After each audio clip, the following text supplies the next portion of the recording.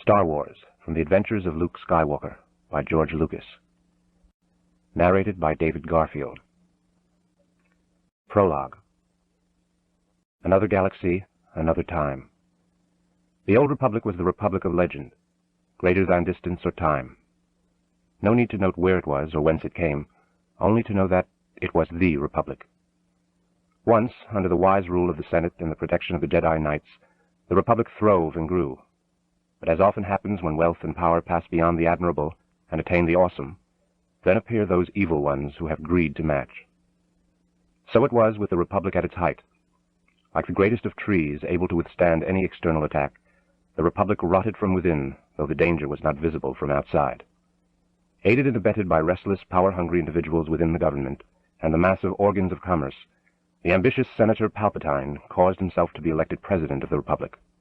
He promised to reunite the disaffected among the people and to restore the remembered glory of the Republic.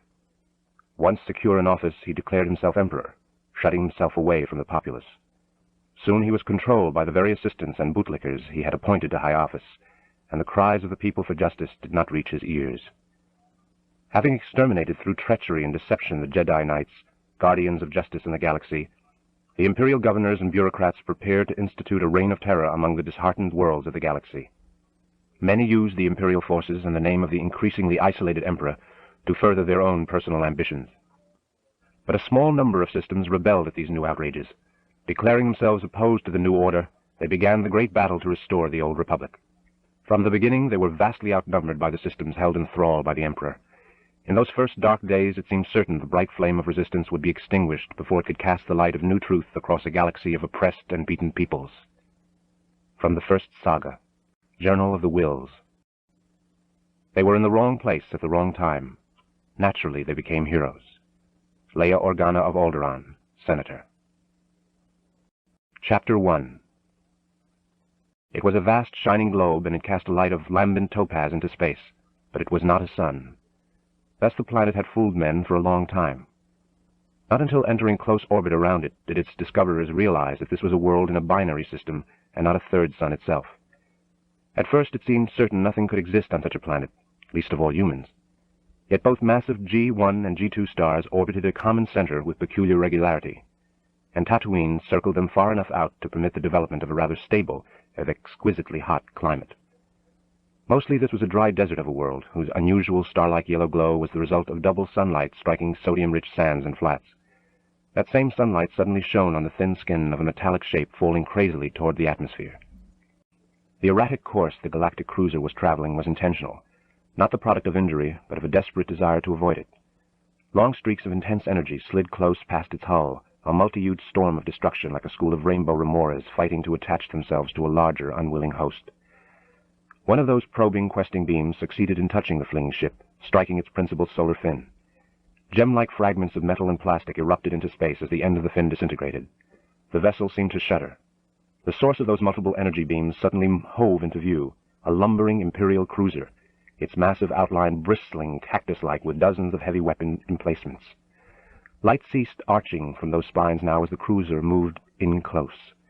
Intermittent explosions and flashes of light could be seen in those portions of the smaller ship which had taken hits.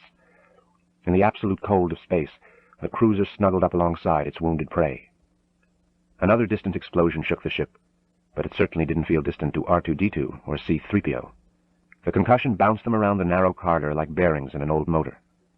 To look at these two, one would have supposed that the tall, human-like machine, 3PO, was the master, and the stubby, tripodal robot, R2-D2, an inferior.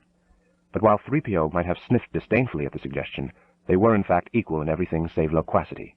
Here 3PO was clearly, and necessarily, the superior. Still another explosion rattled the corridor, throwing 3PO off balance. His shorter companion had the better of it during such moments, with his squat, cylindrical body's low center of gravity well balanced on thick, clawed legs. R2 glanced up at 3PO, who was steadying himself against a corridor wall. Lights blinked enigmatically around a single mechanical eye as the smaller robot studied the battered casing of his friend. A patina of metal and fibrous dust coated the usually gleaming bronze finish, and there were some visible dents, all the result of the pounding the rebel ship they were on had been taking. Accompanying the last attack was a persistent deep hum which even the loudest explosion had not been able to drown out. Then, for no apparent reason, the basso thrumming abruptly ceased. and the only sounds in the otherwise deserted corridor came from the eerie, dry twig cackle of shorting relays or the pops of dying circuitry. Explosions began to echo through the ship once more, but they were far away from the corridor. 3PO turned his smooth, human-like head to one side. Metallic ears listened intently. The imitation of a human pose was hardly necessary. 3PO's auditory sensors were fully omnidirectional, but the slim robot had been programmed to blend perfectly among human company. This programming extended even to mimicry of human gestures. "Did you hear that?" he inquired rhetorically of his patient companion, referring to the throbbing sound. "They've shut down the main reactor and the drive." His voice was as full of disbelief and concern as that of any human. One metallic palm rubbed dolefully at a patch of dull gray on his side where a broken hull brace had fallen and scored the bronze finish. 3PO was a fastidious machine, and such things troubled him. "Madness! This is madness!" He shook his head slowly. "This time we'll be destroyed for sure." R2 did not comment immediately. Barrel torso tilted backward, powerful legs gripping the deck, the meter-high robot was engrossed in studying the roof overhead. Though he did not have a head to cock in a listening posture like his friend, R2 still somehow managed to convey that impression. A series of short beeps and chirps issued from his speaker. To even a sensitive human ear, they would have been just so much static, but to 3PO they formed words as clear and pure as direct current. "Yes, I suppose they did have to shut the drive down," 3PO admitted.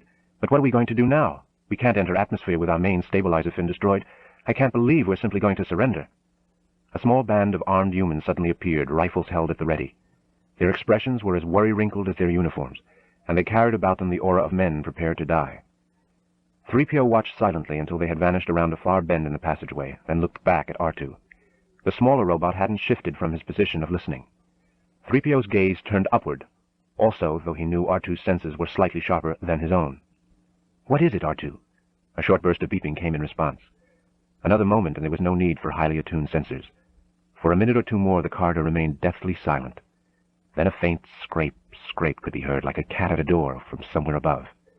That strange noise was produced by heavy footsteps and the movement of bulky equipment somewhere on the ship's hull. When several muffled explosions sounded, 3PO murmured, "They've broken in somewhere above us. Oh, there's no escape for the captain this time." Turning, he peered down at R2. "I think we'd better—" The shriek of overstressed metal filled the air before he could finish, and the far end of the passageway was lit by a blinding actinic flash. Somewhere down there, the little cluster of armed crew who had passed by minutes before had encountered the ship's attackers. 3PO turned his face and delicate photoreceptors away, just in time to avoid the fragments of metal that flew down the corridor.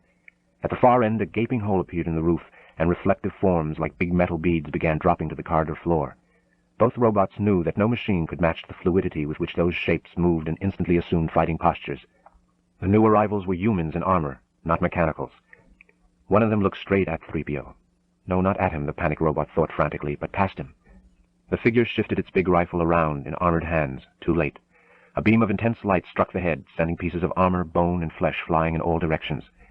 Half the invading Imperial troops turned and began returning fire up the corridor, aiming past the two robots. "Quick, this way," 3PO ordered, intending to retreat from the Imperials. R2 turned with him. They had taken only a couple of steps when they saw the rebel crewmen in position ahead firing down the corridor. In seconds, the passageway was filled with smoke and criss-crossing beams of energy.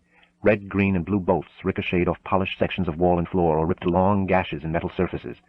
Screams of injured and dying humans, a peculiarly unrobotic sound, 3PO thought, echoed piercingly above the inorganic destruction. One beam struck near the robot's feet at the same time as the second one burst the wall directly behind him, exposing sparking circuitry and rows of conduits. The force of the twin blast tumbled 3PO into the shredded cables, where a dozen different currents turned him into a jerking, twisting display. Strange sensations coursed through his metal nerve ends. They caused no pain, only confusion. Every time he moved and tried to free himself, there was another violent crackling as a fresh cluster of componentry broke. The noise and man-made lightning remained constant around him as the battle continued to rage. Smoke began to fill the corridor. R2-D2 bustled about, trying to help free his friend. The little robot evidenced a phlegmatic indifference to the ravening energies filling the passageway. He was built so low that most of the beams passed over him anyhow. "Help!" 3PO yelled, suddenly frightened at a new message from an internal sensor. "I think something is melting. Free my left leg. The trouble's near the pelvic servomotor." Typically, his tone turned abruptly from pleading to berating. "This is all your fault," he shouted angrily. "I should have known better than to trust the logic of a half-sized thermocapsulary dehousing assister. I don't know why you insisted we leave our assigned stations to come down this stupid access corridor. Not that it matters now. The whole ship must be—" R2-D2 cut him off in mid-speech with some angry beepings and hoots of his own, though he continued to cut and pull with precision at the tangled high-voltage cables. "Is that so?" 3PO sneered in reply. The same to you, you little... An exceptionally violent explosion shook the passage, drowning him out. A lung-searing miasma of carbonized component filled the air, obscuring everything. 2 meters tall, bipedal, flowing black robes trailing from the figure and a face forever masked by a functional, if bizarre, black metal breath screen. A dark lord of the Sith was an awesome, threatening shape as it strode through the corridors of the rebel ship. Fear followed the footsteps of all the Dark Lords. The cloud of evil which clung tight about this particular one was intense enough to cause hardened Imperial troops to back away, menacing enough to set them muttering nervously among themselves. Once resolute rebel crew members ceased resisting, broke and ran in panic at the sight of the black armor which, though black as it was not nearly as dark as the thoughts drifting through the mind within. One purpose, one thought, one obsession dominated that mind now. It burned in the brain of Darth Vader as he turned down another passageway in the broken fighter. There smoke was beginning to clear, though the sounds of faraway fighting still resounded through the hull. The battle here had ended and moved on. Only a robot was left to stir freely in the wake of the Dark Lord's passing. C-3PO finally stepped clear of the last restraining cable. Somewhere behind him, human screams could be heard from where relentless Imperial troops were mopping up the last remnants of rebel resistance. 3PO glanced down and saw only a scarred deck. As he looked around, his voice was full of concern. "R2-D2, where are you?" The smoke seemed to part just a bit more. 3PO found himself staring up the passageway. R2-D2, it seemed, was there, but he wasn't looking in 3PO's direction. Instead, the little robot appeared frozen in an attitude of attention. Leaning over him it was difficult even for 3PO's electronic photoreceptors to penetrate the clinging, acidic smoke, a human figure. It was young, slim, and by abstruse human standards of aesthetics, 3PO mused, of a calm beauty. One small hand seemed to be moving over the front of R2's torso. 3PO started toward them as the haze thickened once more, but when he reached the end of the corridor, only R2 stood there, waiting. 3PO peered past him, uncertain. Robots were occasionally subject to electronic hallucinations, but why should he hallucinate a human? He shrugged. Then again, why not, especially when one considered the confusing circumstances of the past hour and the dose of raw current he had recently absorbed. He shouldn't be surprised at anything his concatenated internal circuits conjured up. "Where have you been?" 3PO finally asked. "Hiding, I suppose." He decided not to mention the maybe human. If it had been a hallucination, he wasn't going to give R2 the satisfaction of knowing how badly recent events had unsettled his logic circuits. "They'll be coming back this way," he went on, nodding down the corridor and not giving the small automaton a chance to reply. "Looking for human survivors. What are we going to do now?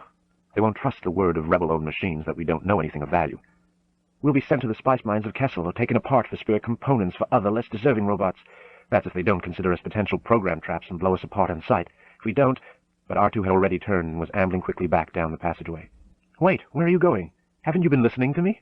Uttering curses in several languages, some purely mechanical, 3PO raced fluidly after his friend. The R2 unit, he thought to himself, could be downright close-circuited when it wanted to. Outside the Galactic Cruiser's control center, the corridor was crowded with sullen prisoners gathered by Imperial troops. Some lay wounded, some dying. Several officers had been separated from the enlisted ranks and stood in a small group by themselves, bestowing belligerent looks and threats on the silent knot of troops holding them at bay. As if on command, everyone, Imperial troops as well as rebels, became silent as a massive caped form came into view from behind a turn in the passage. Two of the heretofore resolute, obstinate rebel officers began to shake. Stopping before one of the men, the towering figure reached out wordlessly. A massive hand closed around the man's neck and lifted him off the deck. The rebel officer's eyes bulged, but he kept his silence. An Imperial officer, his armored helmet shoved back to reveal a recent scar where an energy beam had penetrated his shielding, scrambled down out of the fighter's control room, shaking his head briskly. "Nothing, sir. Information retrieval system's been wiped clean." Darth Vader acknowledged this news with a barely perceptible nod. The impenetrable mask turned to regard the officer he was torturing. Metal-clad fingers contracted. Reaching up, the prisoner desperately tried to pry them loose, but to no avail. "Where's the data you intercepted?" Vader rumbled dangerously. "What have you done with the information tapes?" "We intercepted no information," the dangling officer gurgled, barely able to breathe. From somewhere deep within, he dredged up a squeal of outrage. "This is a Council vessel. Did you not see our exterior markings? We're on a diplomatic mission." "Chaos, take your mission," Vader growled. "Where are those tapes?" He squeezed harder, the threat in his grip implicit. When he finally replied, the officer's voice was a bare, choked whisper. "Only the commander knows." "This ship carries the system crest of Alderaan," Vader growled, the gargoyle-like breath mask leaning close. "Is any of the royal family on board? Who are you carrying?" thick fingers tightened further, and the officer's struggles became more and more frantic. His last words were muffled and choked past intelligibility. Vader was not pleased. Even though the figure went limp with an awful, unquestionable finality, that hand continued to tighten, producing a chilling snapping and popping of bone, like a dog padding on plastic. Then, with a disgusted wheeze, Vader finally threw the doll form of the dead man against a far wall. Several Imperial troops ducked out of the way just in time to avoid the grisly missile. The massive form whirled unexpectedly, and Imperial officers shrank under the baleful sculptured stare. "Start tearing this ship apart piece by piece, component by component, until you find those tapes. As for the passengers, if any, I want them alive." He paused a moment and then added, "Quickly." Officers and men nearly fell over themselves in their haste to leave, not necessarily to carry out Vader's orders, but simply to retreat from that malevolent presence. R2-D2 finally came to a halt in an empty corridor devoid of smoke and the signs of battle. A worried, confused 3PO pulled up behind him. "You've let us through half the ship, into what?" He broke off, staring in disbelief as the squat robot reached up with one clawed limb and snapped the seal on a lifeboat hatch. Immediately a red warning light came on, and a low hooting sounded in the corridor. 3PO looked wildly in all directions, but the passageway remained empty. When he looked back, R2 was already working his way into the cramped boat pod. It was just large enough to hold several humans, and its design was not laid out to accommodate mechanicals. R2 had some trouble negotiating the awkward little compartment. "Hey," a startled 3PO called, admonishing. "You're not permitted in there. It's restricted to humans only. We just might be able to convince the Imperials that we're not rebel-programmed and are too valuable to break up, but if someone sees you in there, we haven't got a chance. Come on out." Somehow R2 had succeeded in wedging his body into a position in front of the miniature control board. He cocked his body slightly and threw a stream of loud beeps and whistles at his reluctant companion. 3PO listened. He couldn't frown, but he managed to give a good impression of doing so. "Mission? What mission? What are you talking about? You sound like you haven't got an integrated logic terminal left in your brain. No more adventures. I'll take my chances with the Imperials, and I'm not getting in there." An angry electronic twang came from the R2 unit. "Don't call me a mindless philosopher," 3PO snapped back. "You overweight, unstreamlined glob of grease." 3PO was concocting an additional rejoinder when an explosion blew out the back wall of the corridor. Dust and metal debris whooshed through the narrow sub-passageway, followed instantly by a series of secondary explosions. Flames began jumping hungrily from the exposed interior wall, reflecting off 3PO's isolated patches of polished skin. Muttering the electronic equivalent of consigning his soul to the unknown, the lanky robot jumped into the lifepod. "I'm going to regret this," he muttered more audibly as R2 activated the safety door behind him. The smaller robot flipped a series of switches, snapped back a cover, and pressed 3 buttons in a certain sequence. With the thunder of explosive latches, the lifepod ejected from the crippled fighter. When word came over the communicators that the last pocket of resistance on the rebel ship had been cleaned out, the captain of the Imperial cruiser relaxed considerably. He was listening with pleasure to the proceedings on the captured vessel when one of his chief gunnery officers called to him. Moving to the man's position, the captain stared into the circular view screen and saw a tiny dot dropping away toward the fiery world below. "There goes another pod, sir. Instructions?" The officer's hand hovered over a computerized energy battery. Casually, confident in the firepower and total control under his command, the captain studied the nearby readouts monitoring the pod. All of them read blank. "Hold your fire, Lieutenant Heja. Instruments show no life forms aboard. The pod's release mechanism must have short-circuited or received a false instruction. Don't waste your power." He turned away to listen with satisfaction to the reports of captured men and material coming from the rebel ship. Glare from exploding panels and erupting circuitry reflected crazily off the armor of the lead stormtrooper as he surveyed the passageway ahead. He was about to turn and call for those behind to follow him forward when he noticed something moving off to one side. It appeared to be crouching back in a small dark alcove. Holding his pistol ready, he moved cautiously forward and peered into the recess. A small, shivering figure clad in flowing white hugged the back of the recess and stared up at the man. Now he could see that he faced a young woman, and her physical description fit that of the one individual the Dark Lord was most interested in. The trooper grinned behind his helmet. A lucky encounter for him. He would be commended. Within the armor, his head turned slightly, directing his voice to the tiny condenser microphone. "Here she is," he called to those behind him. "Set for stun for—" He never finished the sentence, just as he would never receive the hoped-for commendation. Once his attention turned from the girl to his communicator, her shivering vanished with startling speed. The energy pistol she had held out of sight behind her came up and around as she burst from her hiding place. The trooper who had been unlucky enough to find her fell first, his head a mass of melted bone and metal. The same fate met the second armored form, coming up fast behind him. Then a bright green energy pole touched the woman's side, and she slumped instantly to the deck, the pistol still locked in her small palm. Metal-encased shapes clustered around her. One, whose arm bore the insignia of a lower officer, knelt and turned her over. He studied the paralyzed form with a practiced eye. "She'll be all right," he finally declared, looking up at his subordinates. "Report to Lord Vader." 3PO stared, mesmerized, out the small viewport set in the front of the tiny escape pod as the hot yellow eye of Tatooine began to swallow them up. Somewhere behind them, he knew, the crippled fighter and the Imperial cruiser were receding to imperceptibility. That was fine with him. If they landed near a civilized city, he would seek elegant employment in a halcyon atmosphere, something more befitting his status and training. These past months had gifted him with entirely too much excitement and unpredictability for a mere machine. R2's seemingly random manipulation of the pod controls promised anything but a smooth landing, however. 3PO regarded his squat companion with concern. "Are you sure you know how to pilot this thing?" R2 replied with a non-committal whistle that did nothing to alter the taller robot's jangled state of mind. Chapter 2.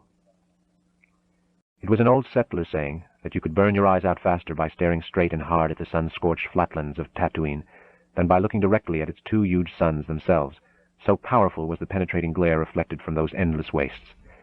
Despite the glare, life could and did exist in the flatlands formed by long evaporated seabeds. One thing made it possible: the reintroduction of water. For human purposes, however, the water of Tatooine was only marginally accessible. The atmosphere yielded its moisture with reluctance. It had to be coaxed down out of the hard blue sky. Coaxed, forced, yanked down to the parched surface. Two figures whose concern was obtaining that moisture were standing on a slight rise of one of those inhospitable flats. One of the pair was stiff and metallic, a sand-pitted vaporator, sunk securely through sand and into deeper rock. The figure next to it was a good deal more animated, though no less sun-weathered. Luke Skywalker was twice the age of the 10-year-old vaporator, but much less secure. At the moment, he was swearing softly at a recalcitrant valve adjuster on the temperamental device. From time to time, he resorted to some unsubtle pounding in place of using the appropriate tool. Neither method worked very well. Luke was sure that the lubricants used on the vaporators went out of their way to attract sand, beckoning seductively to small abrasive particles with an oily gleam. He wiped sweat from his forehead and leaned back for a moment. The most prepossessing thing about the young man was his name. A light breeze tugged at his shaggy hair and baggy work tunic as he regarded the device. No point in staying angry at it, he counseled himself. It's only an unintelligent machine. As Luke considered his predicament, a third figure appeared, scooting out from behind the vaporator to fumble awkwardly at the damaged section. Only 3 of the Treadwell model robot's 6 arms were functioning, and these had seen more wear than the boots on Luke's feet. The machine moved with unsteady stop-and-start motions. Luke gazed at it sadly, then inclined his head to study the sky. Still no sign of a cloud, and he knew there never would be unless he got that vaporator working. He was about to try once again when a small, intense gleam of light caught his eye. Quickly, he slipped the carefully cleaned set of macro binoculars from his utility belt and focused the lenses skyward. For long moments he stared, wishing all the while that he had a real telescope instead of the binocs. As he stared, vaporators, the heat, and the day's remaining chores were forgotten. Clipping the binoculars back into his belt, Luke turned and dashed for the land speeder. Halfway to the vehicle, he thought to call behind him. "Hurry up," he shouted impatiently. "What are you waiting for? Get it in gear." The Treadwells started toward him, hesitated, and then commenced spinning in a tight circle, smoke belching from every joint. Luke shouted further instructions and finally gave up in disgust when he realized that it would take more than words to motivate the Treadwell again. For a moment Luke hesitated, leaving the machine behind, but, he argued to himself, its vital components were obviously shot. So he jumped into the land speeder, causing the recently repaired repulsion floater to list alarmingly to one side until he was able to equalize weight distribution by sliding behind the controls. Maintaining its altitude slightly above the sandy ground, the light-duty transport vehicle steadied itself like a boat in a heavy sea. Luke gunned the engine, which whined in protest, and sand erupted behind the floater as he aimed the craft toward the distant town of Anchorhead. Behind him, a pitiful beacon of black smoke from the burning robot continued to rise into the clear desert air. It wouldn't be there when Luke returned. There were scavengers of metal as well as flesh in the wide wastes of Tatooine. Metal and stone structures bleached white by the glaze of twin Tattoo 1 and 2 huddled together tightly, for company as much as for protection. They formed the nexus of the widespread farming community of Anchorhead. Presently the dusty, unpaved streets were quiet, deserted. Sandflies buzzed lazily in the cracked eaves of poor stone buildings. A dog barked in the distance, the sole sign of habitation, until a lone old woman appeared and started across the street. Her metallic sun shawl was pulled tight around her. Something made her look up, tired eyes squinting into the distance. The sound suddenly leaped in volume as a shining rectangular shape came roaring around a far corner. Her eyes popped as the vehicle bore down on her, showing no sign of altering its path. She had to scramble to get out of its way. Panting and waving an angry fist after the land speeder, she raised her voice over the sound of its passage. "Won't you kids ever learn to slow down?" Luke might have seen her, but he certainly didn't hear her. In both cases, his attention was focused elsewhere as he pulled up behind a low, long concrete station. Various coils and rods jutted from its top and sides. Tatooine's relentless sand waves broke in frozen yellow spume against the station's walls. No one had bothered to clear them away. There was no point. They would only return again the following day. Luke slammed the front door aside and shouted, "Hey!" A rugged young man in mechanic's dress sat sprawled in a chair behind the station's unkempt control desk. Sunscreen oil had kept his skin from burning. The skin of the girl on his lap had been equally protected, and there was a great deal more of the protected area in view. Somehow even dried sweat looked good on her. "Hey, everybody!" Luke yelled again, having elicited something less than an overwhelming response with his first cry. He ran toward the instrument room at the rear of the station, while the mechanic, half asleep, ran a hand across his face and mumbled, "Did I hear a young noise blast through here?" The girl on his lap stretched sensuously, her well-worn clothing tugging in various intriguing directions. Her voice was casually throaty. "Oh," she yawned, "that was just Wormy on one of his rampages." Deke and Windy looked up from the computer-assisted pool game as Luke burst into the room. They were dressed much like Luke, although their clothing was of better fit and somewhat less exercised. All three youths contrasted strikingly with the burly, handsome player at the far side of the table. From neatly clipped hair to his precision-cut uniform, he stood out in the room like an oriental poppy in a sea of oats. Behind the three humans, a soft hum came from where a repair robot was working patiently on a broken piece of station equipment.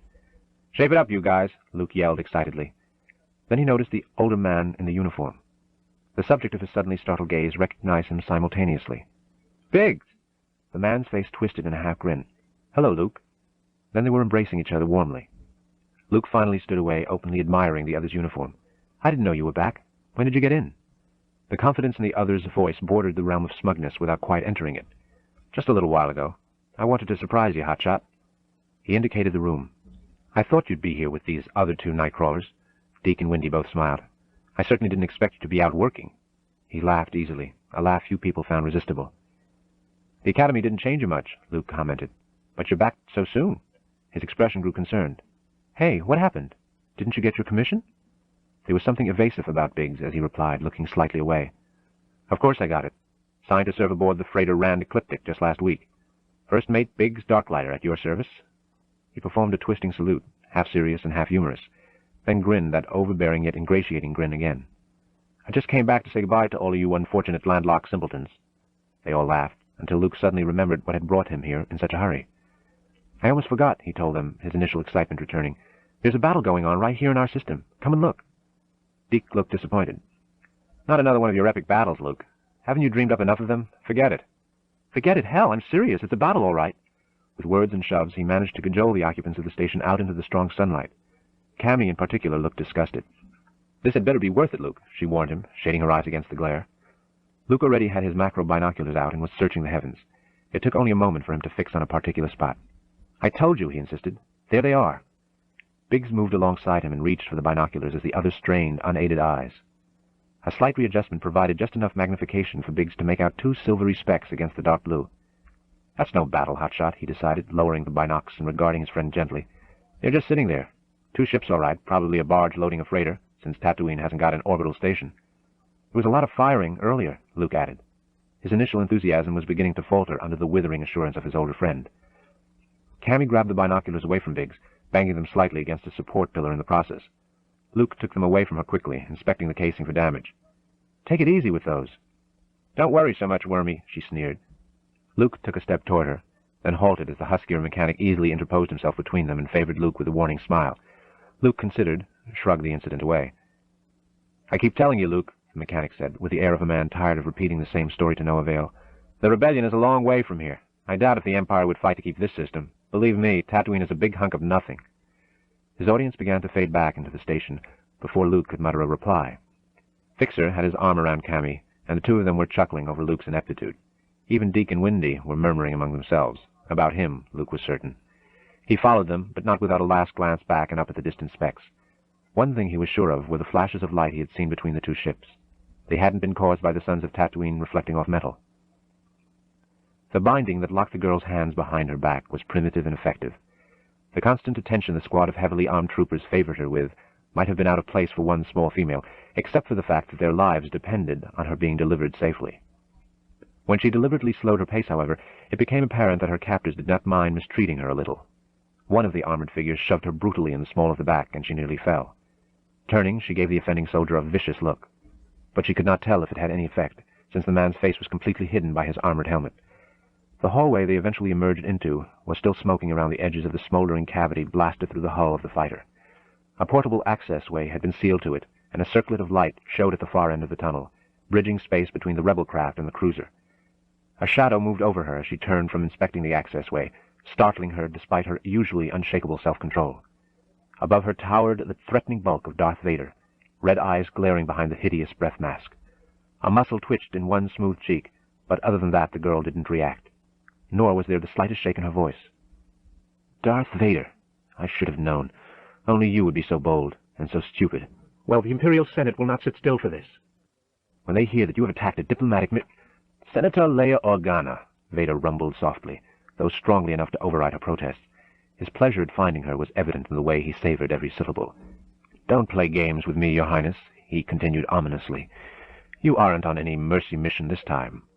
You passed directly through a restricted system, ignoring numerous warnings and completely disregarding orders to turn about, until it no longer mattered." The huge metal skull dipped close. "I know that several transmissions were beamed to this vessel by spies within that system. When we traced those transmissions back to the individuals with whom they originated, they had the poor grace to kill themselves before they could be questioned. I want to know what happened to the data they sent you." Neither Vader's words nor his inimical presence appeared to have any effect on the girl. "I don't know what you're blathering about," she snapped, looking away from him. "I'm a member of the Senate on a diplomatic mission to your part of the Rebel Alliance," Vader declared, cutting her off accusingly. "You're also a traitor." His gaze went to a nearby officer. "Take her away." She succeeded in reaching him with her spit, which hissed against still-hot battle armor. He wiped the offensive matter away silently, watching her with interest as she was marched through the access-way into the cruiser. A tall, slim soldier wearing the sign of an Imperial commander attracted Vader's attention as he came up next to him. "Holding her is dangerous," he ventured, likewise looking after her as she was escorted toward the cruiser. "If word of this does get out, there will be much unrest in the Senate. It will generate sympathy for the rebels." The commander looked up at the unreadable metal face, then added in an offhanded manner, "She should be destroyed immediately." "No. My first duty is to locate that hidden fortress of theirs," Vader replied easily. "All the rebel spies have been eliminated, by our hand or by their own. Therefore, she is now my only key to discovering its location. I intend to make full use of her. If necessary, I will use her up, but I will learn the location of the rebel base." The commander pursed his lips, shook his head slightly, perhaps a bit sympathetically, as he considered the woman. "She'll die before she gives you any information." Vader's reply was chilling in its indifference. "Leave that to me." He considered a moment, then went on. "Send out a wideband distress signal. Indicate that the Senator's ship encountered an unexpected meteorite cluster it could not avoid. Readings indicate that the shift shields were overridden, and the ship was hulled to the point of vacating 95% of its atmosphere. Inform her father and the Senate that all aboard were killed." A cluster of tired-looking troops marched purposefully up to their commander and the Dark Lord. Vader eyed them expectantly. "The data tapes in question are not aboard the ship. There is no valuable information in the ship's storage banks, and no evidence of bank erasure," the officer in charge recited mechanically. "Nor were any transmissions directed outward from the ship from the time we made contact. A malfunctioning lifeboat pod was ejected during the fighting, but it was confirmed at the time that no life forms were on board." Vader appeared thoughtful. "It could have been a malfunctioning pod," he mused. "That might also have contained the tapes. Tapes are not life forms. In all probability, any native finding them would be ignorant of their importance and would likely clear them for his own use. Still, send down a detachment to retrieve them, or to make certain they are not in the pod," he finally ordered the commander, an attentive officer. "Be as subtle as possible. There is no need to attract attention, even on this miserable outpost world." As the officer and troops departed, Vader turned his gaze back to the commander. "Vaporize this fighter. We don't want to leave anything. As for the pod, I cannot take the chance it was a simple malfunction. The data it might contain could prove too damaging. See to this personally, Commander. If those data tapes exist, they must be retrieved or destroyed at all costs." Then he added with satisfaction, "With that accomplished and the Senator in our hands, we will see the end of this absurd rebellion." "It shall be as you direct, Lord Vader," the commander acknowledged. Both men entered the accessway to the cruiser. "What a forsaken place this is!"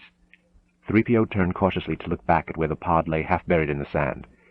His internal gyros were still unsteady from the rough landing. Landing! Mere application of the term unduly flattered his dull associate. On the other hand, he supposed he ought to be grateful that they had come down in one piece. Although he mused as he studied the barren landscape, he still wasn't sure they were better off here than they would have been had they remained on the captured cruiser. High sandstone mesas dominated the skyline to one side. Every other direction showed only endless series of marching dunes like long yellow teeth stretching for kilometer on kilometer into the distance. Sand ocean blended into sky glare until it was impossible to distinguish where one ended and the other began. A faint cloud of minute dust particles rose in their wake as the two robots marched away from the pod. That vehicle, its intended function fully discharged, was now quite useless. Neither robot had been designed for pedal locomotion on this kind of terrain, so they had to fight their way across the unstable surface. "We seem to have been made to suffer," 3PO moaned in self-pity.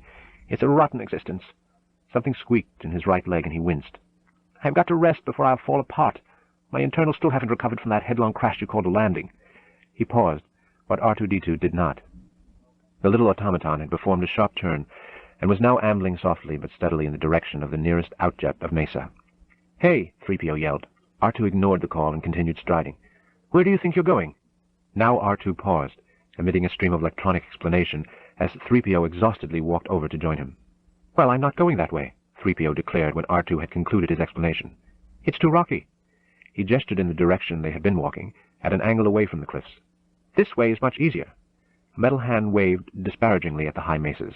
"What makes you think there are any settlements that way anyhow?" A long whistle issued from the depths of R2. "Don't get technical with me," 3PO warned. "I've had just about enough of your decisions." R2 beeped once. "All right, go your way," 3PO announced grandly. "You'll be sandlogged within a day, you nearsighted scrap pile." He gave the R2 unit a contemptuous shove, sending the smaller robot tumbling down a slight dune. As it struggled at the bottom to regain its feet, 3PO started off toward the blurred, glaring horizon, glancing back over his shoulder.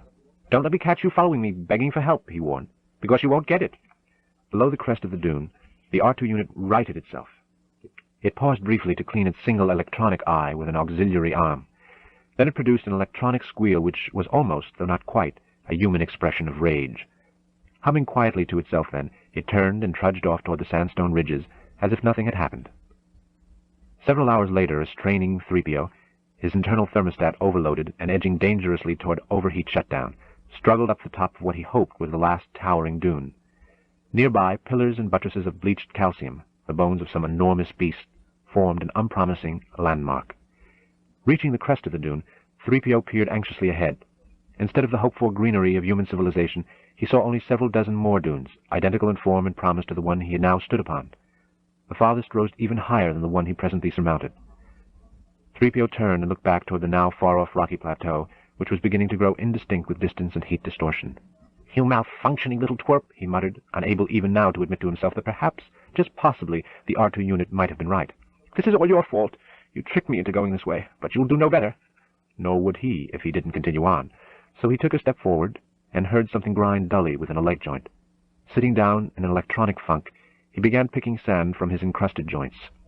He could continue on his present course, he told himself, or he could confess to an error in judgment and try to catch up again with R2-D2. Neither prospect held much appeal for him. But there was a third choice. He could sit here, shining in the sunlight until his joints locked, his internals overheated, and the ultraviolet burned out his photoreceptors. He would become another monument to the destructive power of the binary, like the colossal organism whose picked corpse he had just encountered. Already his receptors were beginning to go, he reflected. It seemed he saw something moving in the distance. Heat distortion, probably. No, it was definitely light on metal, and it was moving toward him. His hopes soared. Ignoring the warnings from his damaged leg, he rose and began waving frantically. It was, he saw now, definitely a vehicle, though of a type unfamiliar to him. But a vehicle it was, and that implied intelligence and technology. He neglected in his excitement to consider the possibility that it might not be of human origin. "So I cut off my power, shut down the afterburners, and dropped in low on Deke's tail," Luke finished, waving his arms wildly. He and Biggs were walking in the shade outside the power station. Sounds of metal being worked came from somewhere within, where Fixer had finally joined his robot assistant in performing repairs. "I was so close to him," Luke continued excitedly. "I thought I was going to fry my instrumentation." As it was, I busted up the Skyhopper pretty bad. That recollection inspired a frown. Uncle Owen was pretty upset. He grounded me for the rest of the season. Luke's depression was brief. Memory of his feat overrode its immorality. You should have been there, Biggs. You ought to take it a little easier, his friend cautioned. You may be the hottest bush pilot this side of Mos Eisley, Luke, but those little Skyhoppers can be dangerous. They move awfully fast for tropospheric craft, faster than they need to. Keep playing engine jockey with one, and someday, whammo! He slammed one fist violently into his open palm. You're going to be nothing more than a dark spot on the damp side of a canyon wall. Look who's talking, Luke retorted. Now that you've been on a few big automatic starships, you're beginning to sound like my uncle. You've gotten soft in the cities. He swung spiritedly at Biggs, who blocked the movement easily, making a half-hearted gesture of counterattack. Biggs' easygoing smugness dissolved into something warmer. I've missed you, kid. Luke looked away embarrassed. Things haven't exactly been the same since you left either, Biggs. It's been so... Luke hunted for the right word and finally finished helplessly. So quiet. His gaze traveled across the sandy, deserted streets of Anchorhead. It's always been quiet, really. Biggs grew silent, thinking. He glanced around. They were alone out here. Everyone else was back inside the comparative coolness of the power station. As he leaned close, Luke sensed an unaccustomed solemnness in his friend's tone. Luke, I didn't come back just to say goodbye or to crow over everyone, because I got through the academy. Again he seemed to hesitate, unsure of himself. Then he blurted out rapidly, not giving himself a chance to back down. But I want somebody to know. I can't tell my parents. Gaping at Biggs, Luke could only gulp. Know what? What are you talking about? I'm talking about the talking that's been going on at the academy and other places, Luke. Strong talking. I made some new friends, out-system friends. We agreed about the way certain things are developing, and his voice dropped conspiratorially. When we reach one of the peripheral systems, we're going to jump ship and join the Alliance. Luke stared back at his friend, tried to picture Biggs.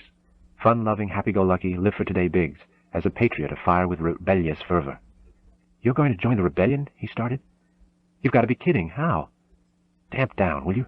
The bigger man cautioned, glancing furtively back toward the power station. You've got a mouth like a crater. I'm sorry, Luke whispered rapidly.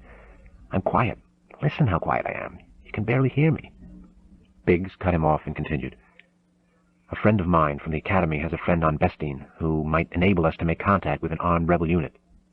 A friend of... You're crazy, Luke announced with conviction, certain his friend had gone mad. You could wander around forever trying to find a real rebel outpost. Most of them are only myths. This twice-removed friend could be an Imperial agent. You'd end up on Kessel or worse. If rebel outposts were so easy to find, the Empire would have wiped them out years ago. I know it's a long shot, Biggs admitted reluctantly. If I don't contact them, then... A peculiar light came into Biggs' eyes, a conglomeration of newfound maturity and something else. I'll do what I can, on my own. He stared intensely at his friend. Luke, I'm not going to wait for the Empire to conscript me into its service. In spite of what you hear over the official information channels, the rebellion is growing, spreading, and I want to be on the right side, the side I believe in. His voice altered unpleasantly, and Luke wondered what he saw in his mind's eye. You should have heard some of the stories I've heard, Luke. Learned of some of the outrages I've learned about.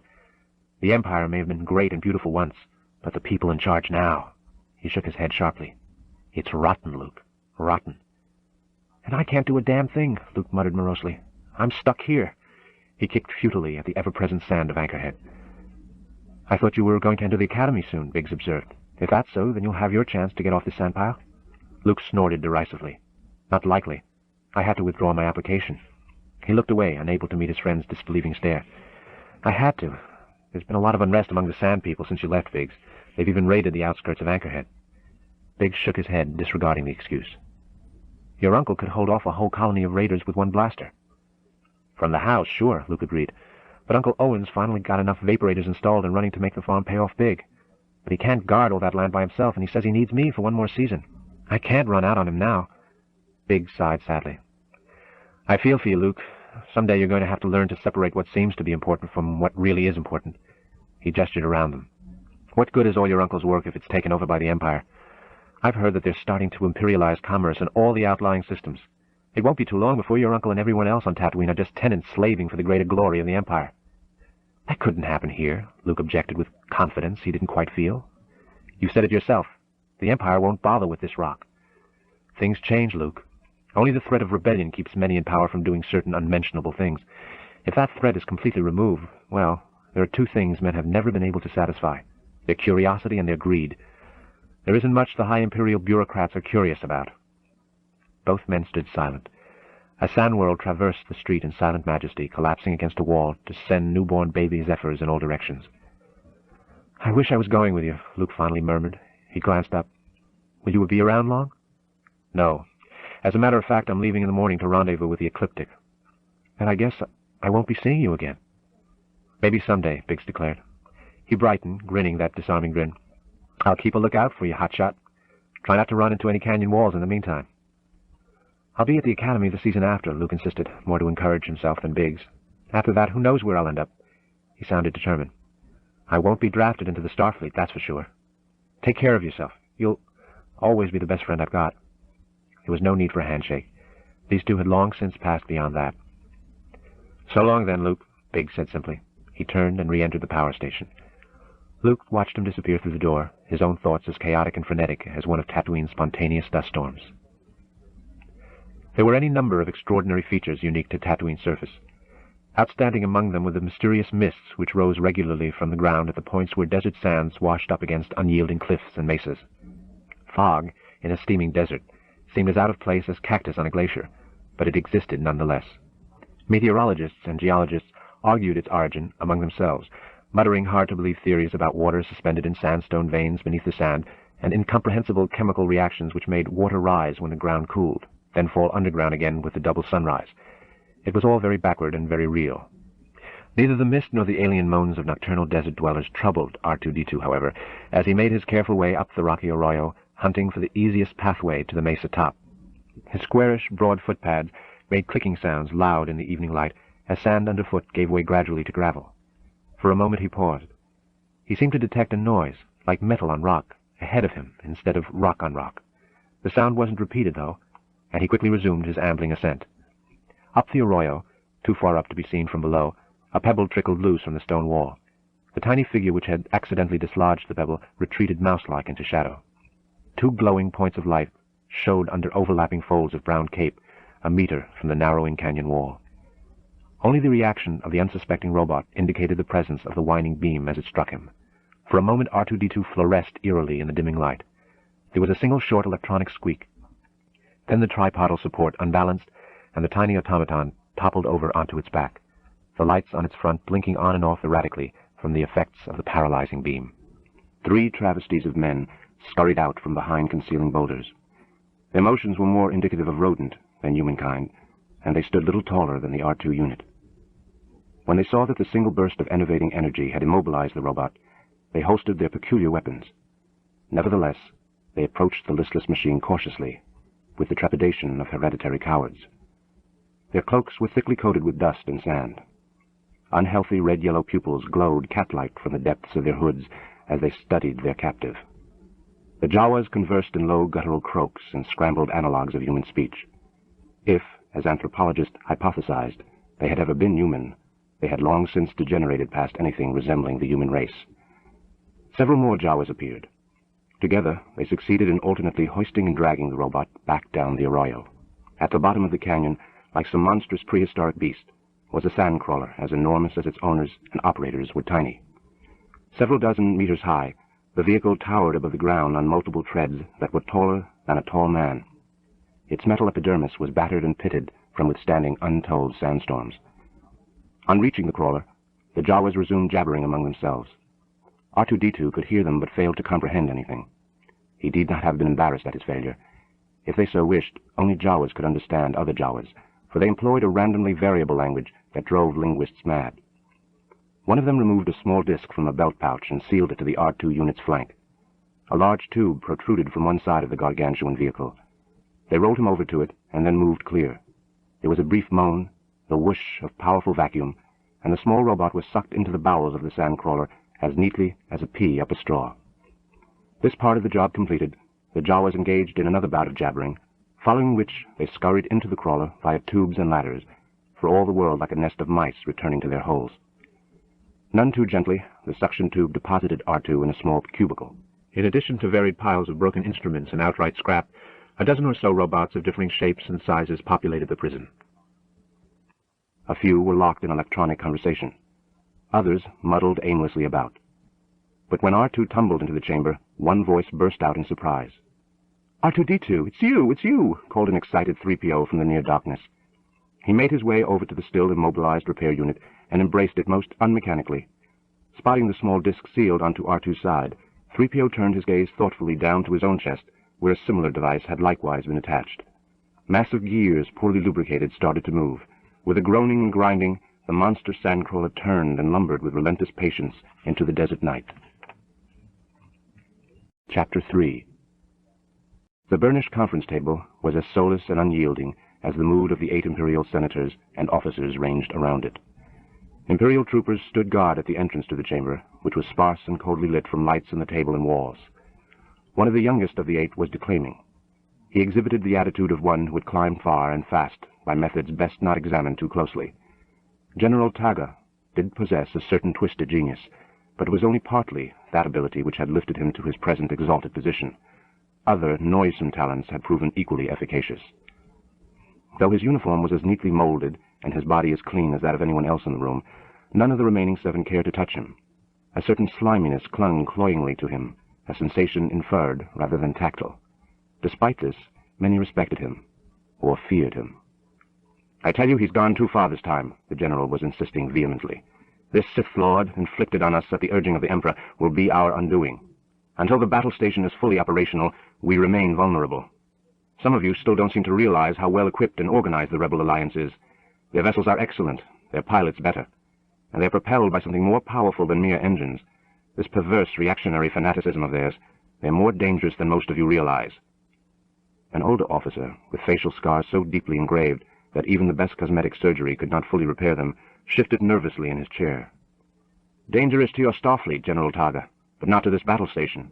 Wizened eyes hopped from man to man, traveling around the table. "I happen to think Lord Vader knows what he's doing.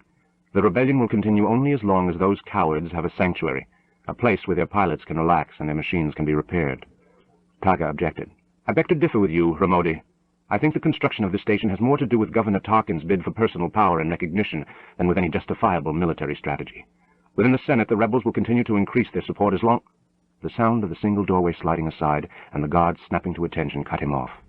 His head turned, as did everyone else's. 2 individuals, as different in appearance as they were united in objectives, had entered the chamber.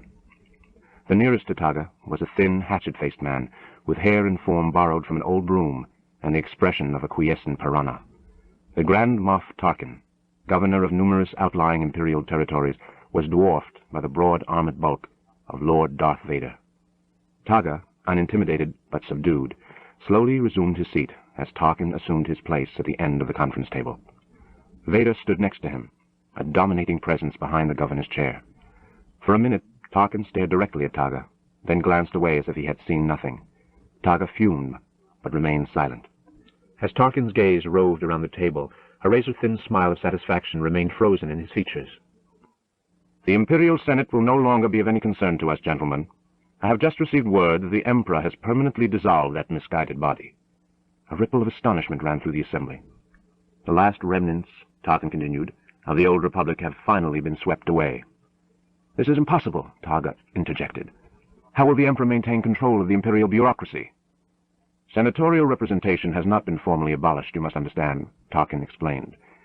"It has merely been superseded for the—" he smiled a bit more— "duration of the emergency. Regional governors will now have direct control and a free hand in administering their territories. This means that the Imperial presence can at last be brought to bear properly on the vacillating worlds of the Empire.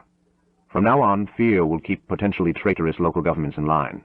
Fear of the Imperial fleet, and fear of this battle station." "And what of the existing rebellion?" Taga wanted to know. "If the rebels somehow manage to gain access to a complete technical schema of this battle station, it is remotely possible that they might be able to locate a weakness susceptible to minor exploitation." Tarkin's smile shifted to a smirk. "Of course, we all know how well guarded, how carefully protected such vital data is. It could not possibly fall into rebel hands." "The technical data to which you are obliquely referring," rumbled Darth Vader angrily, "will soon be back in our hands if—" Tarkin shook the Dark Lord off, something no one else at the table would have dared to do. "It is immaterial. Any attack made against the station by the rebels would be a suicidal gesture, suicidal and useless, regardless of any information they managed to obtain.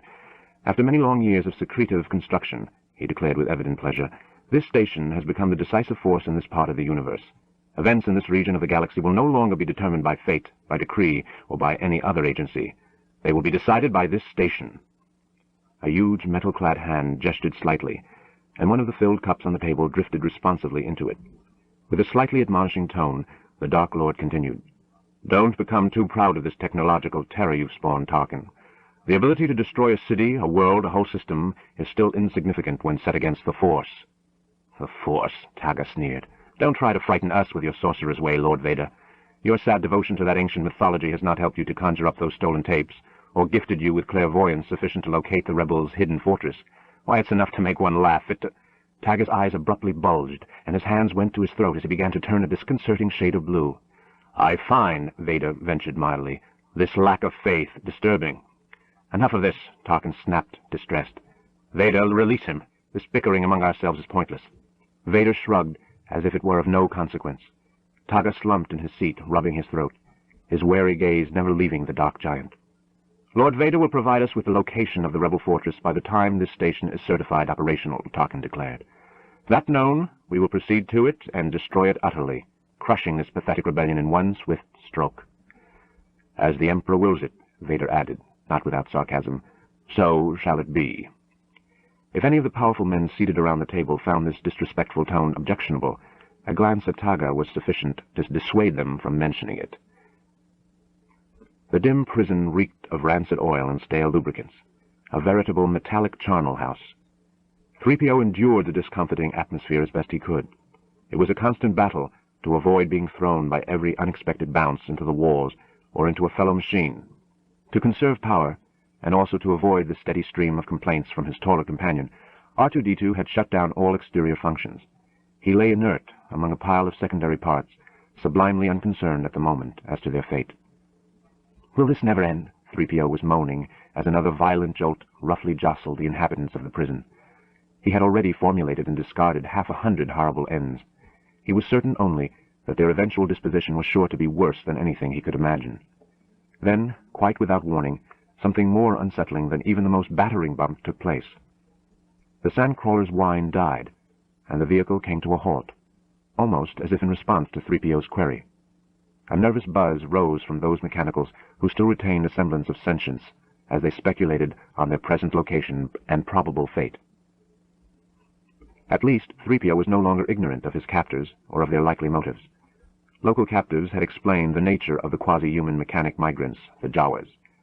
Traveling in their enormous mobile fortress homes, they scoured the most inhospitable regions of Tatooine in search of valuable minerals and salvageable machinery.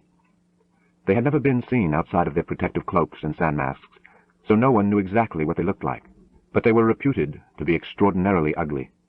3PO did not have to be convinced. Leaning over his still motionless companion, he began a steady shaking of the barrel-like torso. Epidermal sensors were activated on the R2 unit, and the lights on the front side of the little robot began a sequential awakening. Wake up, 3PO urged. "We've stopped someplace." Like several of the other more imaginative robots, his eyes were warily scanning metal walls, expecting a hidden panel to slide aside at any moment and a giant mechanical arm to come probing and fumbling for him. "No doubt about it, we're doomed," he recited mournfully as R2 righted himself, returning to full activation. "Do you think they'll melt us down?" He became silent for several minutes, then added, "It's this waiting that gets to me." Abruptly, the far wall of the chamber slid aside, and the blinding white glare of a Tatooine morning rushed in on them. 3PO's sensitive photoreceptors were hard-pressed to adjust in time to prevent serious damage. Several of the repulsive-looking Jawas scrambled agilely into the chamber, still dressed in the same swathings and filth 3PO had observed on them before. Using hand weapons of an unknown design, they prodded at the machines. Certain of them, 3PO noted with a mental swallow, did not stir. Ignoring the immobile ones, the Jawas herded those still capable of movement outside, R2 and 3PO among them. Both robots found themselves part of an uneven mechanical line. Shielding his eyes against the glare, 3PO saw that 5 of them were arranged alongside the huge sandcrawler. Thoughts of escape did not enter his mind. Such a concept was utterly alien to a mechanical. The more intelligent a robot was, the more abhorrent and unthinkable the concept. Besides, had he tried to escape, built-in sensors would have detected the critical logic malfunction and melted every circuit in his brain. Instead, he studied the small domes and vaporators that indicated the presence of a larger underground human homestead. Though he was unfamiliar with this type of construction, All signs pointed to a modest, if isolated, habitation. Thoughts of being dismembered for parts or slaving in some high-temperature mine slowly faded. His spirits rose correspondingly. "Maybe this won't be so bad after all," he murmured hopefully. "If we can convince these bipedal vermin to unload us here, we may enter into sensible human service again instead of being melted into slag." R2's sole reply was an noncommittal chirp. Both machines became silent as the Jawas commenced scurrying around them, striving to straighten one poor machine with a badly bent spine, to disguise a dent or scrape with liquid and dust. As two of them bustled about, working on his sand-coated skin, 3PO fought to stifle an expression of disgust. One of his many human analog functions was the ability to react naturally to offensive odors. Apparently hygiene was unknown among the Jawas, but he was certain no good would come of pointing this out to them. Small insects drifted in clouds about the faces of the Jawas who ignored them. Apparently the tiny individualized plagues were regarded as just a different sort of appendage, like an extra arm or leg. So intent was 3PO on his observation that he failed to notice the two figures moving toward them from the region of the largest dome. R2 had to nudge him slightly before he looked up. The first man wore an air of grim, semi-perpetual exhaustion, sand-blasted into his face by too many years of arguing with a hostile environment. His graying hair was frozen in tangled twists, like gypsum halcytes. Dust frosted his face, clothes, hands, and thoughts, but the body, if not the spirit, was still powerful. Proportionately dwarfed by his uncle's wrestler-like body, Luke strode slump-shouldered in his shadow, his present attitude one of dejection rather than exhaustion. He had a great deal on his mind, and it had very little to do with farming. Mostly it involved the rest of his life, and the commitment made by his best friend who had recently departed beyond the blue sky above to enter a harsher, yet more rewarding career. The bigger man stopped before the assembly and entered into a peculiar squeaky dialogue with the Jawa in charge. When they wished it, the Jawas could be understood. Luke stood nearby, listening indifferently. Then he shuffled along behind his uncle as the latter began inspecting the 5 machines, pausing only to mutter an occasional word or two to his nephew. It was hard to pay attention, even though he knew he ought to be learning. "Luke! Oh, Luke!" a voice called.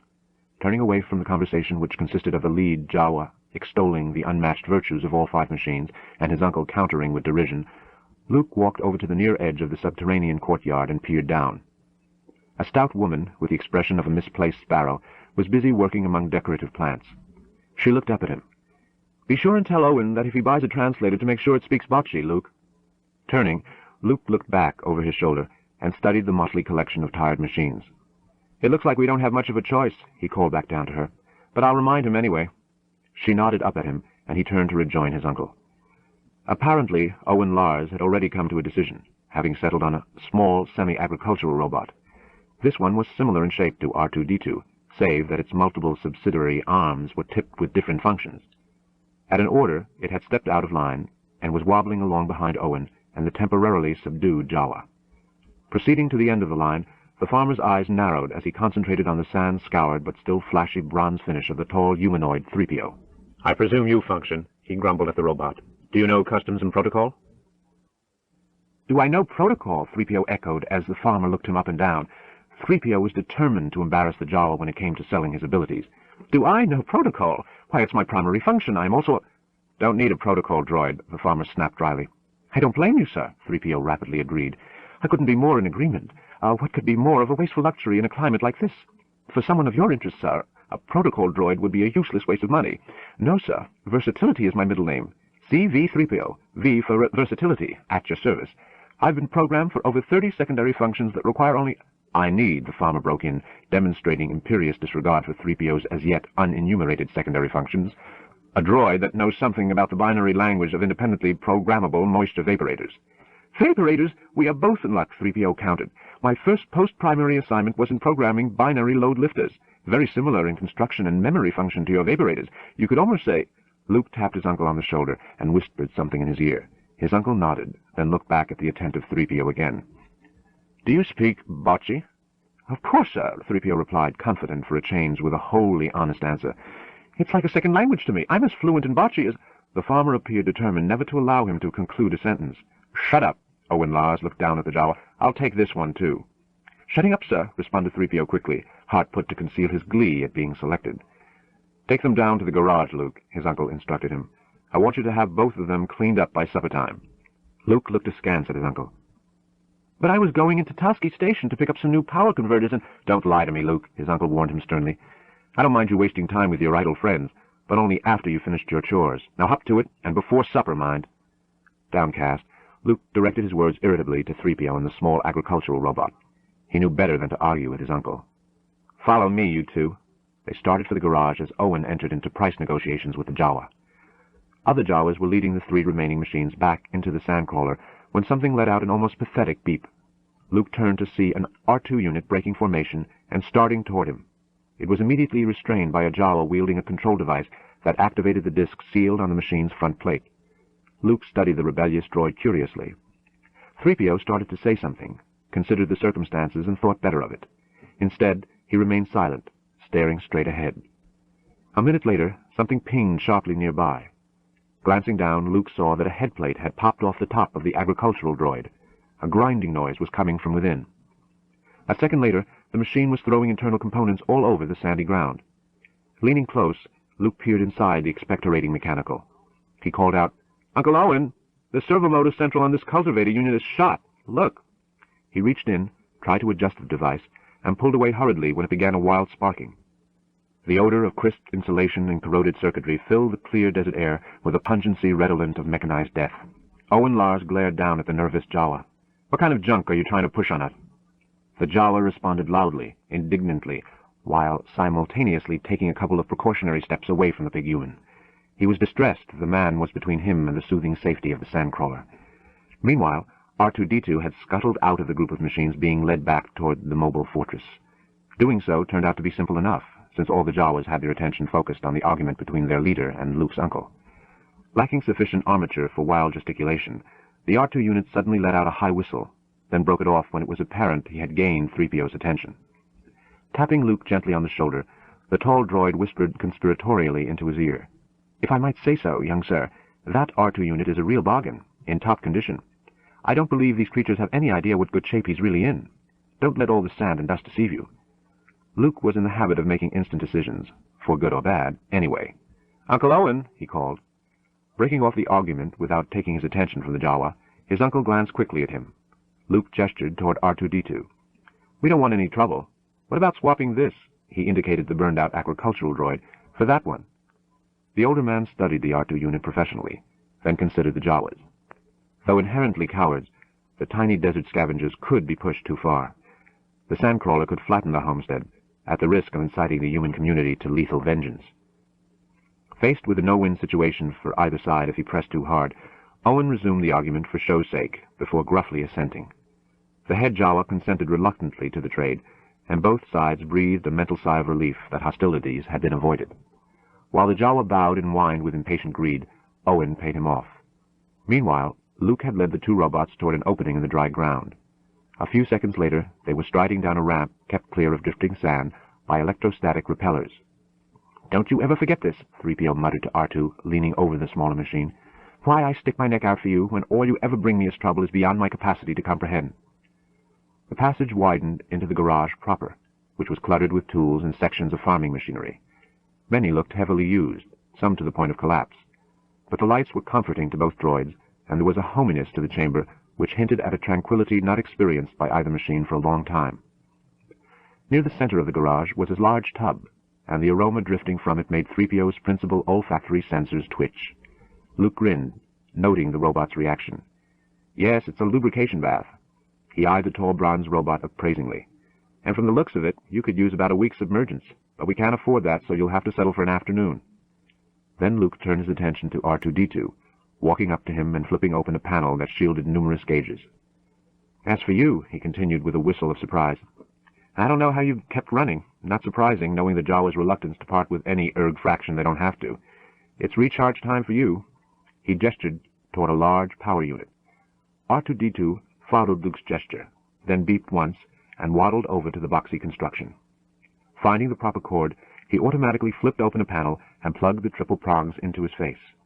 3PO had walked over to the large cistern, which was filled almost full with aromatic cleansing oil. With a remarkably human-like sigh, he lowered himself slowly into the tank. "You two behave yourselves," Luke cautioned them as he moved to a small 2-man skyhopper. A powerful little suborbital spacecraft, it rested in the hangar section of the garage workshop. I've got work of my own to do." Unfortunately, Luke's energies were still focused on his farewell encounter with Biggs, so that hours later he had finished few of his chores. Thinking about his friend's departure, Luke was running a caressing hand over the damaged port fin of the hopper, the fin he had damaged while running down an imaginary TIE fighter in the wrenching twists and turns of a narrow canyon. That was when the projecting ledge had clipped him as effectively as an energy beam. Abruptly, something came to a boil within him. With atypical violence, he threw a power wrench across a work table nearby. "It just isn't fair," he declared to no one in particular. His voice dropped disconsolately. "Biggs is right. I'll never get out of here. He's planning rebellion against the Empire, and I'm trapped on a blight of a farm." "I beg your pardon, sir." Luke spun, startled, but it was only the tall droid, 3PO. The contrast in the robot was striking compared with Luke's initial sight of him. Bronze-colored alloy gleamed in the overhead lights of the garage, cleaned of pits and dust by the powerful oils. "Is there anything I might do to help?" the robot asked, solicitously. Luke studied the machine, and as he did so, some of his anger drained away. There was no point in yelling cryptically at a robot. "I doubt it," he replied, "unless you can alter time and speed up the harvest, or else teleport me off this sandpile under Uncle Owen's nose." Sarcasm was difficult for even an extremely sophisticated robot to detect, so 3PO considered the question objectively before finally replying. "I don't think so, sir. I'm only a third-degree droid, and not very knowledgeable about such things as transatomic physics." Suddenly the events of the past couple of days seemed to catch up with him all at once. "As a matter of fact, young sir," 3PO went on while looking around him with fresh vision, "I'm not even sure which planet I'm on." Luke chuckled sardonically and assumed a mocking pose. "If there's a bright center to this universe, you're on the world farthest from it." "Yes, Luke, sir." The youth shook his head irritably. "Never mind the sir, it's just Luke. And this world is called Tatooine." 3PO nodded slightly. "Thank you, Luke. I am C-3PO, Human Droid Relations Specialist." He jerked a casual metal thumb back toward the recharge unit. "That is my companion, R2-D2. "Pleased to meet you, 3PO, Luke said easily. "You too, R2. Walking across the garage, he checked a gauge on the smaller machine's front panel, then gave a grunt of satisfaction. As he began unplugging the charge cord, he saw something which made him frown and lean close. "Something wrong, Luke?" 3PO inquired. Luke went to a nearby tool wall and selected a small many-armed device. "I don't know yet, 3PO. Returning to the recharger, Luke bent over R2 and began scraping at several bumps in the small droid's top with a chromed pick. Occasionally he jerked back sharply as bits of corrosion were flicked into the air by the tiny tool. 3PO watched, interested, as Luke worked. "There's a lot of strange carbon scoring here of a type I'm not familiar with. Looks like you've both seen a lot of action out of the ordinary." "Indeed, sir," 3PO admitted, forgetting to drop the honorific. This time Luke was too absorbed elsewhere to correct him. "Sometimes I'm amazed we're in as good shape as we are," he added as an afterthought, while still shying away from the thrust of Luke's question. "What with the rebellion and all." Despite his caution, it seemed to 3PO that he must have given something away, for an almost Jawa-like blaze appeared in Luke's eyes. "You know about the rebellion against the Empire?" he demanded. "In a way," 3PO confessed reluctantly. "The rebellion was responsible for our coming into your service. We are refugees, you see." He did not add from where. Not that Luke appeared to care. "Refugees? Then I did see a space battle." He rambled on rapidly, excited. "Tell me where you've been, and how many encounters. How is the rebellion going? Does the Empire take it seriously? Have you seen many ships destroyed?" "A bit slower, please, sir," 3PO repleted. "You misinterpret our status. We were innocent bystanders. Our involvement with the rebellion was of the most marginal nature. As to battles, we were in several, I think. It is difficult to tell when one is not directly in contact with the actual battle machinery." He shrugged neatly. "Beyond that, there is not much to say. Remember, sir, I am little more than a cosmeticized interpreter, and not very good at telling stories or relating histories, and even less proficient at embellishing them. I am a very literal machine." Luke turned away, disappointed, and returned to his cleaning of R2-D2. Additional scraping turned up something puzzling enough to demand his full attention. A small metal fragment was tightly lodged between two bar conduits that would normally form a linkage. Setting down the delicate pick, Luke switched to a larger instrument. "Well, my little friend," he murmured, "you've got something jammed in here real good." As he pushed and pried, Luke directed half his attention to 3PO. "Were you on a star freighter, or was it—" Metal gave way with a powerful crack, and the recoil sent Luke tumbling head over heels. Getting to his feet, he started to curse, then froze, motionless. The front of the R2 unit had begun to glow, exuding a three-dimensional image less than 1/3 of a meter square, but precisely defined.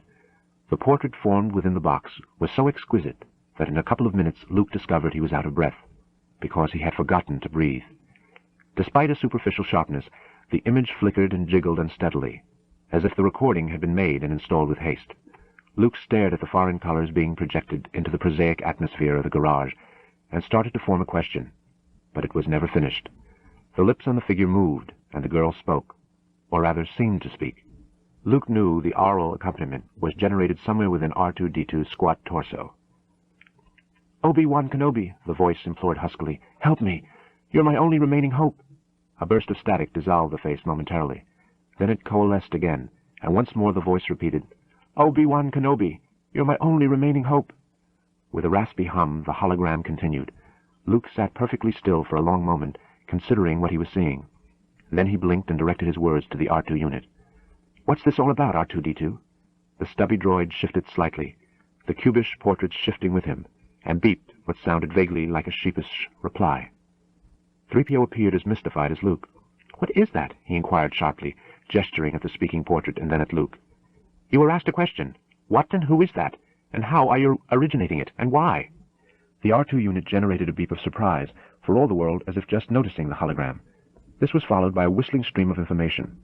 3PO digested the data, tried to frown, couldn't, and strove to convey his own confusion via the tone of his voice. "He insists it's nothing, sir. Merely a malfunction. Old data. A tape that should have been erased but was missed. He insists we pay it no mind." That was like telling Luke to ignore a cache of Duran fires he might stumble over in the desert.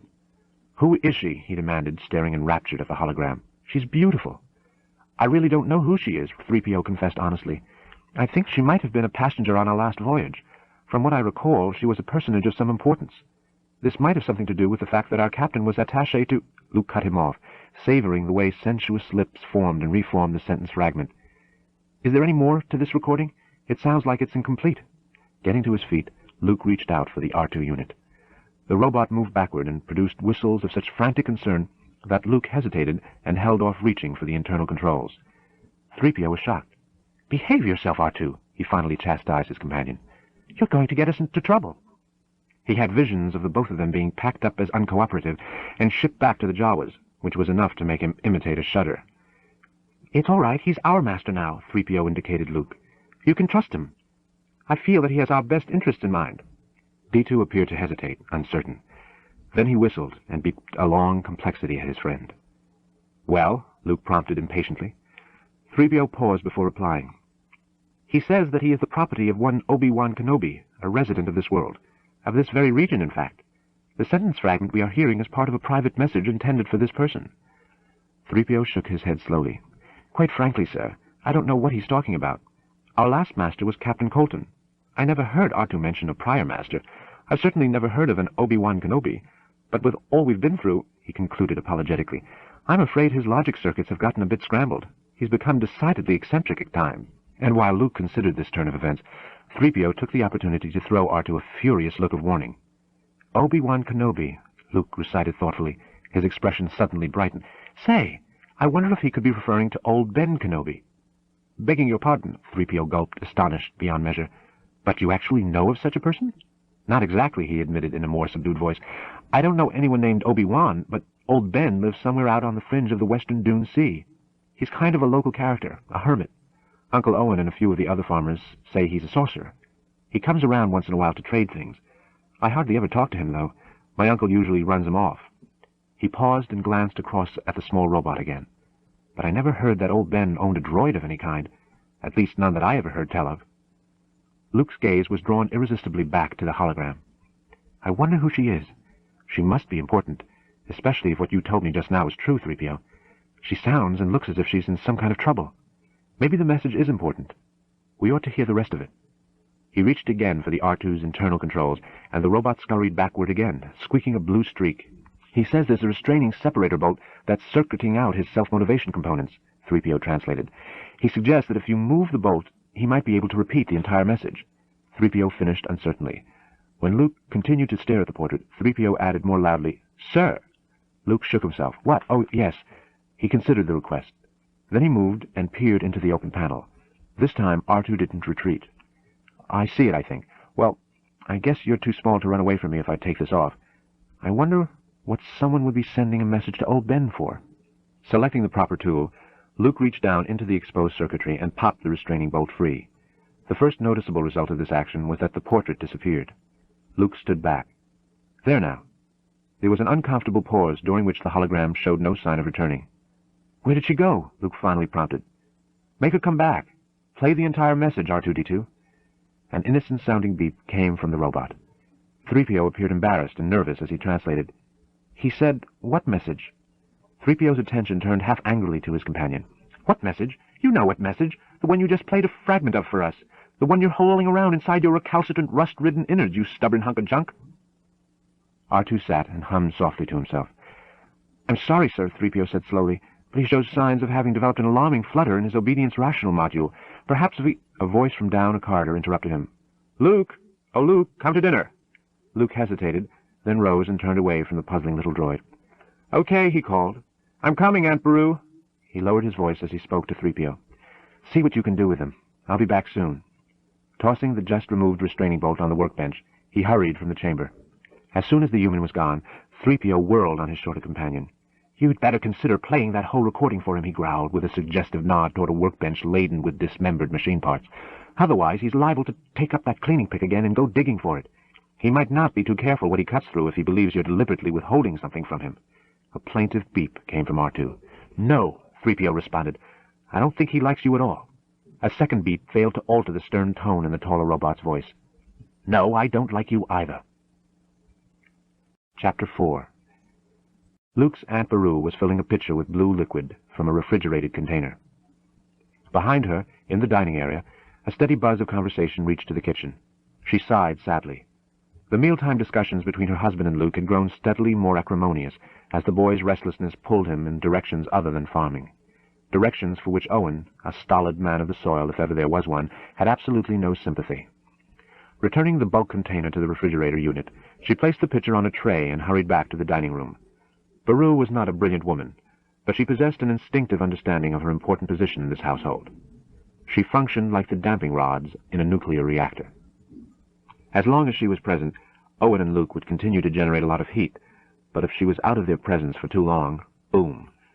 Condenser units built into the bottom of each plate kept the food on the dining room table hot as she hurried in. Immediately, both men lowered their voices to something civilized and shifted the subject. Beru pretended not to notice the change.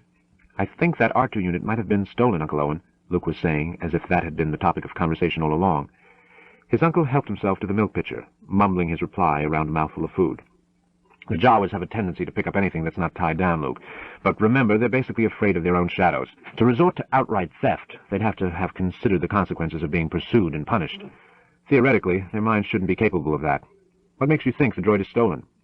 "For one thing, it's in awfully good shape for a discard. It generated a hologram recording while I was cleaning."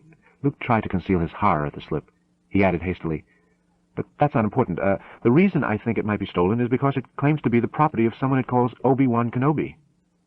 Maybe something in the food, or perhaps the milk, caused Luke's uncle to gag. Then again, it might have been an expression of disgust, which was Owen's way of indicating his opinion of that peculiar personage. In any case, he continued eating without looking up at his nephew. Luke pretended the display of graphic dislike had never happened. "I thought," he continued determinedly, "it might have meant Old Ben. The first name is different, but the last is identical." When his uncle steadfastly maintained his silence, Luke prompted him directly. "Do you know who he's talking about, Uncle Owen?" Surprisingly, his uncle looked uncomfortable instead of angry. "It's nothing," he mumbled, still not meeting Luke's gaze. "A name from another time." He squirmed nervously in his seat. "A name that can only mean trouble." Luke refused to heed the implied warning and pressed on. "Is it someone related to Old Ben, then? I didn't know he had any relatives." "You stay away from that old wizard, you hear me?" His uncle exploded, awkwardly substituting threat for reason. "Owen!" Aunt Beru started to interject gently, but the big farmer cut her off sternly. "Now this is important, Beru." He turned his attention back to his nephew. "I've told you about Kenobi before. He's a crazy old man. He's dangerous and full of mischief, and he's best left well alone." Beru's pleading gaze caused him to quiet somewhat. "That droid has nothing to do with him. Couldn't have," he grumbled half to himself. "Recording, huh? Well, tomorrow I want you to take the unit into Anchorhead and have its memory flushed." Snorting, Owen bent to his half-eaten meal with determination. "That will be the end of this foolishness. I don't care where that machine thinks it came from. I paid hard credit for it, and it belongs to us now. But suppose it does belong to someone else, Luke wondered. What if this Obi-Wan person comes looking for his droid? An expression between sorrow and a sneer crossed his uncle's seamed face at a remembrance. He won't. I don't think that man exists anymore. He died about the same time as your father. A huge mouthful of hot food was shoveled inward. Now forget about it. Then it was a real person, Luke murmured, staring down at his plate. He added slowly, Did he know my father? I said forget about it, Owen snapped. Your only worry as far as those two droids are concerned is having them ready for work tomorrow. Remember, the last of our savings is tied up in those two. Wouldn't even have bought them if it wasn't so near harvest.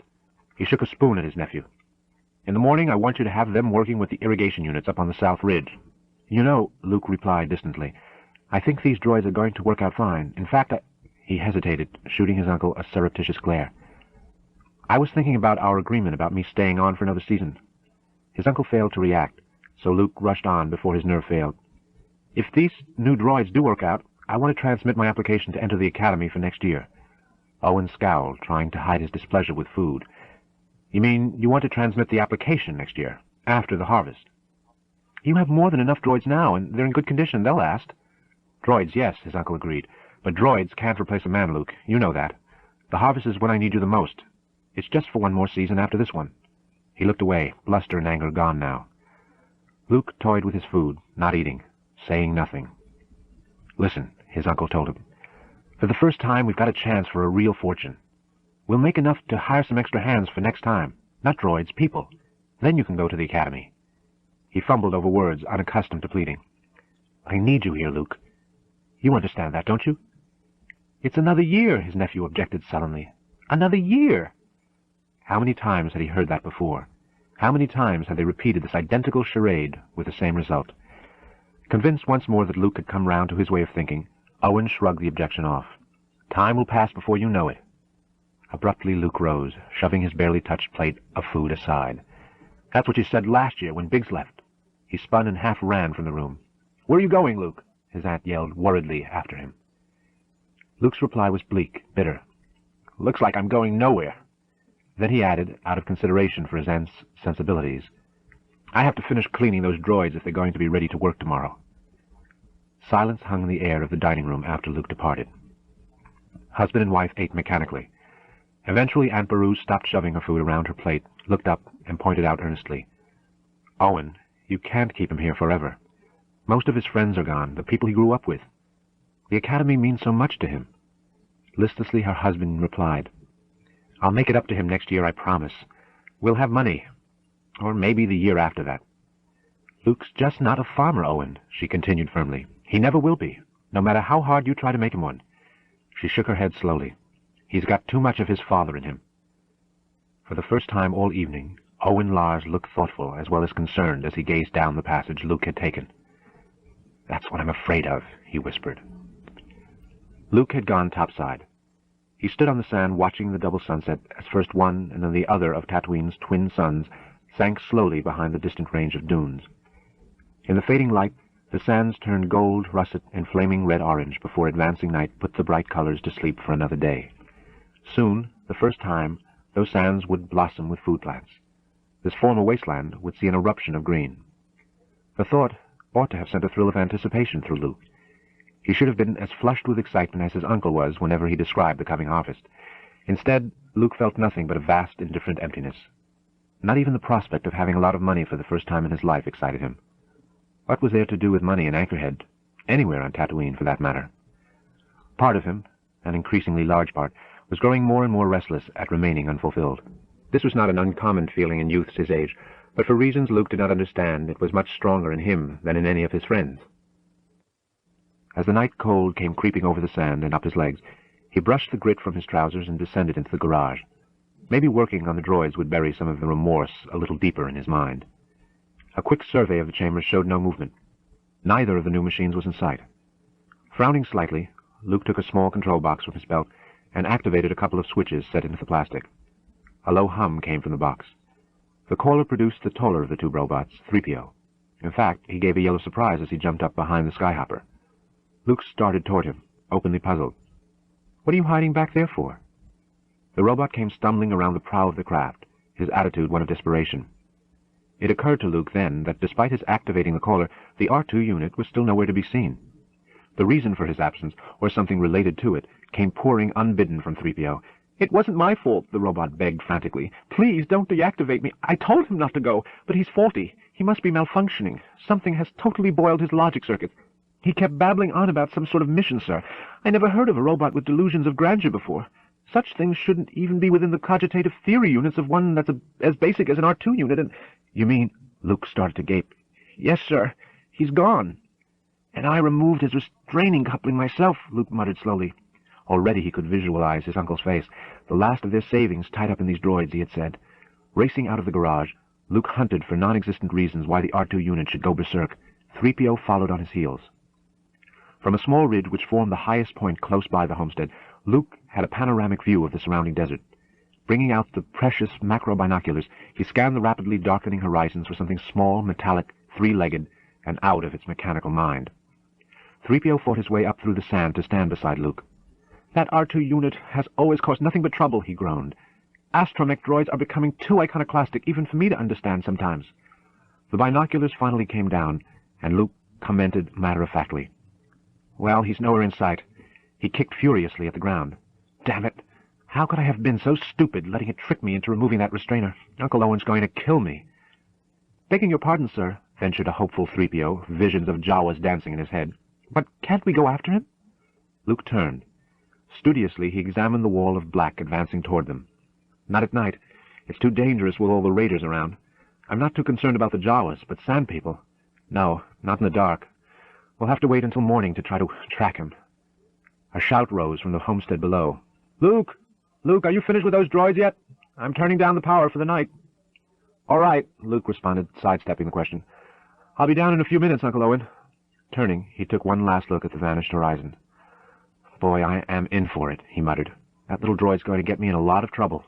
"Oh, he excels at that, sir," 3PO confirmed with mock cheerfulness. Luke threw him a sour look, and together they turned and descended into the garage. "Luke! Luke!" Still rubbing the morning sleep from his eyes, Owen glanced from side to side, loosening his neck muscles. Where could that boy be loafing now? He wondered aloud at the lack of response. There was no sign of movement in the homestead, and he had already checked above. "Luke!" he yelled again. "Luke, Luke, Luke!" The name echoed teasingly back at him from the homestead walls. Turning angrily, he stalked back into the kitchen, where Beru was preparing breakfast. "Have you seen Luke this morning?" he asked, as softly as he could manage. She glanced briefly at him, then returned to her cooking. "Yes. He said he had some things to do before he started out to the South Ridge this morning, so he left early." "Before breakfast?" Owen frowned worriedly. "That's not like him. Did he take the new droids with him?" "I think so. I'm sure I saw at least one of them with him." "Well," Owen mused, uncomfortable, but with nothing to really hang implications on, "he'd better have those Ridge units repaired by midday, or there'll be hell to pay." An unseen face shielded by smooth white metal emerged from the half-buried life pod that now formed the backbone of a dune slightly higher than its neighbors. The voice sounded efficient, but tired. "Nothing," the Inspector Trooper muttered to his several companions. "No tapes, and no signs of habitation." Powerful handguns lowered at the information that the pod was deserted. One of the armored men turned, calling out to an officer standing some distance away. "This is definitely the pod that cleared the rebel ship, sir, but there's nothing on board." "Yet it's set down intact," the officer was murmuring to himself. It could have done so on automatics, but if it was a true malfunction, then they shouldn't have been engaged. Something didn't make sense. "Here's why there's nothing on board and no hint of life, sir," a voice declared. The officer turned and strode several paces to where another trooper was kneeling in the sand. He held up an object for the officer's inspection. It shone in the sun. "Droid plating," the officer observed after a quick glance at the metal fragment. Superior and underling exchanged a significant glance. Then their eyes turned simultaneously to the high mesas off to the north. Gravel and fine sand formed a gritty fog beneath the land speeder as it slid across the rippling wasteland of Tatooine on humming repulsors. Occasionally the craft would jog slightly as it encountered a dip or slight rise, to return to its smooth passage as its pilot compensated for the change in terrain. Luke leaned back in the seat, luxuriating in unaccustomed relaxation, as 3PO skillfully directed the powerful landcraft around dunes and rocky outcrops. "You handle a land speeder pretty well for a machine," he noted admiringly. "Thank you, sir," gratified 3PO responded, his eyes never moving from the landscape ahead.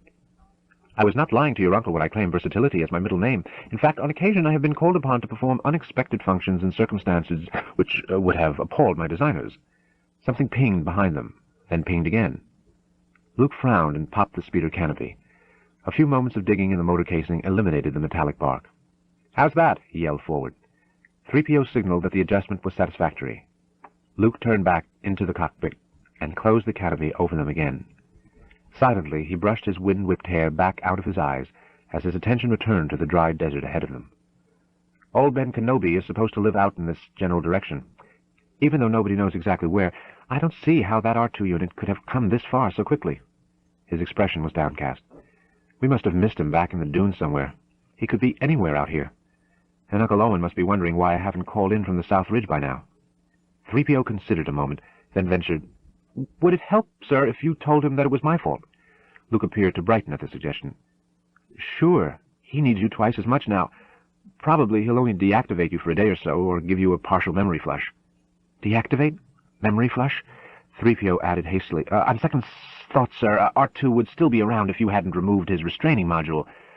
But something more important than fixing responsibility for the little robot's disappearance was on Luke's mind at the moment. "Wait a minute," he advised 3PO as he stared fixedly at the instrument panel. "There's something dead ahead on the metal scanner. Can't distinguish outlines at this distance, but judging by size alone, it could be our wandering droid. Hit it." The land speeder jumped forward as 3PO engaged the accelerator, but its occupants were totally unaware that other eyes were watching as the craft increased its speed. Those eyes were not organic, but then they weren't wholly mechanical either. No one could say for certain, because no one had ever made that intimate a study of the Tusken Raiders, known less formally to the margin farmers of Tatooine simply as the Sand People. The Tuskens didn't permit close study of themselves, discouraging potential observers by methods as effective as they were uncivilized. A few xenologists thought they must be related to the Jawas. Even fewer hypothesized that the Jawas were actually the mature form of the Sand People, but this theory was discounted by the majority of serious scientists. Both races affected tight clothing to shield them from Tatooine's twin dose of solar radiation, but there most comparisons ended. Instead of heavy woven cloaks like the Jawas wore, the Sand People wrapped themselves mummy-like in endless swathings and bandages and loose bits of cloth. Where the Jawas feared everything, a Tusken Raider feared little. The Sand People were larger, stronger, and far more aggressive. Fortunately for the human colonists of Tatooine, they were not very numerous and elected to pursue their nomadic existence in some of Tatooine's most desolate regions. Contact between human and Tusken, therefore, was infrequent and uneasy, and they murdered no more than a handful of humans per year. Since the human population had claimed its share of Tuskens, not always with reason, a peace of a sort existed between the two, as long as neither side gained an advantage. One of the pair felt that that unstable condition had temporarily shifted in his favor, and he was about to take full advantage of it as he raised his rifle toward the land speeder.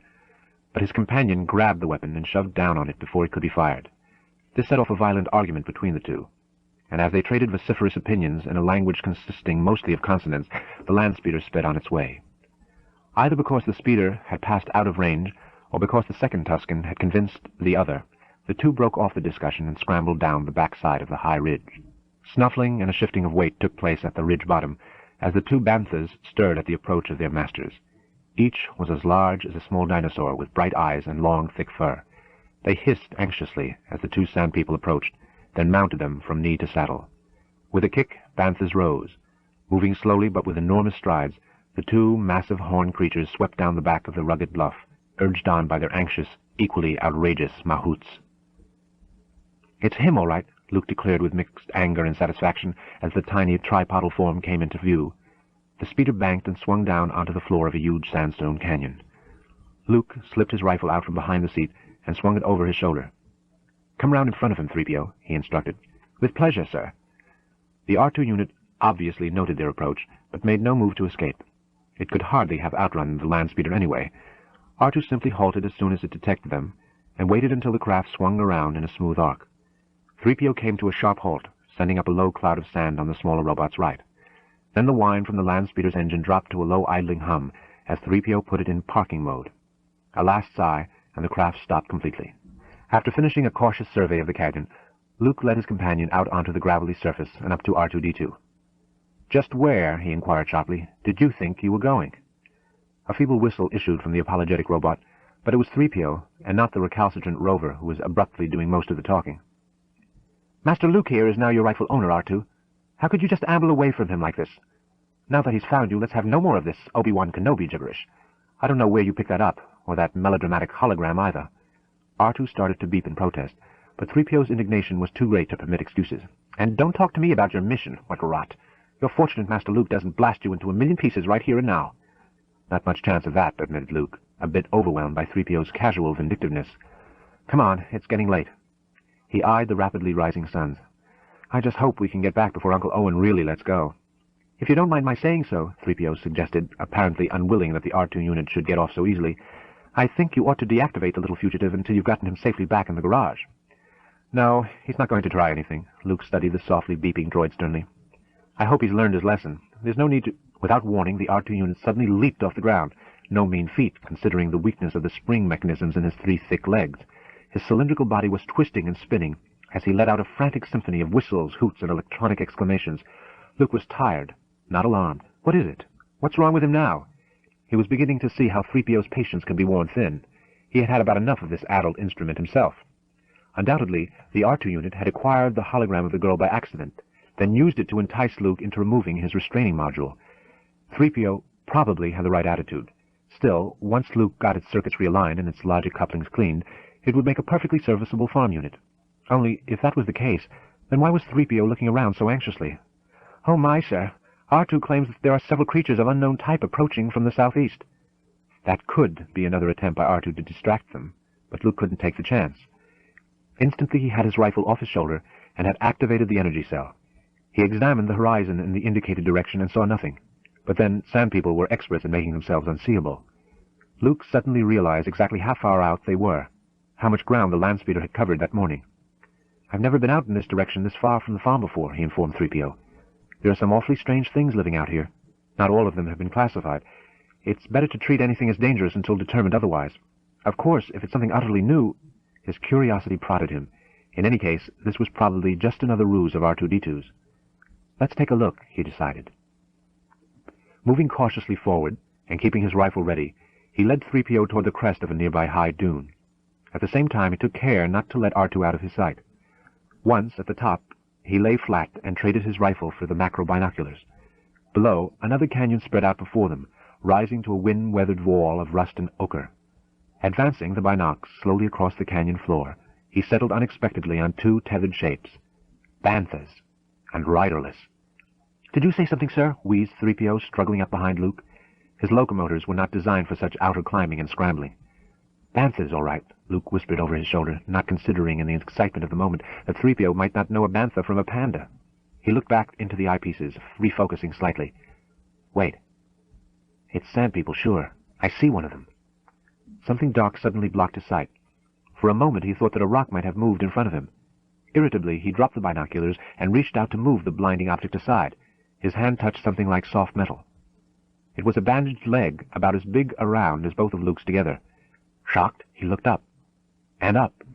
The towering figure glaring down at him was no Jawa. It had seemingly erupted straight from the sand. 3PO took a startled step backward and found no footing. As gyros whined in protest, the tall robot tumbled backward down the side of the dune. Frozen in place, Luke heard steadily fading bangs and rattles as 3PO bounced down the steep slope behind him. As the moment of confrontation passed, the Tusken let out a terrifying grunt of fury and pleasure and brought down his heavy gatterfee. The double-edged axe would have cleaved Luke's skull neatly in two, except that he threw the rifle up in a gesture more instinctive than calculated. His weapon deflected the blow, but would never do so again. Made from cannibalized freighter plating, the huge axe shattered the barrel and made metallic confetti of the gun's delicate insides. Luke scrambled backward and found himself against a steep drop. The raider stalked him slowly, weapon held high over its rag-enclosed head. It uttered a gruesome, chuckling laugh, the sound made all the more inhuman by the distortion effect of its grid-like sand filter. Luke tried to view his situation objectively, as he had been instructed to do in survival school. Trouble was, his mouth was dry, his hands were shaking, and he was paralyzed with fear. With the raider in front of him, and a probable fatal drop behind, something else in his mind took over and opted for the least painful response. He fainted. None of the raiders noticed R2-D2 as the tiny robot forced himself into a small alcove in the rocks near the land speeder. One of them was carrying the inert form of Luke. He dumped the unconscious youth in a heap next to the speeder, then joined his fellows as they began swarming over the open craft. Supplies and spare parts were thrown in all directions. From time to time, the plundering would be interrupted as several of them quibbled or fought over a particularly choice bit of booty. Unexpectedly, distribution of the landspeeder's contents ceased, and with frightening speed the raiders became part of the desertscape, looking in all directions. A lost breeze idled absently down the canyon. Far off to the west something howled. A rolling, booming drone ricocheted off canyon walls and called nervously up and down a Gorgon scale. The Sand People remained poised a moment longer. Then they were uttering loud grunts and moans of fright as they rushed to get away from the highly visible landspeeder. The shivering howl sounded again, nearer this time. By now the Sand People were halfway to their waiting banthas, that were likewise lowing tensely and tugging at their tethers. Although the sound held no meaning for R2-D2, the little droid tried to squeeze himself even deeper into the almost cave. The booming howl came closer. Judging by the way the Sand People had reacted, something monstrous beyond imagining had to be behind that rolling cry, something monstrous and murder-bent, which might not have the sense to distinguish between edible organics and inedible machines.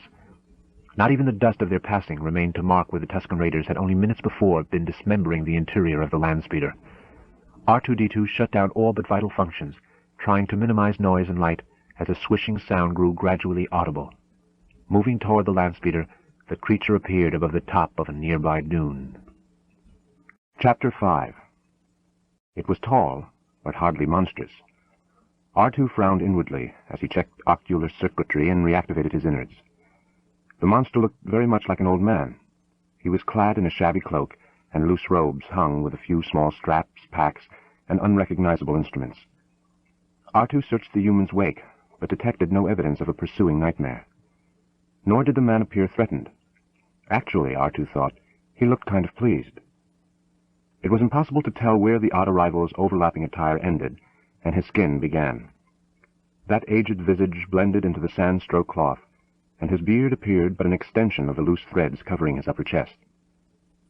Hints of extreme climates other than desert, of ultimate cold and humidity, were etched into that seamed face. A questing beak of nose like a high rock protruded outward from a flash flood of wrinkles and scars. The eyes bordering it were a liquid crystal azure. The man smiled through sand and dust, and beard, squinting at the sight of the crumpled form lying quietly alongside the landspeeder. Convinced that the Sand People had been the victims of an auditory delusion of some kind, conveniently ignoring the fact that he had experienced it also, and likewise assured that this stranger meant Luke no harm, R2 shifted his position slightly, trying to obtain a better view. The sound produced by a tiny pebble he dislodged was barely perceptible to his electronic sensors, but the man whirled as if shot. He stared straight at R2's alcove, still smiling gently. "Hello there," he called in a deep, surprisingly cheerful voice. "Come here, my little friend. No need to be afraid." Something forthright and reassuring was in that voice. In any case, the association of an unknown human was preferable to remaining isolated in this wasteland. Waddling out into the sunlight, R2 made his way over to where Luke lay sprawled. The robot's barrel-like body inclined forward as he examined the limp form. Whistles and beeps of concern came from within. Walking over, the old man bent beside Luke and reached out to touch his forehead, then his temple. Shortly, the unconscious youth was stirring and mumbling like a dreaming sleeper. "Don't worry," the human told R2. "He'll be all right." As if to confirm this opinion, Luke blinked, stared upward uncomprehendingly, and muttered, "What happened?" "Rest easy, son," the man instructed him as he sat back on his heels. "You've had a busy day." Again the boyish grin. "You're mighty lucky your head's still attached to the rest of you." Luke looked around, his gaze coming to rest on the elderly face hovering above him. Recognition did wonders for his condition. "Ben, it's got to be." A sudden remembrance made him look around fearfully, but there was no sign of Sand People. Slowly he raised his body to a sitting position. "Ben Kenobi, am I glad to see you." Rising, the old man surveyed the canyon floor and rolling rim wall above. One foot played with the sand. "The Jundland wastes are not to be traveled lightly. It's the misguided traveler who tempts the Tusken's hospitality." His gaze went back to his patient. "Tell me, young man, what brings you out this far into nowhere?" Luke indicated R2-D2. "This little droid. For a while I thought he'd gone crazy, claiming he was searching for a former master. No, I don't think so. I've never seen such devotion in a droid, misguided or otherwise. There seems to be no stopping him. He even resorted to tricking me." Luke's gaze shifted upward. "He claims to be the property of someone called Obi-Wan Kenobi. Luke watched closely, but the man showed no reaction. "Is that a relative of yours? My uncle thinks he was a real person. Or is it just some unimportant bit of scrambled information that got shifted into his primary performance bank?" An introspective frown did remarkable things to that sandblasted face. Kenobi appeared to ponder the question, scratching absently at his scruffy beard. "Obi-Wan Kenobi," he recited. "Obi-Wan. Now that's a name I haven't heard in a long time. A long time. Most curious." "My uncle said he was dead," Luke supplied helpfully. "Oh, he's not dead," Kenobi corrected him easily. "Not yet. Not yet." Luke climbed excitedly to his feet, all thoughts of Tusken Raiders forgotten now. "You know him, then?" A smile of perverse youthfulness split that collage of wrinkled skin and beard. "Of course I know him. He's me. Just as you probably suspected, Luke. I haven't gone by the name of Obi-Wan, though, since before you were born." "Then," Luke essayed, gesturing at R2-D2, "this droid does belong to you, as he claims." "No, that's the peculiar part," an openly puzzled Kenobi confessed, regarding the silent robot. "I can't seem to remember owning a droid, least of all a modern R2 unit. Most interesting. Most interesting." Something drew the old man's gaze suddenly to the brow of nearby cliffs. "I think it's best we make use of your land speeder some. The Sand People are easily startled, but they'll soon return in greater numbers. A land speeder's not a prize readily conceded, and, after all, Jawas they're not." Placing both hands over his mouth in a peculiar fashion, Kenobi inhaled deeply and let out an unearthly howl that made Luke jump. "That ought to keep any laggards running for a while yet," the old man concluded with satisfaction. "That's a great dragon call," Luke gaped in astonishment. "How did you do that?" "I'll show you sometime, son. It's not too hard. Just takes the right attitude, a set of well-used vocal cords, and a lot of wind. Now, if you were an Imperial bureaucrat, I could teach you right off, but you're not." He scanned the cliff spine again. "And I don't think this is the time or place for it." "I won't argue that." Luke was rubbing at the back of his head. "Let's get started." That was when R2 let out a pathetic beep and whirled. Luke couldn't interpret the electronic squeal, but he suddenly comprehended the reason behind it. "3PO," Luke exclaimed worriedly. R2 was already moving as fast as possible away from the land speeder. "Come on, Ben." The little robot led them to the edge of a large sandpit. It stopped there, pointing downward and squeaking mournfully. Luke saw where R2 was pointing, then started cautiously down the smooth, shifting slope, while Kenobi followed effortlessly. 3PO lay in the sand at the base of the slope, down which he had rolled and tumbled. His casing was dented and badly mangled. One arm lay broken and bent a short distance away. "3PO!" Luke called. There was no response. Shaking the droid, failed to activate anything. Opening a plate on the robot's back, Luke flipped a hidden switch on and off several times in succession. A low hum started, stopped, started again, and then dropped to a normal purr. Using his remaining arm, 3PO rolled over and sat up. "Where am I?" he murmured as his photoreceptors continued to clear. Then he recognized Luke. "Oh, I'm sorry, sir. I must have taken a bad step." "You're lucky any of your main circuits are still operational," Luke informed him. He looked significantly toward the top of the hill. "Can you stand? We've got to get out of here before the Sand People return." Servo motors whined in protest until 3PO ceased struggling. "I don't think I can make it. You go on, Master Luke. It doesn't make sense to risk yourself on my account. I'm finished." "No, you're not," Luke shot back, unaccountably affected by this recently encountered machine. But then, 3PO was not the usual uncommunicative, agrifunctional device Luke was accustomed to dealing with. "What kind of talk is that?" "Logical," 3PO informed him. Luke shook his head angrily. "Defeatist." With Luke and Ben Kenobi's aid, the battered droid somehow managed to struggle erect. Little R2 watched from the pit's rim. Hesitating partway up the slope, Kenobi sniffed the air suspiciously. "Quickly, son. They're on the move again." Trying to watch the surrounding rocks and his footsteps simultaneously, Luke fought to drag 3PO clear of the pit. The decor of Ben Kenobi's well-concealed cave was Spartan, without appearing uncomfortable. It would not have suited most people, reflecting as it did its owner's peculiarly eclectic tastes. The living area radiated an aura of lean comfort, with more importance attached to mental comforts than those of the awkward human body. They had succeeded in vacating the canyon before the Tusken Raiders could return in force.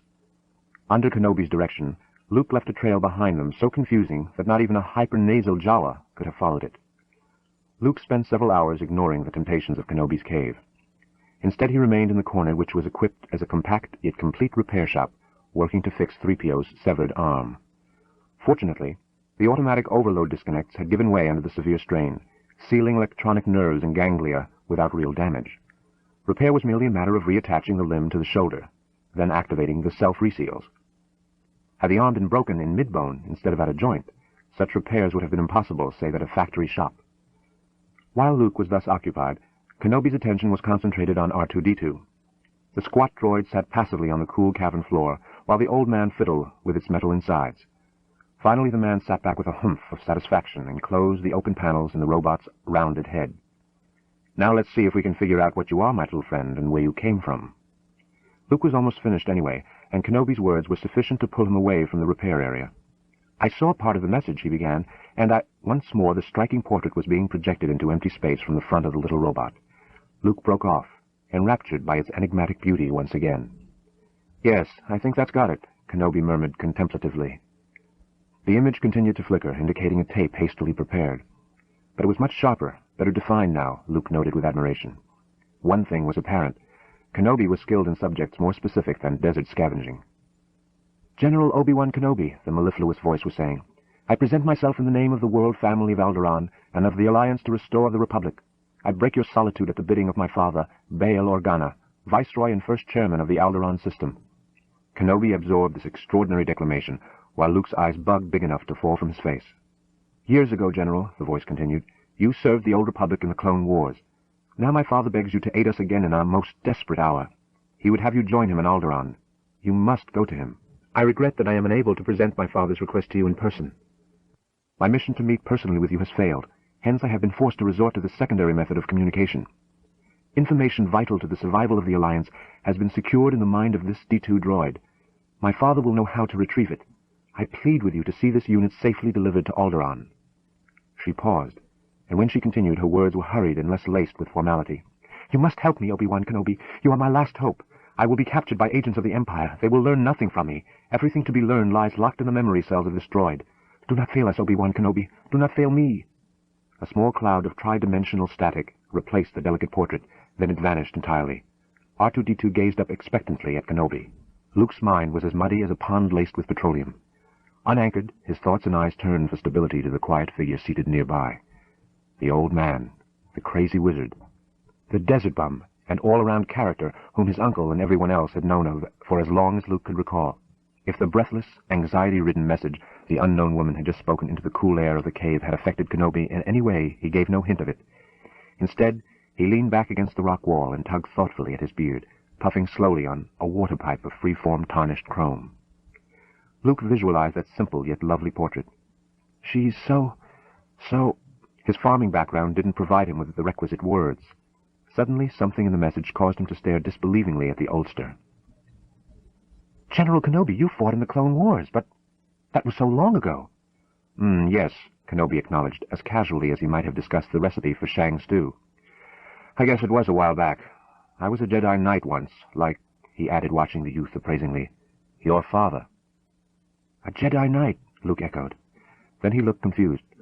"But my father didn't fight in the Clone Wars. He was no knight, just a navigator on a space freighter."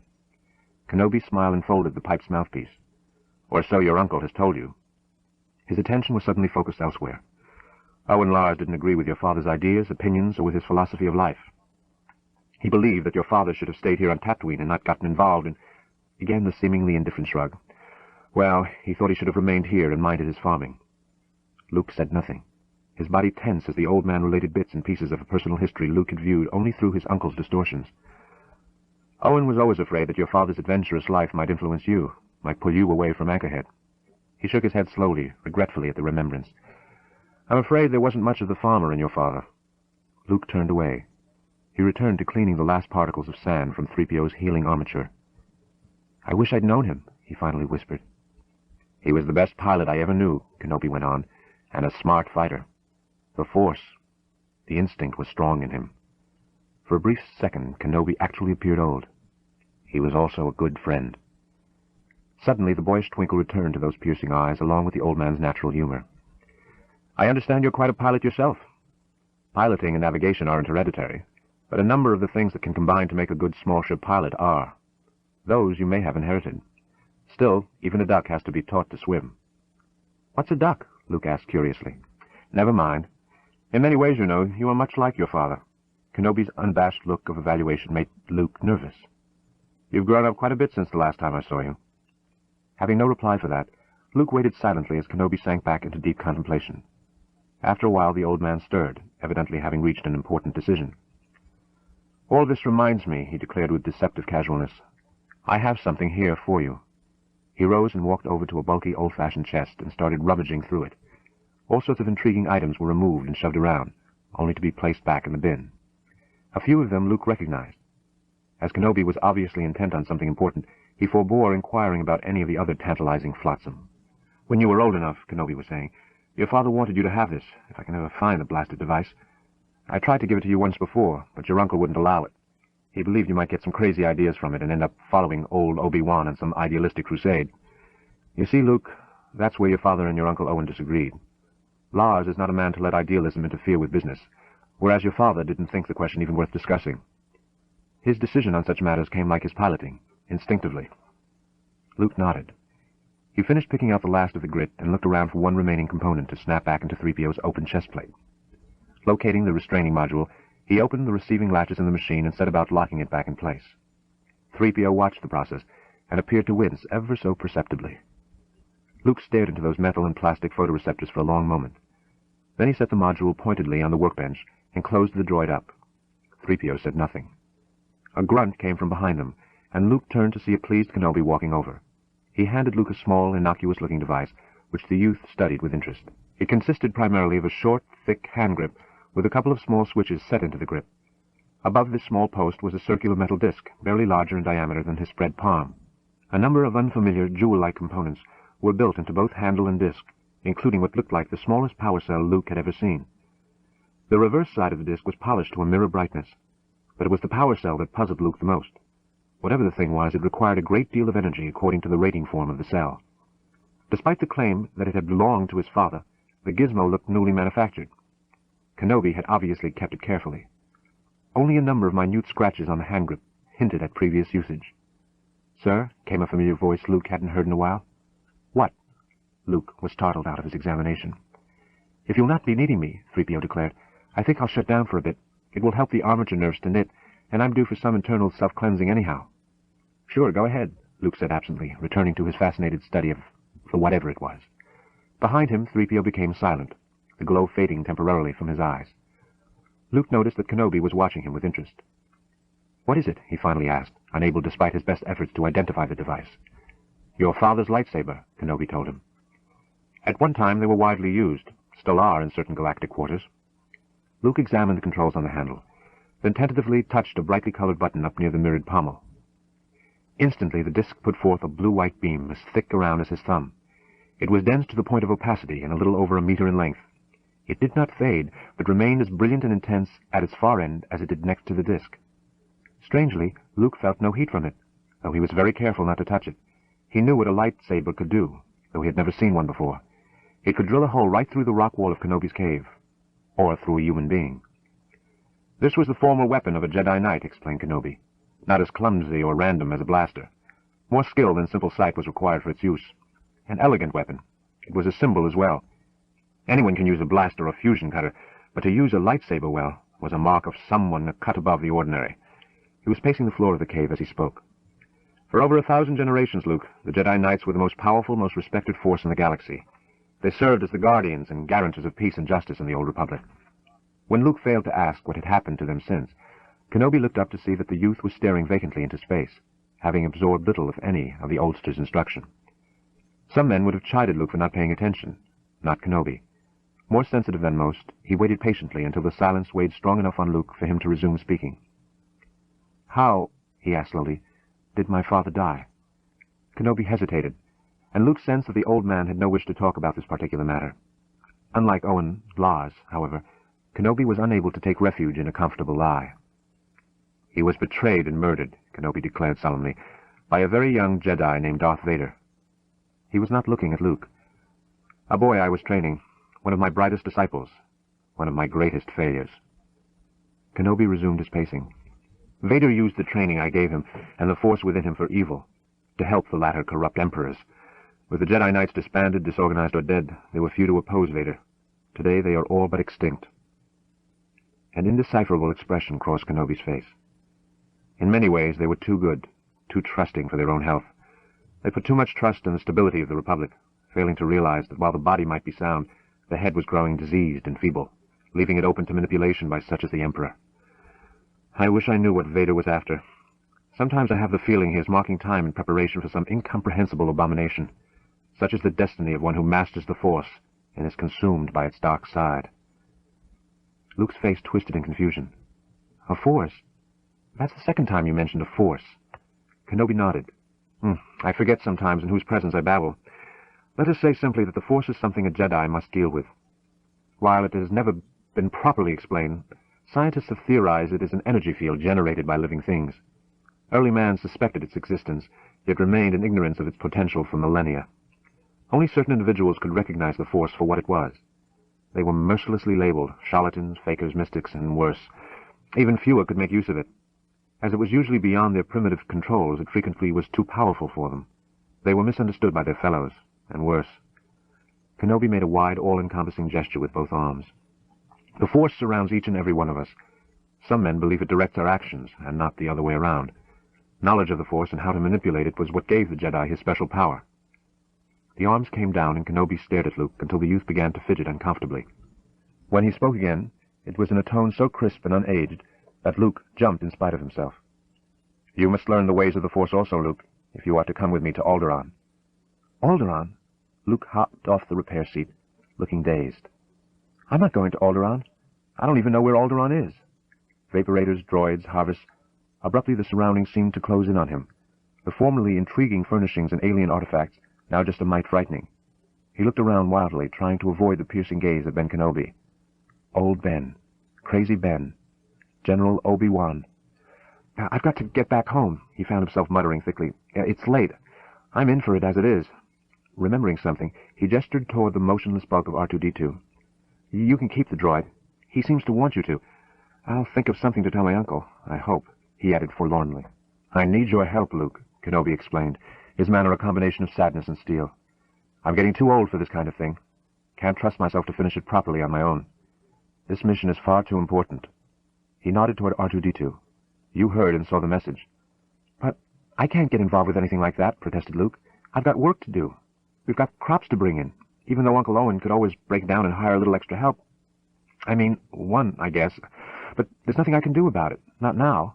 Besides, that's all still a long way from here. The whole thing is really none of my business.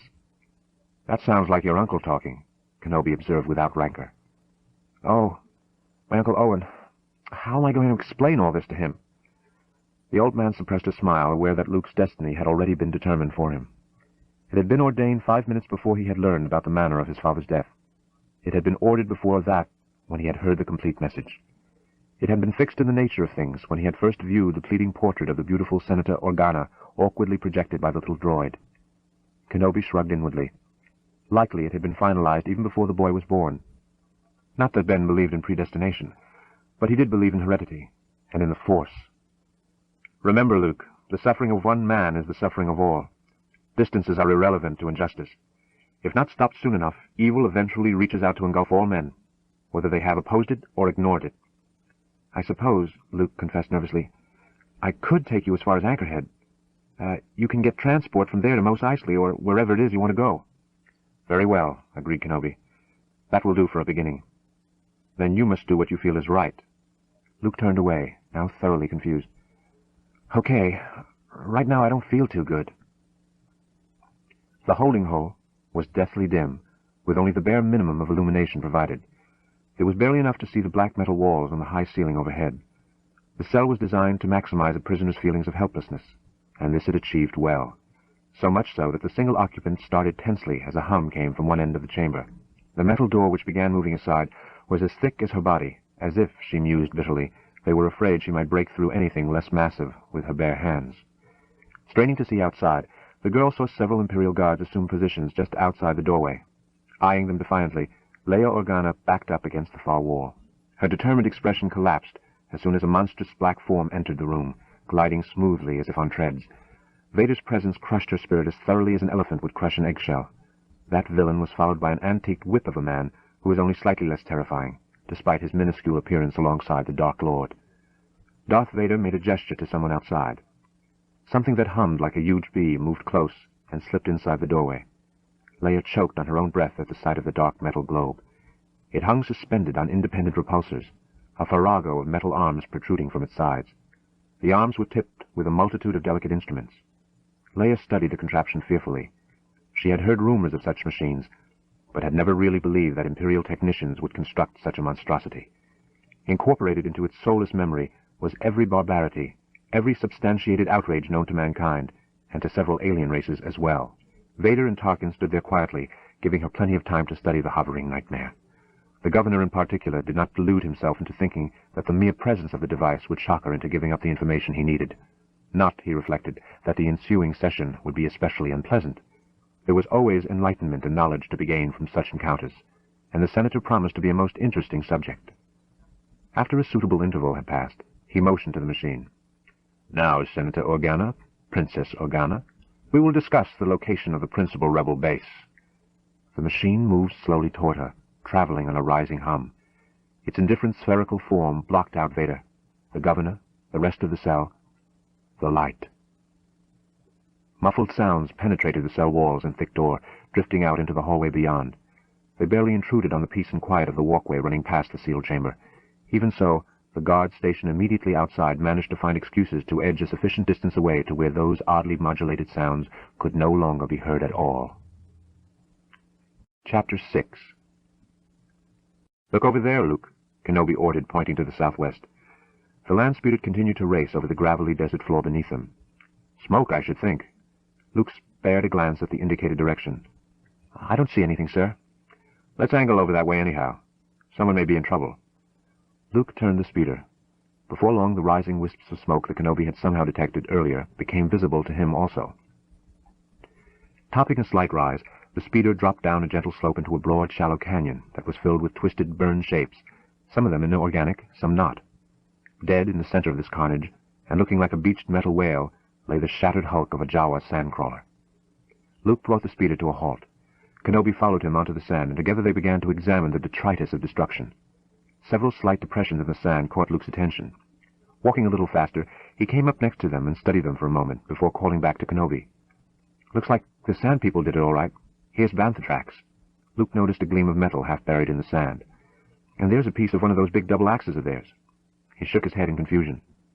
"But I never heard of the raiders hitting something this big." He leaned back, staring up at the towering, burned-out bulk of the sandcrawler. Kenobi had passed him. He was examining the broad, huge footprints in the sand. "They didn't," he declared casually. "But they intended that we, and anyone else who might happen onto this, should think so." Luke moved up alongside him. "I don't understand, sir." "Look at these tracks carefully," the older man directed him, pointing down at the nearest and then up at the others.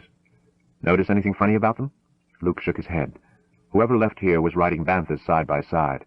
Sand people always ride one bantha behind another, single file, to hide their strength from any distant observers." Leaving Luke to gape at the parallel sets of tracks, Kenobi turned his attention to the sandcrawler. He pointed out where single weapons bursts had blasted away portals, treads, and support beams. "Look at the precision with which this firepower was applied. Sand people aren't this accurate. In fact, no one on Tatooine fires and destroys with this kind of efficiency." Turning, he examined the horizon. One of those nearby bluffs concealed a secret and a threat. Only Imperial troops would mount an attack on a sandcrawler with this kind of cold accuracy. Luke had walked over to one of the small, crumpled bodies and kicked it over onto its back. His face screwed up in distaste as he saw what remained of the pitiful creature. "These are the same Jawas who sold Uncle Owen and me R2 and 3PO. I recognize this one's cloak design. Why would Imperial troops be slaughtering Jawas and sand people? They must have killed some raiders to get those banthas." His mind worked furiously, and he found himself growing unnaturally tense as he stared back at the land speeder, past the rapidly deteriorating corpses of the Jawas. But if they tracked the droids to the Jawas, then they had to learn first who they sold them to. That would lead them back to... Luke was sprinting insanely for the land speeder. "Luke, wait! Wait, Luke!" Kenobi called. "It's too dangerous! You'd never—" Luke heard nothing except the roaring in his ears, felt nothing save the burning in his heart. He jumped into the speeder and was throwing the accelerator full, over, almost simultaneously. In an explosion of sand and gravel, he left Kenobi and the two robots standing alone in the midst of smoldering bodies, framed by the still smoking wreck of the sandcrawler. The smoke that Luke saw as he drew near the homestead was of a different consistency from that which had boiled out of the Jawa machine. He barely remembered to shut down the land speeder's engine as he popped the cockpit canopy and threw himself out. Dark smoke was drifting steadily from holes in the ground. Those holes had been his home, the only one he had ever known. They might as well have been throats of small volcanoes now. Again and again he tried to penetrate the surface entrances to the below-ground complex. Again and again the still intense heat drove him back, coughing and choking. Weakly he found himself stumbling clear, his eyes watering, not entirely from the smoke. Half blinded, he staggered over to the exterior entrance to the garage. It too was burning. But perhaps they managed to escape in the other land speeder. "Aunt Beru? Uncle Owen?" It was difficult to make out much of anything through the eye-stinging haze. Two smoking shapes showed down the tunnel, barely visible through tears and haze. They almost looked like... He squinted harder, wiping angrily at his uncooperative eyes. No. Then he was spinning away, falling to his stomach and burying his face in the sand so he wouldn't have to look anymore. The tri-dimensional solid screen filled one wall of the vast chamber from floor to ceiling. It showed 1,000,000 star systems. A tiny portion of the galaxy, but an impressive display nonetheless when exhibited in such a fashion. Below, far below, the huge shape of Darth Vader stood flanked on one side by Governor Tarkin, and on the other by Admiral Motti and General Taga, their private antagonisms forgotten in the awesomeness of this moment. "The final checkout is complete," Motti informed them. "All systems are operational." He turned to the others. "What shall be the first course we set?" Vader appeared not to have heard as he mumbled softly, half to himself.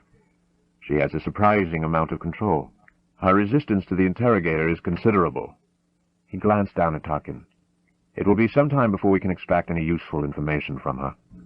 I've always found the methods you could recommend rather quaint, Vader." "They are efficient," the Dark Lord argued softly.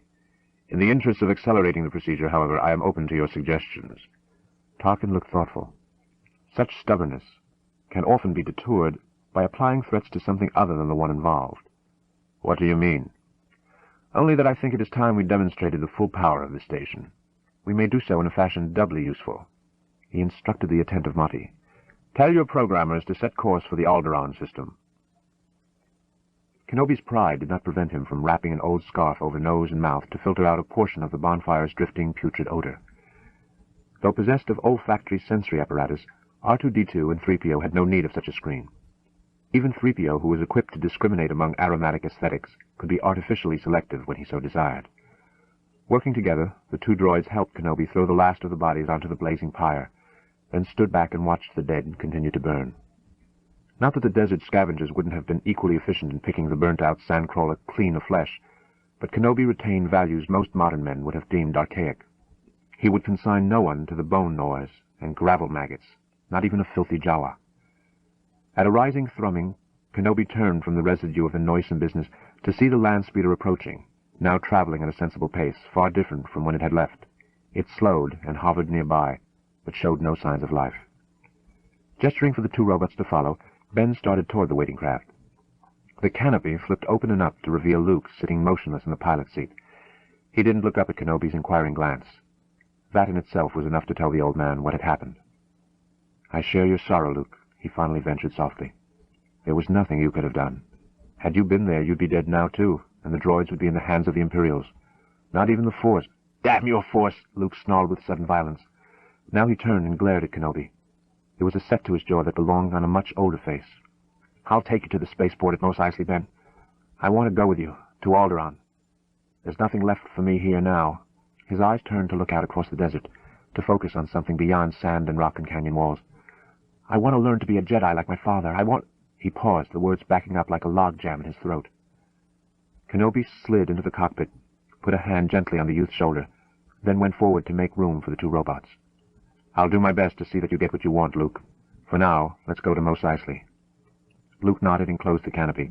The land speeder moved away to the southeast, leaving behind the still smoldering sandcrawler, the Jawa funeral pyre, and the only life Luke had ever known. Leaving the speeder parked near the edge of the sandstone bluff, Luke and Ben walked over and peered down at the tiny regularized bumps erupting from the sun-baked plain below. The haphazard collage of low-grade concrete, stone, and plastoid structures spread outward from a central power and water distribution plant, like the spokes of a wheel. Actually, the town was considerably larger than it appeared, since a good portion of it lay underground. Looking like bomb craters from this distance, the smooth circular depressions of launch stations pockmarked the cityscape. A brisk gale was scouring the tired ground, It whipped the sand about Luke's feet and legs as he adjusted his protective goggles. "There it is," Kenobi murmured, indicating the unimpressive collection of buildings. "Mos Eisley Spaceport. The ideal place for us to lose ourselves while we seek passage off-planet. Not a more wretched collection of villainy and disreputable types exists anywhere on Tatooine. The Empire has been alerted to us, so we must be very cautious, Luke. The population of Mos Eisley should disguise us well." Luke wore a determined look. "I'm ready for anything, Obi-Wan." "I wonder if you comprehend what that might entail, Luke," Kenobi thought, but he only nodded as he led the way back to the land speeder. Unlike Anchorhead, there were enough people in Mos Eisley to require movement in the heat of day. Built from the beginning with commerce in mind, even the oldest of the town's buildings had been designed to provide protection from the twin suns. They looked primitive from the outside, and many were, but oftentimes walls and arches of old stone masked durasteel double walls with circulating coolant flowing freely between. Luke was maneuvering the land speeder through the town's outskirts when several tall, gleaming forms appeared from nowhere and began to close a circle around him. For one panicked moment he considered gunning the engine and racing through the pedestrians and other vehicles. A startlingly firm grip on his arm both restrained and relaxed him. He glanced over to see Kenobi smiling, warning him. So they continued at a normal town cruising speed, Luke hoping that the Imperial troops were bent on business elsewhere. No such luck. One of the troopers raised an armored hand. Luke had no choice but to respond. As he pulled the speeder over, he grew aware of the attention they were receiving from curious passers-by. Worse yet, it seemed that the trooper's attention was in fact reserved not for Kenobi or himself, but for the two unmoving robots seated in the speeder behind them. "How long have you had these droids?" the trooper who had raised his hand barked. Polite formalities were to be dispensed with, it appeared. Looking blank for a second, Luke finally came up with, 3 or 4 seasons, I guess." "They're up for sale if you want them, and the price is right," Kenobi put in, giving a wonderful impression of a desert finagler out to cajole a few quick credits from ignorant Imperials. The trooper in charge did not deign to reply. He was absorbed in a thorough examination of the land speeder's underside. "Did you come in from the south?" he asked. No, Luke answered quickly. "We live in the west, near Bestine Township." "Bestine," the trooper murmured, walking around to study the speeder's front. Luke forced himself to stare straight ahead. Finally, the armored figure concluded his examination. He moved to stand ominously close to Luke and snapped, "Let me see your identification." Surely the man sensed his terror and nervousness by now, Luke thought wildly. His resolution of not long before to be ready to take on anything had already disintegrated under the unwinking stare of this professional soldier. He knew what would happen if they got a look at his formal ID, with the location of his homestead and the names of his nearest relatives on it. Something seemed to be buzzing inside his head. He felt faint. Kenobi leaned over and was talking easily to the trooper. "You don't need to see his identification," the old man informed the Imperial in an extremely peculiar voice. Staring blankly back at him, the officer replied as if it were self-evident, "I don't need to see your identification." His reaction was the opposite of Kenobi's. His voice was normal, but his expression peculiar. "These aren't the droids you're looking for," Kenobi told him pleasantly. "These aren't the droids we're looking for. He can go about his business." "You can go about your business," the metal-masked officer informed Luke. The expression of relief that spread across Luke's face ought to have been as revealing as his previous nervousness, but the Imperial ignored it. "Move along," Kenobi whispered. "Move along," the officer instructed Luke. Unable to decide whether he should salute, nod, or give thanks to the man, Luke settled for nudging the accelerator. The land speeder moved forward, drawing away from the circle of troops. As they prepared to round a corner, Luke risked a glance backward. The officer who had inspected them appeared to be arguing with several comrades, though at this distance Luke couldn't be sure.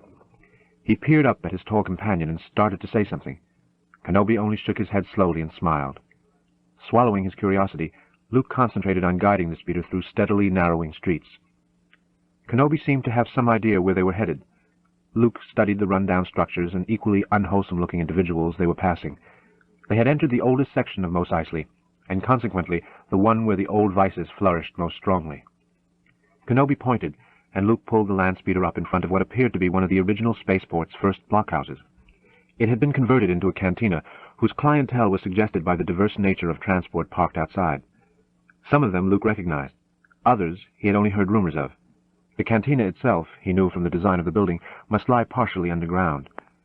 As the dusty but still sleek craft pulled into an open spot, a Jawa materialized from nowhere and began running covetous hands over the metal sides. Luke leaned out and barked something harsh at the subhuman, which caused it to scurry away. "I can't abide those Jawas," murmured 3PO with lofty disdain. "Disgusting creatures." Luke's mind was too full of their narrow escape for him to comment on 3PO's sentiments. "I still can't understand how we got by those troops. I thought we were as good as dead." "The Force is in the mind, Luke, and can sometimes be used to influence others. It's a powerful ally. But as you come to know the Force, you will discover that it can also be a danger." Nodding without really understanding, Luke indicated the run-down, though obviously popular cantina. "Do you really think we can find a pilot here capable of taking us all the way to Alderaan?" Kenobi was exiting from the speeder. "Most of the good independent freighter pilots frequent this place, though many can afford better. They can talk freely here. You should have learned by now, Luke, not to equate ability with appearance." Luke saw the old man's shabby clothing anew and felt ashamed. "Watch yourself, though. This place can be rough." Luke found himself squinting as they entered the cantina. It was darker inside than he would have liked. Perhaps the regular habitués of this place were unaccustomed to the light of day or didn't wish to be seen clearly. It didn't occur to Luke that the dim interior, in combination with the brilliantly lit entrance, permitted everyone inside to see each newcomer before he could see them. Moving inward, Luke was astonished at the variety of beings making use of the bar. There were one-eyed creatures and thousand-eyed, creatures with scales, creatures with fur, some with skin that seemed to ripple and change consistency according to their feelings of the moment. Hovering near the bar itself was a towering insectoid that Luke glimpsed only as a threatening shadow. It contrasted with two of the tallest women Luke had ever seen. They were among the most normal-looking of the outrageous assemblage of humans that mixed freely among alien counterparts. Tentacles, claws, and hands were wrapped around drinking utensils of various sizes and shapes. Conversation was a steady babble of human and alien tongues. Leaning close, Kenobi gestured toward the far end of the bar. A small knot of rough-looking humans lounged there, drinking, laughing, and trading stories of dubious origin. Corellians, pirates most likely. "I thought we were looking for an independent freighter captain with his own ship for hire," Luke whispered back. "So we are, young Luke, so we are," agreed Kenobi. "And there's bound to be one or two adequate for our needs among that group.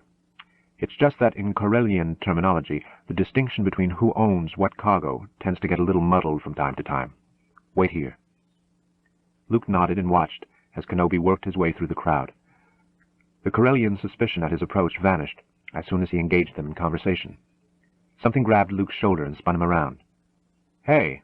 Looking around and struggling to regain his composure, he found himself staring up at an enormous, scruffy-looking human. Luke saw by the man's clothing that he must be the bartender, if not the owner of this cantina. "We don't serve their kind in here," the glaring form growled. "What?" Luke replied dumbly. He still hadn't recovered from his sudden submersion into the cultures of several dozen races. It was rather different from the pool room behind the Anchorhead power station. "You're droids," the bartender explained impatiently, gesturing with a thick thumb. Luke peered in the indicated direction to see R2 and 3PO standing quietly nearby. "They'll have to wait outside. We don't serve them in here. I only carry stuff for organics, not," he concluded with an expression of distaste, "mechanicals." Luke didn't like the idea of kicking 3PO and R2 out, but he didn't know how else to deal with the problem. The bartender didn't appear to be the sort who would readily respond to reason, and when he looked around for old Ben, Luke saw that he was locked in deep conversation with one of the Corellians. Meanwhile, the discussion had attracted the attention of several especially gruesome-looking types who happened to be clustered within hearing range. All were regarding Luke and the two droids in a decidedly unfriendly fashion. Yes, of course," Luke said, realizing this wasn't the time or place to force the issue of droids' rights. "I'm sorry." He looked over at 3PO. "You'd better stay outside with the speeder. We don't want any trouble in here." "I heartily agree with you, sir," 3PO said, his gaze traveling past Luke and the bartender to take in the unfriendly stares at the bar. "I don't feel the need for lubrication at the moment anyway." With R2 waddling in his wake, the tall robot hastily headed for the exit. That finished things as far as the bartender was concerned, but Luke now found himself the subject of some unwanted attention. He abruptly became aware of his isolation, and felt as if at one time or another every eye in the place rested a moment on him, that things human and otherwise were smirking and making comments about him behind his back. Trying to maintain an air of quiet confidence, he returned his gaze to old Ben, and started when he saw what the oldster was talking to now. The Corellian was gone. In its place, Kenobi was chatting with a towering anthropoid that showed a mouthful of teeth when it smiled. Luke had heard about Wookiees, but he had never expected to see one, much less meet one. Despite an almost comical quasi-monkey face, the Wookiee was anything but gentle-looking. Only the large, glowing yellow eyes softened its otherwise awesome appearance. The massive torso was covered entirely with a soft, thick, russet fur. Less appealing cover consisted of a pair of chromed bandoliers, which held lethal projectiles of a type unknown to Luke. Other than these, the Wookiees wore little. Not, Luke knew, that anyone would laugh at the creature's mode of dress. He saw that other denizens of the bar eddied and swirled around the huge form without ever coming too close. All but old Ben. Ben, who was talking to the Wookiee in its own language, quarreling and hooting softly like a native. In the course of the conversation, the old man had occasion to gesture in Luke's direction. Once the huge anthropoid stared directly at Luke and let out a horrifying, howling laugh. Disgruntled by the role he was evidently playing in the discussion, Luke turned away and pretended to ignore the whole conversation. He might be acting unfairly toward the creature, but he doubted that spine-quaking laugh was meant in gentle good fellowship. For the life of him, he couldn't understand what Ben wanted with the monster, or why he was spending his time in guttural conversation with it instead of with the now-vanished Corellians. So he sat and sipped his drink in splendid silence, his eyes roving over the crowd in hopes of meeting a responsive gaze that held no belligerence. Suddenly, something shoved him roughly from behind, so hard he almost fell. He turned angrily, but his fury spent itself in astonishment. He found himself confronted by a large, squarish monstrosity of multiple eyes and indeterminate origin. "Nagola Duwagi Wuldugar," the apparition bubbled challengingly. Luke had never seen its like before. He knew neither its species nor its language. The gabbling might have been an invitation to a fight, a request to share a drink, or a marriage proposal. Despite his ignorance, however, Luke could tell by the way the creature bobbed and wove unsteadily on its pottle supports that it imbibed too much of whatever it considered a pleasing intoxicant. Not knowing what else to do, Luke tried turning back to his own drink while studiously ignoring the creature. As he did so, a thing, a cross between a capybara and a small baboon, bounced over to stand, or squat, next to the quivering Many-Eye. A short, grubby-looking human also approached, and put a companionable arm around the snuffling mass. "He doesn't like you," the stubby human informed Luke in a surprisingly deep voice. "I'm sorry about that," Luke admitted, wishing heartily he were somewhere else. "I don't like you either," the smiling little man went on with brotherly negativity.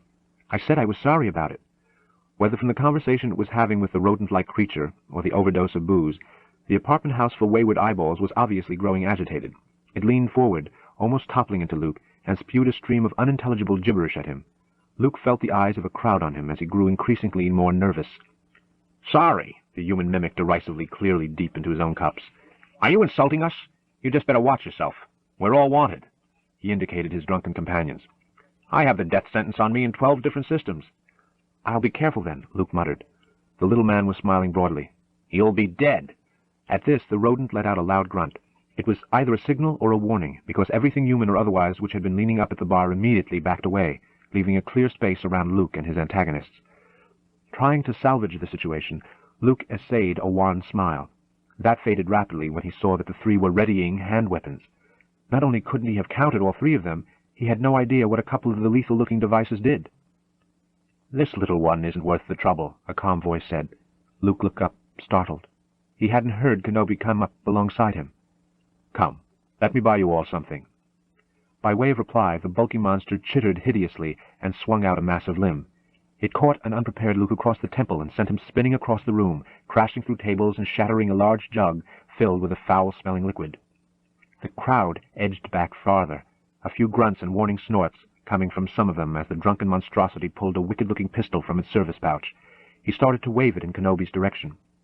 That spurred the heretofore neutral bartender to life. He came charging clumsily around the end of the bar, waving his hands frantically, but still taking care to stay out of range. "No blasters! No blasters! Not in my place!" The rodent thing chattered threateningly at him, while the weapon-wielding Many-Eye spared him a warning grunt. In the split second when the gun and its owner's attention was off him, the old man's hand had moved to the disc slung at his side. The short human started to yell as a fiery blue-white light appeared in the dimness of the cantina. He never finished the yell. It turned into a blink. When the blink was finished, the man found himself lying prone against the bar, moaning and whimpering as he stared at the stump of an arm. In between the start of his yell and the conclusion of the blink, the rodent thing had been cleft cleanly in half down the middle, its two halves falling in opposite directions. The giant multi-ocular creature still stood staring, dazed, at the old human who was poised motionless before it, the shining lightsaber held over his head in a peculiar fashion. The creature's chrome pistol fired once, blowing a hole in the door. Then the torso peeled away as neatly as had the body of the rodent, its two cauterized sections falling in opposite directions to lie motionless on the cool stone. Only then did the suggestion of a sigh escape from Kenobi. Only then did his body appear to relax. Bringing the lightsaber down, he flipped it carefully upward in a reflex saluting motion, which ended with the deactivated weapon resting innocuously on his hip. That final movement broke the total quiet which had enshrouded the room. Conversation resumed, as did the movement of bodies and chairs, the scraping of mugs and pitchers, and other drinking devices on tabletops. The bartender and several assistants appeared to drag the unsightly corpses out of the room, while the mutilated human vanished wordlessly into the crowd, cradling the stump of his gun arm and counting himself fortunate. To all appearances, the cantina had returned to its former state, with one small exception. Ben Kenobi was given a respectful amount of space at the bar. Luke barely heard the renewed conversation. He was still shaken by the speed of the fight, and by the old man's unimagined abilities. As his mind cleared, and he moved to rejoin Kenobi, he could overhear bits and snatches of the talk around him, much of it centered on admiration for the cleanness and finality of the fight. "You're hurt, Luke," Kenobi observed solicitously. Luke felt of the bruise where the big creature had struck him. He started to say, but old Ben cut him off. As if nothing had happened, he indicated the great hairy mass which was shouldering its way through the crowd toward them. "This is Chewbacca," he explained when the anthropoid had joined them at the bar. "He's first mate on a ship that might suit our needs. He'll take us to her captain owner now." "This way," the Wookiee grunted. At least it sounded something like that to Luke. In any case, the huge creature's follow-me gesture was unmistakable. They started to wend their way deeper into the bar, the Wookiee parting the crowd like a gravel storm cutting canyonettes. Out in front of the cantina, 3PO paced nervously next to the landspeeder. Apparently unconcerned, R2-D2 was engaged in animated electronic conversation with a bright red R2 unit belonging to another of the cantina's patrons. What could be taking them so long? They went to hire one ship, not a fleet. Abruptly, 3PO paused, beckoning silently for R2 to be quiet. 2 Imperial troopers had appeared on the scene. They were met by an unkempt human who had emerged almost simultaneously from the depths of the cantina. "I do not like the look of this," the tall droid murmured. Luke had appropriated someone else's drink from a waiter's tray as they made their way to the rear of the cantina. He gulped at it with the giddy air of one who feels himself under divine protection. That safe he was not, but in the company of Kenobi and the giant Wookiee, he began to feel confident that no one in the bar would assault him with so much as a dirty look. In a rear booth, they encountered a sharp-featured young man perhaps 5 years older than Luke, perhaps a dozen. It was difficult to tell. He displayed the openness of the utterly confident, or the insanely reckless. At their approach, the man sent the humanoid wench who had been wriggling on his lap on her way, with a whispered something which left a wide, if inhuman, grin on her face. The Wookiee, Chewbacca, rumbled something at the man, and he nodded in response, glancing up at the newcomers pleasantly. "You're pretty handy with that saber, old man. Not often does one see that kind of swordplay in this part of the Empire anymore." He downed a prodigious portion of whatever filled his mug. "I'm Han Solo, captain of the Millennium Falcon." Suddenly he became all business. "Chewie tells me you're looking for passage to the Alderaan system." "That's right, son, if it's on a fast ship," Kenobi told him. Solo didn't bridle at the son. "Fast ship? You mean you've never heard of the Millennium Falcon?" Kenobi appeared amused. "Should I? It's the ship that made the Kessel run in less than 12 standard time parts," Solo told him indignantly. "I've outrun Imperial starships and Corellian cruisers. I think she's fast enough for you, old man." His outrage subsided rapidly. "What's your cargo?" "Only passengers. Myself, the boy, and 2 droids. No questions asked." "No questions." Solo regarded his mug, finally looked up. "Is it local trouble?"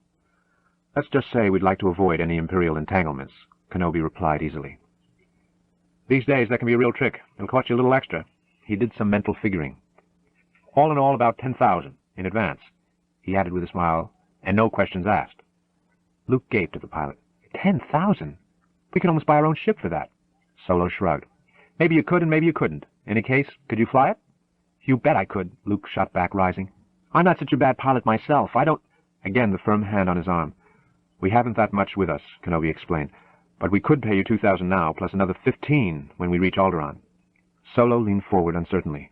15? You can really get your hands on that kind of money?" "I promise it, from the government on Alderaan itself. At the worst, you'll have earned an honest fee, 2,000. But Solo seemed not to hear the last. 17,000.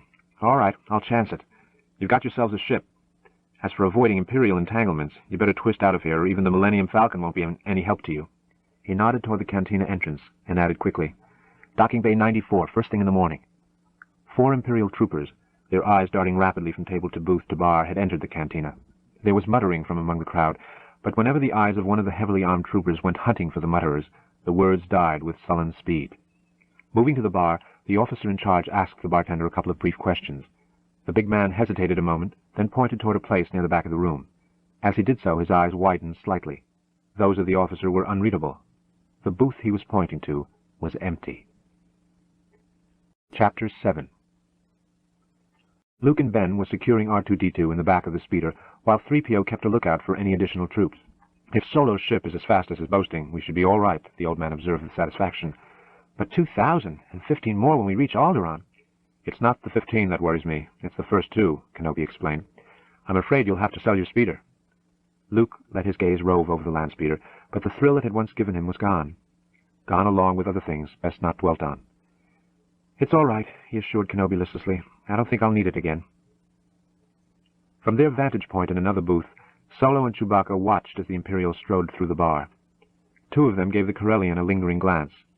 Chewbacca growled once, and the 2 soldiers hurried their pace somewhat. Solo grinned sardonically, turning to his partner.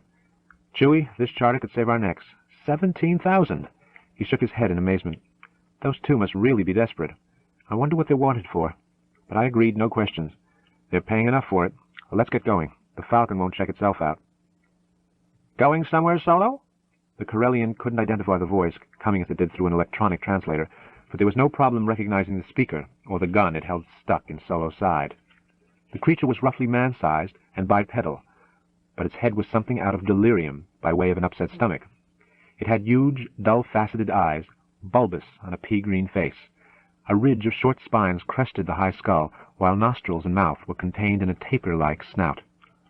"As a matter of fact," Solo replied slowly, "I was just on my way to see your boss. You can tell Jabba I've got the money I owe him." "That's what you said yesterday, and last week, and the week prior to that. It's too late, Solo. I'm not going back to Jabba with another of your stories." "But I've really got the money this time," Solo protested. "Fine. I'll take it now, please." Solo sat down slowly. Jabba's minions were apt to be cursed with nervous trigger fingers. The alien took the seat across from him, the muzzle of the ugly little pistol never straying from Solo's chest. "I haven't got it here with me. Tell Jabba—" "It's too late, I think. Jabba would rather have your ship." "Over my dead body," Solo said unamiably. The alien was not impressed. "If you insist. Will you come outside with me, or must I finish it here?" "I don't think they'd like another killing in here," Solo pointed out. Something which might have been a laugh came from the creature's translator. "They'd hardly notice. Get up, Solo. I've been looking forward to this for a long time. You've embarrassed me in front of Jabba with your pious excuses for the last time." "I think you're right." Light and noise filled the little corner of the cantina, and when it had faded, all that remained of the unctuous alien was a smoking, slimy spot on the stone floor. Solo brought his hand and the smoking weapon it held out from beneath the table, drawing bemused stares from several of the cantina's patrons and clucking sounds from its more knowledgeable ones. They had known the creature had committed its fatal mistake in allowing Solo the chance to get his hands under cover. "It'll take a lot more than the likes of you to finish me off. Jabba the Hutt always did skimp when it came to hiring his hands." Leaving the booth, Solo flipped the bartender a handful of coins as he and Chewbacca moved off. "Sorry for the mess. I always was a rotten host." Heavily armed troopers hurried down the narrow alleyway, glowering from time to time at the darkly clad beings who hawked exotic goods from dingy little stalls. Here in Mos Eisley's inner regions, the walls were high and narrow, turning the passageway into a tunnel. No one stared angrily back at them. No one shouted imprecations or mouthed obscenities. These armored figures moved with the authority of the Empire, their sidearms boldly displayed and activated. All around, men, not men, and mechanicals were crouched in waste-littered doorways. Among accumulations of garbage and filth, they exchanged information and concluded transactions of dubious legality. A hot wind moaned down the alleyway, and the troopers closed their formation. Their precision and order masked a fear of such claustrophobic quarters. One paused to check a door, only to discover it tightly locked and bolted. A sand-encrusted human shambling nearby visited a half-mad harangue on the trooper. Shrugging inwardly, the soldier gave the crazy human a sour eye before moving on down the alley to join up again with his fellows. As soon as they were well past, the door slid open a crack, and a metallic face peered out. Below 3PO's leg, a squat barrel shape struggled for a view. "I would rather have gone with Master Luke than stay here with you. Still, orders are orders. I don't quite know what all the trouble is about, but I'm sure it must be your fault." R2 responded with a near impossibility, a sniggering beep. "You watch your language," the taller machine warned. The number of old land speeders and other powered transport in the dusty lot, which was still capable of motion, could be counted on the fingers of one hand. But that was not the concern of Luke and Ben as they stood bargaining with the tall, slightly insectoid owner. They were not here to buy, but to sell. None of the passers-by favored the hagglers with so much as a curious glance. Similar transactions, which were the business of no one but the transactors, took place 1,000 times daily in Mos Eisley. Eventually there were no more pleas or threats to be exchanged. As though doling out vials of his own blood, the owner finalized the sale by passing a number of small metal shapes to Luke. Luke and the insectoid traded formal goodbyes, and then they parted, each convinced he had gotten the better of the deal. He says it's the best he can do. Since the XP-38 came out, they just aren't in demand anymore, Luke sighed. Don't look so discouraged, Kenobi chided him. What you've obtained will be sufficient. I've enough to cover the rest. Leaving the main street, they turned down an alleyway and walked past a small robot herding along a clutch of creatures resembling attenuated anteaters. As they rounded the corner, Luke strained for a forlorn glimpse of the old landspeeder, his last link with his former life. Then there was no more time for looking back. Something short and dark, that might have been human underneath all its wrappings, stepped out of the shadows as they moved away from the corner. It continued staring after them as they disappeared down a bend in the walkway. The docking bay entrance to the small saucer-shaped spacecraft was completely ringed by half a dozen men and aliens, of which the former were by half the most grotesque. A great mobile tub of muscle and suet, topped by a shaggy scarred skull, surveyed the semicircle of armed assassins with satisfaction. Moving forward from the center of the crescent, he shouted toward the ship, "Come on out, Solo. We've got you surrounded." "If so, you're facing the wrong way," came a calm voice. Jabba the Hutt jumped, in itself a remarkable sight. His lackeys likewise whirled, to see Han Solo and Chewbacca standing behind them. "You see, I've been waiting for you, Jabba." "I expected you would be," the Hutt admitted, at once pleased and alarmed by the fact that neither Solo nor the big Wookiee appeared to be armed. "I'm not the type to run," Solo said. "Run? Run from what?" Jabba countered. The absence of visible weapons bothered Jabba more than he cared to admit to himself. There was something peculiar here, and it would be better to make no hasty moves until he discovered what was amiss. "Han, my boy, there are times when you disappoint me. I merely wish to know why you haven't paid me, as you should have long ago, and why did you have to fry poor Greedo like that? After all you and I have been through together." Solo grinned tightly. "Shove it, Jabba. There isn't enough sentiment in your body to warm an orphan bacterium. As for Greedo, you sent him to kill me." "Why, Han," Jabba protested in surprise. "Why would I do that? You're the best smuggler in the business. You're too valuable to fry. Greedo was only relaying my natural concern at your delays. He wasn't going to kill you." "I think he thought he was. Next time, don't send one of those hired twerps if you got something to say. Come see me yourself." Jabba shook his head and his jowls shook, lazy, fleshy echoes of his mock sorrow. Han, if only you hadn't had to dump that shipment of spice. You understand. I just can't make an exception. Where would I be if every pilot who smuggled for me dumped his shipment at the first sign of an Imperial warship, and then simply showed empty pockets when I demanded recompense? It's not good business. I can be generous and forgiving, but not to the point of bankruptcy. You know, even I get bored at sometimes, Jabba. Did you think I dumped that spice because I got tired of its smell? I wanted to deliver it as much as you wanted to receive it. I had no choice. Again the sardonic smile. As you say, I'm too valuable to fry, but I've got a charter now, and I can pay you back, plus a little extra. I just need some more time. I can give you 1,000 on account, the rest in 3 weeks. The gross form seemed to consider, then directed his next words not to Solo but to his hirelings. "Put your blasters away." His gaze and a predatory smile turned to the wary Corellian. "Han, my boy, I'm only doing this because you're the best, and I'll need you again sometime. So out of the greatness of my soul and a forgiving heart, and for an extra, say, 20%, I'll give you a little more time." The voice nearly cracked with restraint. "But this is the last time. If you disappoint me again, if you trample my generosity in your mocking laughter, I'll put a price on your head so large you won't be able to go near a civilized system for the rest of your life, because at everyone your name and face will be known to men who'll gladly cut your guts out for 1/10 of what I'll promise them." "I'm glad we both have my best interest at heart," replied Solo pleasantly, as he and Chewbacca started past the staring eyes of the Hutt's hired guns. "Don't worry, Jabba. I'll pay you, but not because you threaten me. I'll pay you because it's my pleasure." "They're starting to search the spaceport central," the commander declared, having to alternately run a couple of steps and then walk to keep pace with the long strides of Darth Vader. The Dark Lord was deep in thought as he strode down one of the battle station's main corridors, trailed by several aides. "The reports are just starting to come in," the commander went on. "It's only a matter of time before we have those droids. Send in more men if you have to. Never mind the protests of the planetary governor. I must have those droids. It's her hope of that data being used against us that is the pillar of her resistance to the mind probes." "I understand, Lord Vader. Until then, we must waste our time with Governor Tarkin's foolish plan to break her." "There's Docking Bay 94, Luke told Kenobi, and the robots who had rejoined them. And there's Chewbacca. He seems excited about something." Indeed, the big Wookiee was waving over the heads of the crowd and jabbering loudly in their direction. Speeding their pace, none of the foursome noticed the small, dark-clad thing that had followed them from the transporter lot. The creature moved into the doorway and pulled a tiny transmitter from a pouch concealed by its multifold robes. The transmitter looked far too new and modern to be in the grasp of so decrepit a specimen, yet its manipulator was speaking into it with steady assurance. Docking Bay 94, Luke noted, was no different in appearance from a host of other grandiosely named docking bays scattered throughout Mos Eisley. It consisted mostly of an entrance rampway and an enormous pit gouged from the rocky soil. This served as clearance radii for the effects of the simple anti-grav drive which boosted all spacecraft clear of the gravitational field of the planet. The mathematics of space drive was simple enough even to Luke.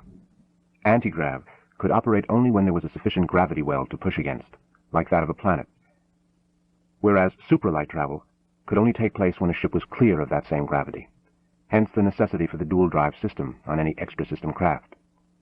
The pit which formed Docking Bay 94 was as shabbily cut and run down as the majority of Mos Eisley. Its sloping sides were crumbling in places instead of being smoothly fashioned, as they were on more populous worlds. Luke felt it formed the perfect setting for the spacecraft Chewbacca was leading them toward. That battered ellipsoid, which could only loosely be labeled a ship, appeared to have been pieced together out of old hull fragments and components discarded as unusable by other craft. The wonder of it, Luke mused, was that the thing actually held its shape. Trying to picture this vehicle as spaceworthy would have caused him to collapse in hysteria, were the situation not so serious. But to think of traveling to Alderaan in this pathetic... "What a piece of junk," he finally murmured, unable to hide his feelings any longer. They were walking up the rampway toward the open port.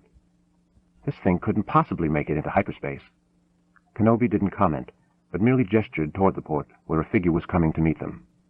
Either Solo had supernaturally acute hearing, or else he was used to the reaction the sight of the Millennium Falcon produced in prospective passengers. "She may not look like much," he confessed as he approached them, "but she's all go. I've added a few unique modifications to her myself. In addition to piloting, I like to tinker. She'll make 0.5 factors beyond light speed." Luke scratched his head as he tried to reassess the craft in view of its owner's claims. Either the Corellian was the biggest liar this side of the galactic center, or there was more to this vessel than met the eye. Luke thought back once more to Old Ben's admonition never to trust surface impressions, and decided to reserve judgment on the ship and its pilot until after he had watched them in operation. Chewbacca had lingered behind at the docking bay entrance.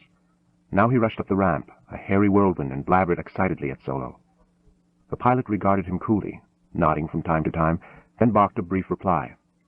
The Wookiee charged into the ship, pausing only to urge everyone to follow. "We seem to be a bit rushed," Solo explained cryptically, "so if you'll hurry aboard, we'll be off." Luke was about to venture some questions, but Kenobi was already prodding him up the ramp. The droids followed.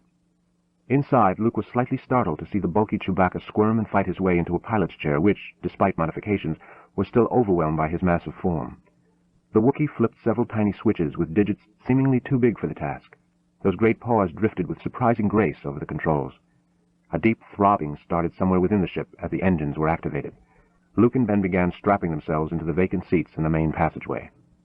Outside the docking bay entrance, a long, leathery snout protruded from dark folds of cloth, and somewhere in the depths, to either side of that imposing proboscis, eyes stared intently. They turned, along with the rest of the head, as a squad of 8 Imperial troops rushed up. Perhaps not surprisingly, they headed straight for the enigmatic figure who whispered something to the lead trooper and gestured to the docking bay. The information must have been provocative. Activating their weapons and raising them to firing position, the troops charged en masse down the docking bay entrance. A glint of light on moving metal caught Solo's eye as the unwelcome outlines of the first troops showed themselves. Solo thought it unlikely they would pause to engage in casual conversation. His suspicion was confirmed before he could open his mouth to protest their intrusion, as several dropped to their knees and opened fire on him. Solo ducked back inside, turning to yell forward, "Chewie, deflector shields, quick! Get us out of here!" A throaty roar of acknowledgement came back to him. Drawing his own pistol, Solo managed to snap off a couple of bursts from the comparative safety of the hatchway. Seeing that their quarry was neither helpless nor comatose, the exposed troops dove for cover. The low throbbing rose to a whine, then to a deafening howl as Solo's hand came down on the quick-release button. Immediately the overhead hatch cover slammed shut.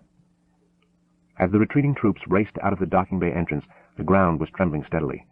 They ran smack into a second squad which had just arrived in response to the rapidly spreading emergency call. One of the soldiers, gesticulating wildly, tried to explain to the newly arrived ranking officer what had happened back in the bay. As soon as the panting trooper had finished, the officer whipped out a compact communicator and shouted into it, "Flight deck! They're trying to escape! Send everything you've got after the ship!" All across Mos Eisley, alarms began to sound, spreading out from Docking Bay 94 in concentric circles of concern. Several soldiers scouring one alleyway reacted to the citywide alarm at the same time as they saw the small freighter lift gracefully into the clear blue sky above Mos Eisley. It shrank to a pinpoint before any of them thought to bring a weapon to bear. Luke and Ben were already undoing their acceleration straps as Solo walked past them, moving toward the cockpit with the easy, loose-limbed stride of the experienced spacer. Once forward, he fell rather than sat in the pilot's seat and immediately began checking readouts and gauges. In the seat next to him, Chewbacca was growling and grunting like a poorly tuned speeder engine. He turned from studying his own instruments long enough to jab a massive finger at the tracking screen. Solo gave it a quick glance, then turned irritably to his own panel. I know. Looks like 2, maybe 3 destroyers. Somebody certainly dislikes our passengers. Sure picked ourselves a hot one this time. Try to hold them off somehow until I can finish the programming for the super light jump. Angle the deflectors for maximum shielding. With those instructions, he ceased conversing with the huge Wookiee as his hands flew over the computer input terminals. Solo did not even turn around when a small cylindrical shape appeared in the doorway behind him. R2-D2 beeped a few remarks, then scurried away. Rear scanners showed the baleful lemon eye of Tatooine shrinking rapidly behind them. It wasn't rapid enough to eliminate the 3 points of light that indicated the presence of the pursuing Imperial warships.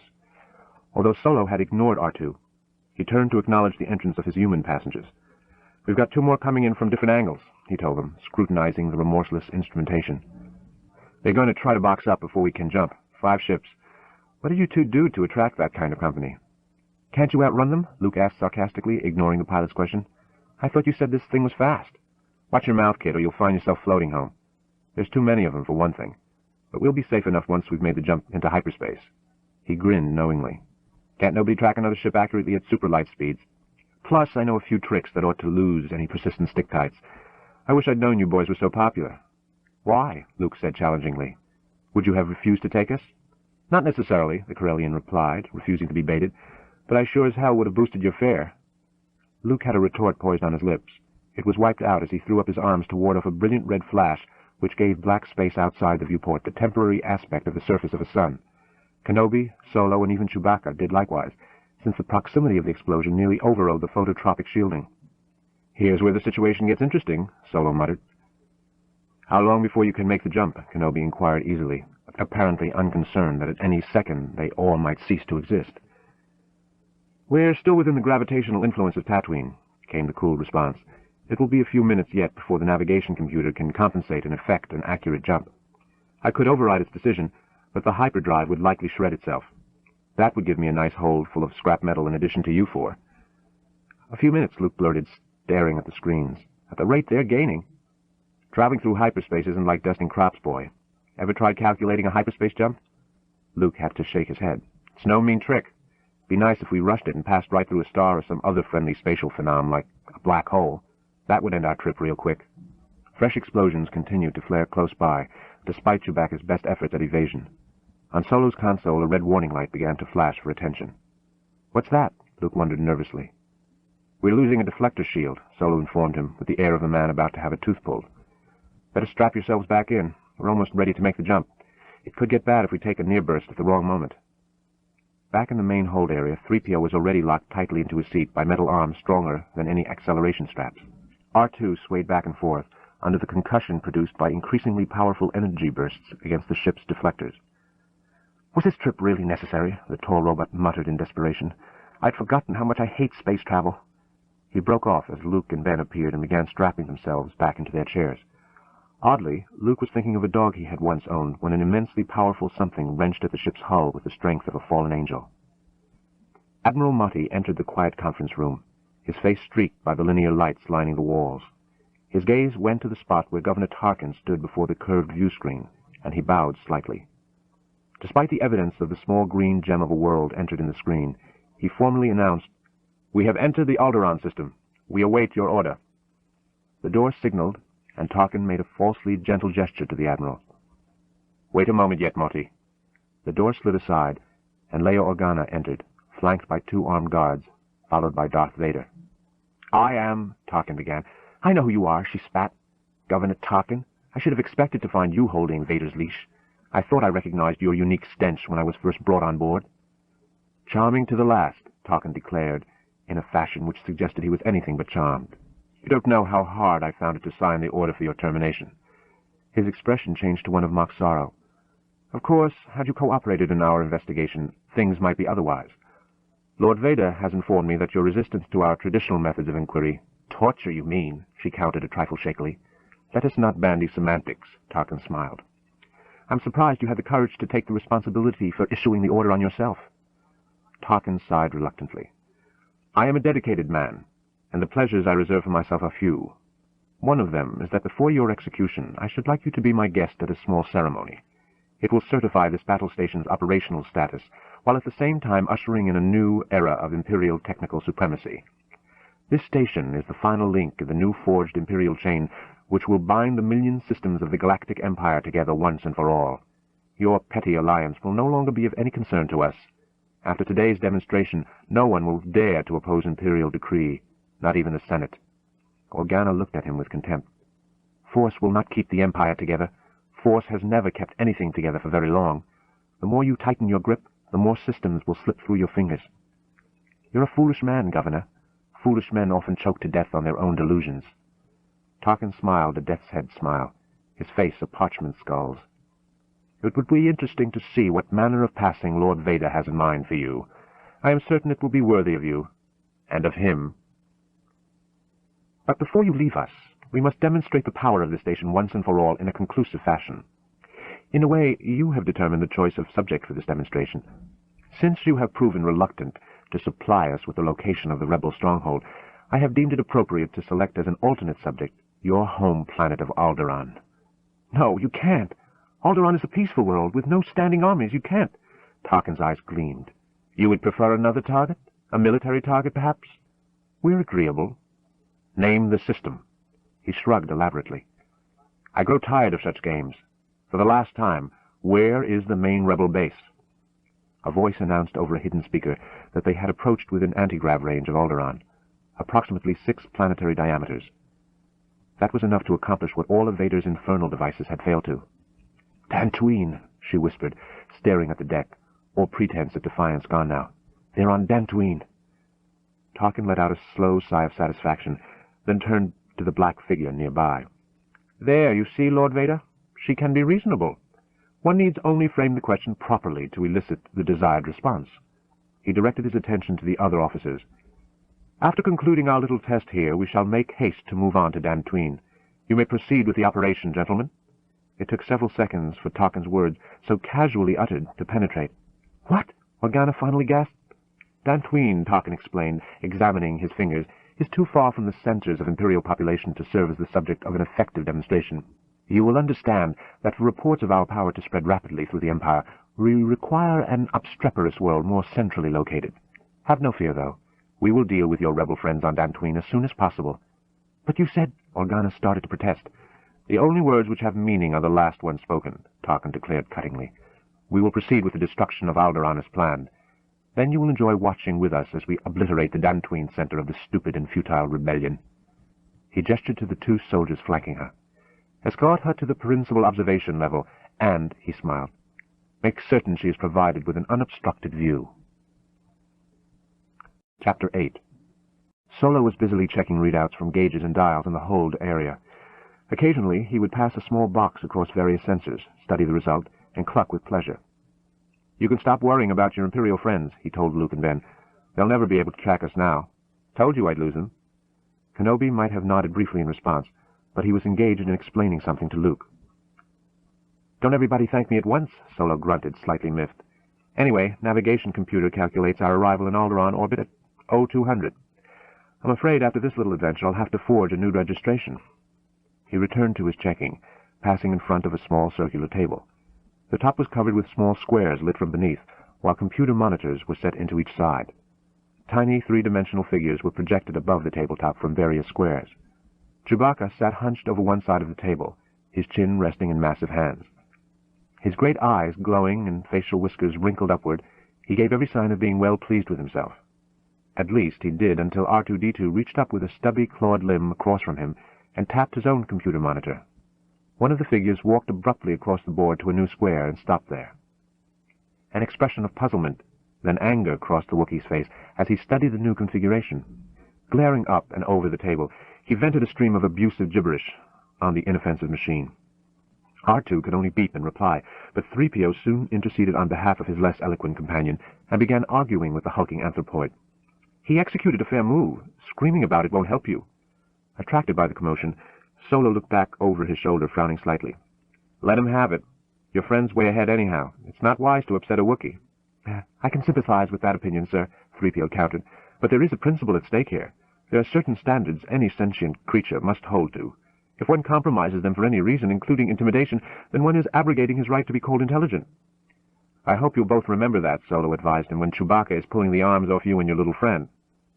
"Besides that, however," 3PO continued without missing a beat, "being greedy or taking advantage of someone in a weakened position is a clear sign of poor sportsmanship." That elicited a beep of outrage from R2, and the two robots were soon engaged in violent electronic argument, while Chewbacca continued jabbering at each in turn, occasionally waving at them through the translucent pieces waiting patiently on the board. Oblivious to the altercation, Luke stood frozen in the middle of the hold. He held an activated lightsaber in position over his head. A low hum came from the ancient instrument, while Luke lunged and parried under Ben Kenobi's instructive gaze. As Solo glanced from time to time at Luke's awkward movements, his lean features were sprinkled with smugness. "No, Luke, your cuts should flow, not be so choppy," Kenobi instructed gently. "Remember, the Force is omnipresent. It envelops you as it radiates from you. A Jedi warrior can actually feel the Force as a physical thing." "It is an energy field, then?" Luke inquired. "It is an energy field and something more," Kenobi went on, almost mystically. "An aura that at once controls and obeys. It is a nothingness that can accomplish miracles." He looked thoughtful for a moment. No one, not even the Jedi scientists, were able to truly define the Force. Possibly no one ever will. Sometimes there is as much magic as science in the explanations of the Force. Yet what is a magician but a practicing theorist? Now let's try it again. The old man was hefting a silvery globe about the size of a man's fist. It was covered with fine antennae, some as delicate as those of a moth. He flipped it toward Luke and watched as it halted a couple of meters away from the boy's face. Luke readied himself as the ball circled him slowly, turning to face it as it assumed a new position. Abruptly, it executed a lightning-swift lunge, only to freeze about a meter away. Luke failed to succumb to the feint, and the ball soon backed off. Moving slowly to one side in an effort to get around the ball's 4 sensors, Luke drew the saber back preparatory to striking. As he did so, the ball darted in behind him. A thin pencil of red light jumped from one of the antennae to the back of Luke's thigh, knocking him to the deck even as he was bringing his saber around. Too late.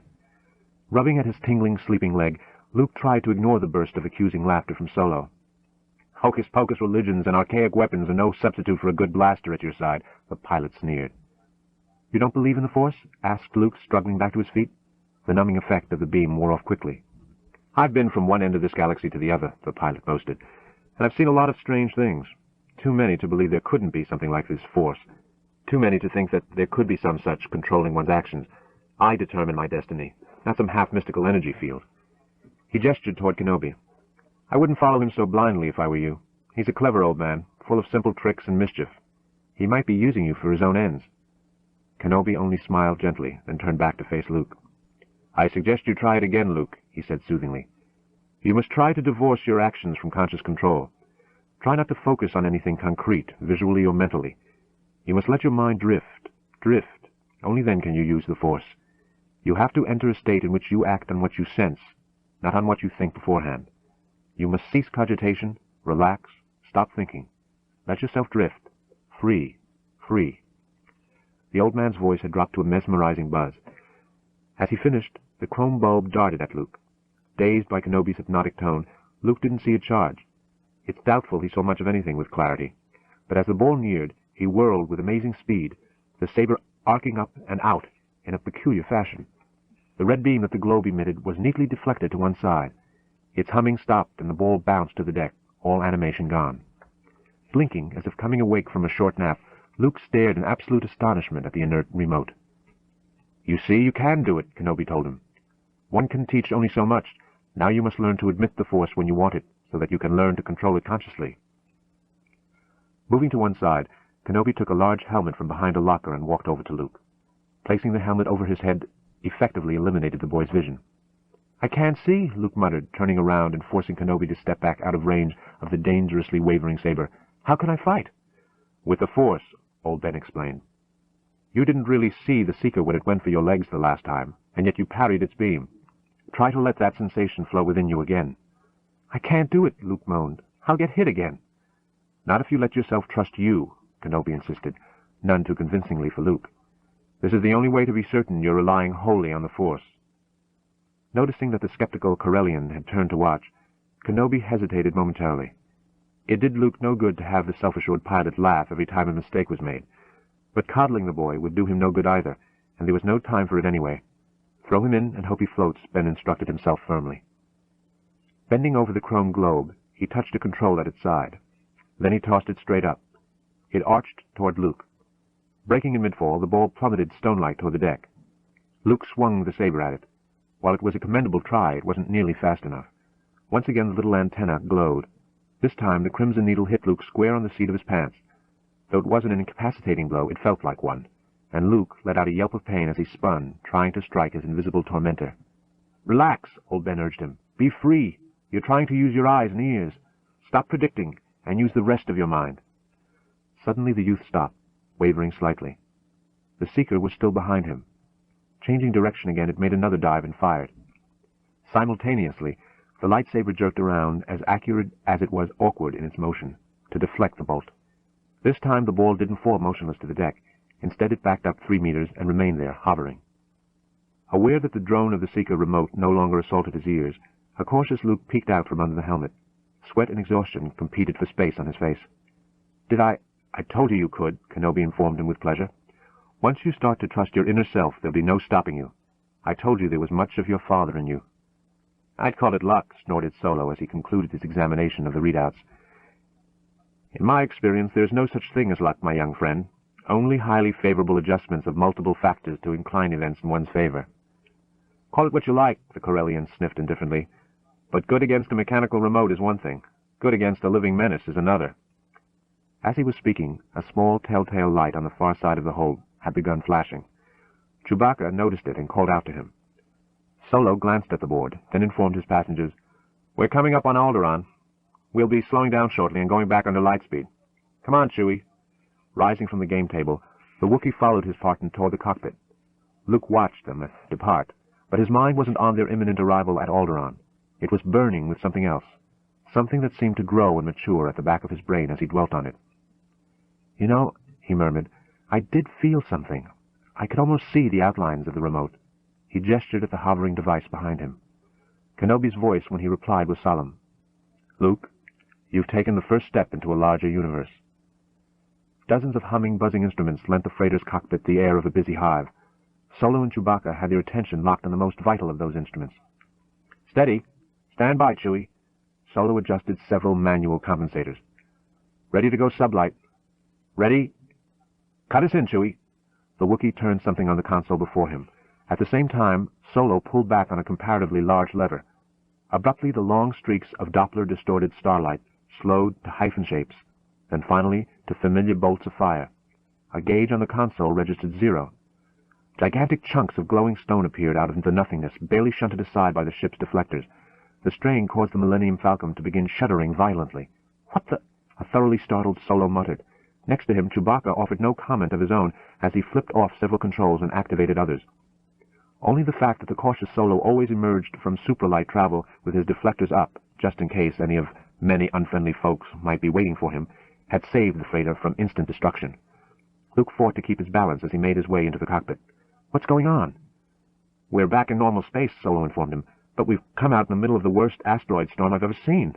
It's not on any of our charts." He peered hard at several indicators. "According to the Galactic Atlas, our position is correct. Only one thing is missing. Alderaan." "Missing? But that's crazy." "I won't argue with you," the Corellian replied grimly, "but look for yourself." He gestured out the port. "I've triple-checked the coordinates. There's nothing wrong with the nav pewter. We ought to be standing out 1 planetary diameter from the surface. The planet's glow should be filling the cockpit, but there's nothing out there. Nothing but debris." He paused. "Judging from the level of wild energy outside and the amount of solid waste, I guess that Alderaan's been blown away. Totally." "Destroyed?" Luke whispered, overwhelmed at the specter raised by such an unimaginable disaster. "But how?" "The Empire," a voice declared firmly. Ben Kenobi had come in behind Luke, and his attention was held by the emptiness ahead, as well as the import behind it.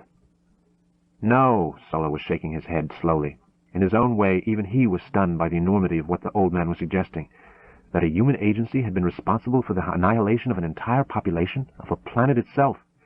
No, the entire Imperial fleet couldn't have done this. It would take 1,000 ships, massing a lot more firepower than has ever existed. I wonder if we should get out of here, Luke was murmuring, trying to see around the rims of the port. If by some chance it was the Empire. I don't know what's happened here, an angry Solo cursed, but I'll tell you one thing. The Empire's muffled alarms began humming loudly as a synchronous light flashed on the control console. Solo bent to the appropriate instrumentation. Another ship, he announced. Can't judge the type yet. A survivor, maybe. Someone who might know what happened, Luke ventured hopefully. Ben Kenobi's next words shattered more than that hope. That's an Imperial fighter. Chewbacca suddenly gave an angry bark. A huge flower of destruction blossomed outside the port, battering the freighter violently. A tiny double-winged ball raced past the cockpit port. It followed us, Luke shouted. From Tatooine? It couldn't have, objected a disbelieving Solo. Not in hyperspace. Kenobi was studying the configuration the tracking screen displayed. You're quite right, Han. It's the short-range TIE fighter. But where did it come from, the Corellian wanted to know. There are no Imperial bases near here. It couldn't have been a TIE job. You saw it pass. I know, it looked like a TIE fighter, but what about a base? It's leaving in a big hurry, Luke noted, studying the tracker. No matter where it's going, if it identifies us, we're in big trouble. Not if I can help it, Solo declared. Chewie, jam its transmission. Lay in a pursuit course. It would be best to let it go, Kenobi ventured thoughtfully. It's already too far out of range. Not for long. Several minutes followed, during which the cockpit was filled with a tense silence. All eyes were on the tracking screen and viewport. At first, the Imperial fighter tried a complex evasive course, to no avail. The surprisingly maneuverable freighter hung tight on its tail, continuing to make up the distance between them. Seeing that he couldn't shake his pursuers, the fighter pilot had obviously opened up his tiny engine all the way. Ahead, one of the multitude of stars was becoming steadily brighter. Luke frowned. They were moving fast, but not nearly fast enough for any heavenly object to brighten so rapidly. Something here didn't make sense. Impossible for a fighter that small to be this deep in space on its own, Solo observed. It must have gotten lost, been part of a convoy or something, Luke hypothesized. Solo's comment was gleeful. Well, he won't be around long enough to tell anyone about us. We'll be on top of him in a minute or two. The star head continued to brighten, its glow evidently coming from within. It assumed a circular outline. He's heading for that small moon, Luke murmured. The Empire must have an outpost there, Solo admitted, although according to the Atlas, Alderaan had no moons. He shrugged it off. Galactic topography was never one of my best subjects. I'm only interested in worlds and moons with customers on them, but I think I can get him before he gets there. He's almost in range. They drew steadily nearer. Gradually, craters and mountains on the moon became visible. Yet there was something extremely odd about them. The craters were far too regular in outline, the mountains far too vertical, canyons and valleys impossibly straight and regularized. Nothing as capricious as volcanic action had formed those features. That's no moon, Kenobi breathed softly. That's a space station. But it's too big to be a space station, Solo objected. The size of it! It can't be artificial. It can't. I have a very strange feeling about this, was Luke's comment. Abruptly, the usual calm, Kenobi was shouting. Turn the ship around! Let's get out of here! Yes, I think you're right, old man. Full reverse, Chewie. The Wookiee started adjusting controls, and the freighter seemed to slow, arcing around in a broad curve. The tiny fighter leaped instantly toward the monster station until it was swallowed up by its overpowering bulk. Chewbacca chattered something at Solo as the ship shook and strained against unseen forces. Lock in auxiliary power, Solo ordered. Gauges began to whine in protest, and by ones and twos every instrument on the control console sequentially went berserk. Try as he might, Solo couldn't keep the surface of the gargantuan station from looming steadily larger, until it became the heavens. Luke stared wildly at secondary installations as big as mountains, dish antennae larger than all of Mos Eisley. Why are we still moving toward it? Too late, Kenobi whispered softly. A glance at Solo confirmed his concern. We're caught in a tractor beam, strongest one I ever saw. It's dragging us in, the pilot murmured. You mean there's nothing you can do? Luke asked, feeling unbelievably helpless. Solo studied the overloaded sensor readouts and shook his head. Not against this kind of power. I'm on full power myself, kid, and it's not shifting out of course a fraction of a degree. It's no use. I'm going to have to shut down or we'll melt our engines. But they're not going to suck me up like so much dust without a fight. He started to vacate the pilot's chair, but was restrained by an aged yet powerful hand on his shoulder. An expression of concern was on the old man's face, and yet a suggestion of something somewhat less funereal. If it's a fight you cannot win, well, my boy, there are always alternatives to fighting. The true size of the battle station became apparent as the freighter was pulled closer and closer. Running around the station's equator was an artificial cluster of metal mountains, docking ports stretching beckoning fingers nearly 2 kilometers above the surface. Now only a minuscule speck against the gray bulk of the station, the Millennium Falcon was sucked toward one of those steel pseudopods and finally swallowed by it. A lake of metal closed off the entryway, and the freighter vanished as if it had never existed. Vader stared at the motley array of stars displayed on the conference room map, while Tarkin and Admiral Motti conferred nearby. Interestingly, the first use of the most powerful destructive machine ever constructed had seemingly had no influence at all on that map, which in itself represented only a tiny fraction of this section of one modest-sized galaxy. It would take a micro-breakdown of a portion of this map to reveal a slight reduction in spatial mass, caused by the disappearance of Alderaan. Alderaan with its many cities, farms, factories, and towns, and traitors, Vader reminded himself. Despite his advances in intricate technological methods of annihilation, the actions of mankind remained unnoticeable to an uncaring, unimaginably vast universe. If Vader's grandest plans ever came to pass, all that would change. He was well aware that despite all their intelligence and drive, the vastness and wonder were lost on the two men who continued to chatter monkey-like behind him. Tarkin and Motti were talented and ambitious, but they saw things only on the scale of human pettiness. It was a pity, Vader thought, that they did not possess the scope to match their abilities. Still, neither man was a Dark Lord. As such, little more could be expected of them. These two were useful now, and dangerous, but someday they, like Alderaan, would have to be swept aside. For now he could not afford to ignore them, and while he would have preferred the company of equals, he had to admit reluctantly that at this point he had no equals. Nonetheless, he turned to them and insinuated himself into their conversation. The defense systems on Alderaan, despite the Senator's protestations to the contrary, were as strong as any in the Empire. I should conclude that our demonstration was as impressive as it was thorough. Tarkin turned to him, nodding. The Senate is being informed of our action at this very moment. Soon we will be able to announce the extermination of the Alliance itself, as soon as we have dealt with their main military base. Now that their main source of munitions, Alderaan, has been eliminated, the rest of those systems, with secessionist inclinations, will fall in line quickly enough, you'll see. Tarkin turned as an Imperial officer entered the chamber. Yes, what is it, Cass? The unlucky officer wore the expression of the mouse chosen to bell the cat. Governor, the advanced scouts have reached and circumnavigated Tatooine. They have found the remains of a rebel base, which they estimate has been deserted for some time. Years, possibly. They are proceeding with an extensive survey of the remainder of the system. Tarkin turned apoplectic, his face darkening to a fine pomegranate fury. She lied! She lied to us! No one could see, but it seemed that Vader must have smiled behind his mask. Then we are even in the first exchange of truths. I told you she would never betray the rebellion, unless she thought her confession could somehow destroy us in the process. Terminate her immediately, the governor was barely able to form words. Calm yourself, Tarkin, Vader advised him. You would throw away our only link to the real rebel base so casually? She can still be of value to us. Phaw, you just said it yourself, Vader. We'll get nothing more out of her. I'll find that hidden fortress if I have to destroy every star system in this sector. A quiet yet demanding beep interrupted him. Yes, what is it? He inquired irritably. A voice reported over an unseen speaker. Sirs, we've captured a small freighter that was entering the remains of Alderaan. A standard check indicates that its markings apparently matched that of the ship which blasted its way out of the quarantine at Mos Eisley, Tatooine system, and went hyper before the Imperial blockade craft there could close on it. Tarkin looked puzzled. Mos Eisley? Tatooine? What is this? What's this all about, Vader? It means, Tarkin, that the last of our unresolved difficulties is about to be eliminated. Someone apparently received the missing data tapes, learned to transcribe them, and was trying to return them to her. We may be able to facilitate their meeting with the Senator. Tarkin started to say something, hesitated, then nodded in understanding. How convenient. I leave this matter in your hands, Vader. The Dark Lord bowed slightly, a gesture which Tarkin acknowledged with a perfunctory salute. Then he spun and strode from the room, leaving Motti looking from man to man in confusion. The freighter sat listlessly in the docking hangar of the huge bay.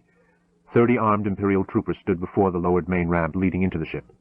They snapped to attention when Vader and a commander approached. Vader halted at the base of the ramp, studying the vessel as an officer and several soldiers came forward. There was no reply to our repeated signal, sir, so we activated the ramp from outside. We've made no contact with anyone aboard, either by communicator or in person, the officer reported. "Send your men in," Vader ordered. Turning, the officer relayed the command to a non-com who barked orders. A number of the heavily armored soldiers made their way up the ramp and entered the outer hold. They advanced with appreciable caution. Inside, 2 men covered a third as he advanced. Moving in groups of 3 in this fashion, they rapidly spread through the ship. Corridors rang hollowly under metal-shod feet, and doors slid aside willingly as they were activated. "Empty," the sergeant in charge finally declared in surprise. "Check the cockpit." Several troopers made their way forward and slid the portal aside, only to discover the pilot's chairs as vacant as the rest of the freighter. The controls were deactivated, and all systems shut down. Only a single light on the console winked on and off fitfully. The sergeant moved forward, recognized the source of the light, and activated the appropriate controls. A printout appeared on a nearby screen. He studied it intently, then turned to convey the information to his superior, who was waiting by the main hatch. That worthy listened carefully before he turned and called down to the commander and Vader. "There is no one aboard. The ship is completely deserted, sirs. According to the ship's log, her crew abandoned ship immediately after liftoff, then set her on automatics for Alderaan." "Possibly a decoy," the commander ventured aloud. "Then they should still be on Tatooine." "Possibly," Vader admitted reluctantly. "Several of the escape pods have been jettisoned," the officer went on. "Did you find any droids on board?" Vader called. "No, sir, nothing. If there were any, they must have abandoned the ship along with the organic crew." Vader hesitated before replying. When he did so, uncertainty was evident in his voice. "This doesn't feel right. Send a fully equipped scanning team on board. I want every centimeter of that ship checked out. See to it as soon as possible." With that, he whirled and stalked from the hangar, pursued by the infuriating feeling that he was overlooking something of vital importance. The rest of the assembled soldiers were dismissed by the officer. On board the freighter, a last lone figure left off examining the space beneath the cockpit consoles and ran to join his comrades. He was anxious to be off this ghost ship and back in the comfortable surroundings of the barracks. His heavy footsteps echoed through the once more empty freighter. Below, the muffled sounds of the officer giving final orders faded, leaving the interior in complete quiet. The quivering of a portion of the floor was the only movement on board. Abruptly, the quivering became a sharp upheaval. 2 metal panels popped upward, followed by a pair of tousled heads. Han Solo and Luke looked around quickly, then managed to relax a little when it became clear that the ship was as empty as it sounded. "Lucky you built these compartments," Luke commented. Solo was not as cheerily confident. "Where did you think I kept smuggled goods? In the main hold? I admit I never expected to smuggle myself in them." He started violently at a sudden sound, but it was only another of the panels shifting aside. "Oh, this is ridiculous. It isn't going to work. Even if I could take off and get past the closed hatch," he jabbed a thumb upward, "we'd never get past that tractor beam." Another panel opened, revealing the face of an elderly imp. "You leave that to me." "I was afraid you'd say something like that," muttered Solo. "You're a damn fool, old man." Kenobi grinned at him. "What does that say of the man who allows himself to be hired by a fool?" Solo muttered something under his breath as they pulled themselves clear of the compartment, Chewbacca doing so with a good deal of grunting and twisting. 2 technicians had arrived at the base of the ramp. They reported to the 2 bored soldiers guarding it. "The ship's all yours," one of the troopers told them. "If the scanners pick up anything, report it immediately." The men nodded, then strained to lug their heavy equipment up the ramp. As soon as they disappeared inside, a loud crash was heard. Both guards whirled, then heard a voice call, "Hey, down there, could you give us a hand with this?" One trooper looked at his companion, who shrugged. They both started up the ramp, muttering at the inefficiency of mere technicians. A second crashing sound reverberated, but now there was no one left to hear it. But the absence of the 2 troopers was noticed soon thereafter. A gantry officer passing the window of a small command office near the freighter entrance glanced out, frowning when he saw no sign of the guards. Concerned, but not alarmed, he moved to a comlink and spoke into it as he continued to stare at the ship. "THX 1138, why aren't you at your post?" "THX 1138, do you copy?" The speaker gave back only static. "THX 1138, why don't you reply?" The officer was beginning to panic when an armored figure descended the ramp and waved toward him. Pointing to the portion of his helmet covering his right ear, the figure tapped it to indicate the comlink inside wasn't working. Shaking his head in disgust, the gantry officer gave his busy aide an annoyed look as he made for the door. "Take over here. We've got another bad transmitter. I'm going to see what I can do." He activated the door, took a step forward as it slid aside, and stumbled backward in a state of shock. Filling the door completely was a towering, hairy form. Chewbacca leaned inward, and with a bone-splintering howl flattened the benumbed officer with one swipe of a pan-sized fist. The aide was already on his feet and reaching for his sidearm when a narrow energy beam passed completely through him, piercing his heart. Solo flipped up the faceplate of his trooper helmet, then slid it back into place as he followed the Wookiee into the room. Kenobi and the droid squeezed in behind him, with Luke, also clad in the armor of a luckless Imperial soldier, bringing up the rear. Luke was looking around nervously as he shut the door behind him. Between his howling and your blasting everything in sight, it's a wonder the entire station doesn't know we're here. Bring 'em on, Solo demanded, unreasonably enthused by their success so far. I prefer a straight fight to all this sneaking around. Maybe you're in a hurry to die, Luke snapped, but I'm not. All this sneaking around has kept us alive. The Corellian gave Luke a sour eye, but said nothing. They watched as Kenobi operated an incredibly complex computer console with the ease and confidence of one long accustomed to handling intricate machinery. A screen lit up promptly with the mapped sections of the battle station. The old man leaned forward, scrutinizing the display carefully. Meanwhile, 3PO and R2 had been going over an equally complicated control panel nearby. R2 suddenly froze and began whistling wildly at something he had found. Solo and Luke, their momentary disagreement over tactics forgotten, rushed over to where the robots were standing. Chewbacca busied himself hanging the gantry officer up by his toes. "Plug him in," Kenobi suggested, looking over from his place before the larger readout. "He should be able to draw information from the entire station network. Let's see if he can find out where the tractor beam power unit is located." "Why not just disconnect the beam from here, sir?" Luke wanted to know. It was Solo who replied derisively. "What? And have them lock it right back on us before we can get a ship's length outside the docking bay?" Luke looked crestfallen. "Oh, I hadn't thought of that." "We have to break the tractor at its power source in order to execute a clean escape, Luke," Old Ben chided gently as R2 punched a claw arm into the open computer socket he had discovered. Immediately, a galaxy of lights came to life on the panel in front of him, and the room was filled with the hum of machinery working at high speed. Several minutes passed while the little droid sucked up information like a metal sponge. Then the hum slowed, and he turned to beep something back at them. "He's found it, sir," 3PO announced excitedly. "The tractor beam is coupled to the main reactors at 7 locations. Most of the pertinent data is restricted, but he'll try to pull the critical information through to the monitor." Kenobi turned his attention from the larger screen to a small readout near R2. Data began to race across it too fast for Luke to see, but apparently Kenobi somehow made something of the schematic blur. "I don't think there's any way you boys can help with this," he told them. "I must go alone." "That suits me fine," said Solo readily. "I've already done more than I bargained for on this trip, but I think putting that tractor beam out of commission is going to take more than your magic, old man."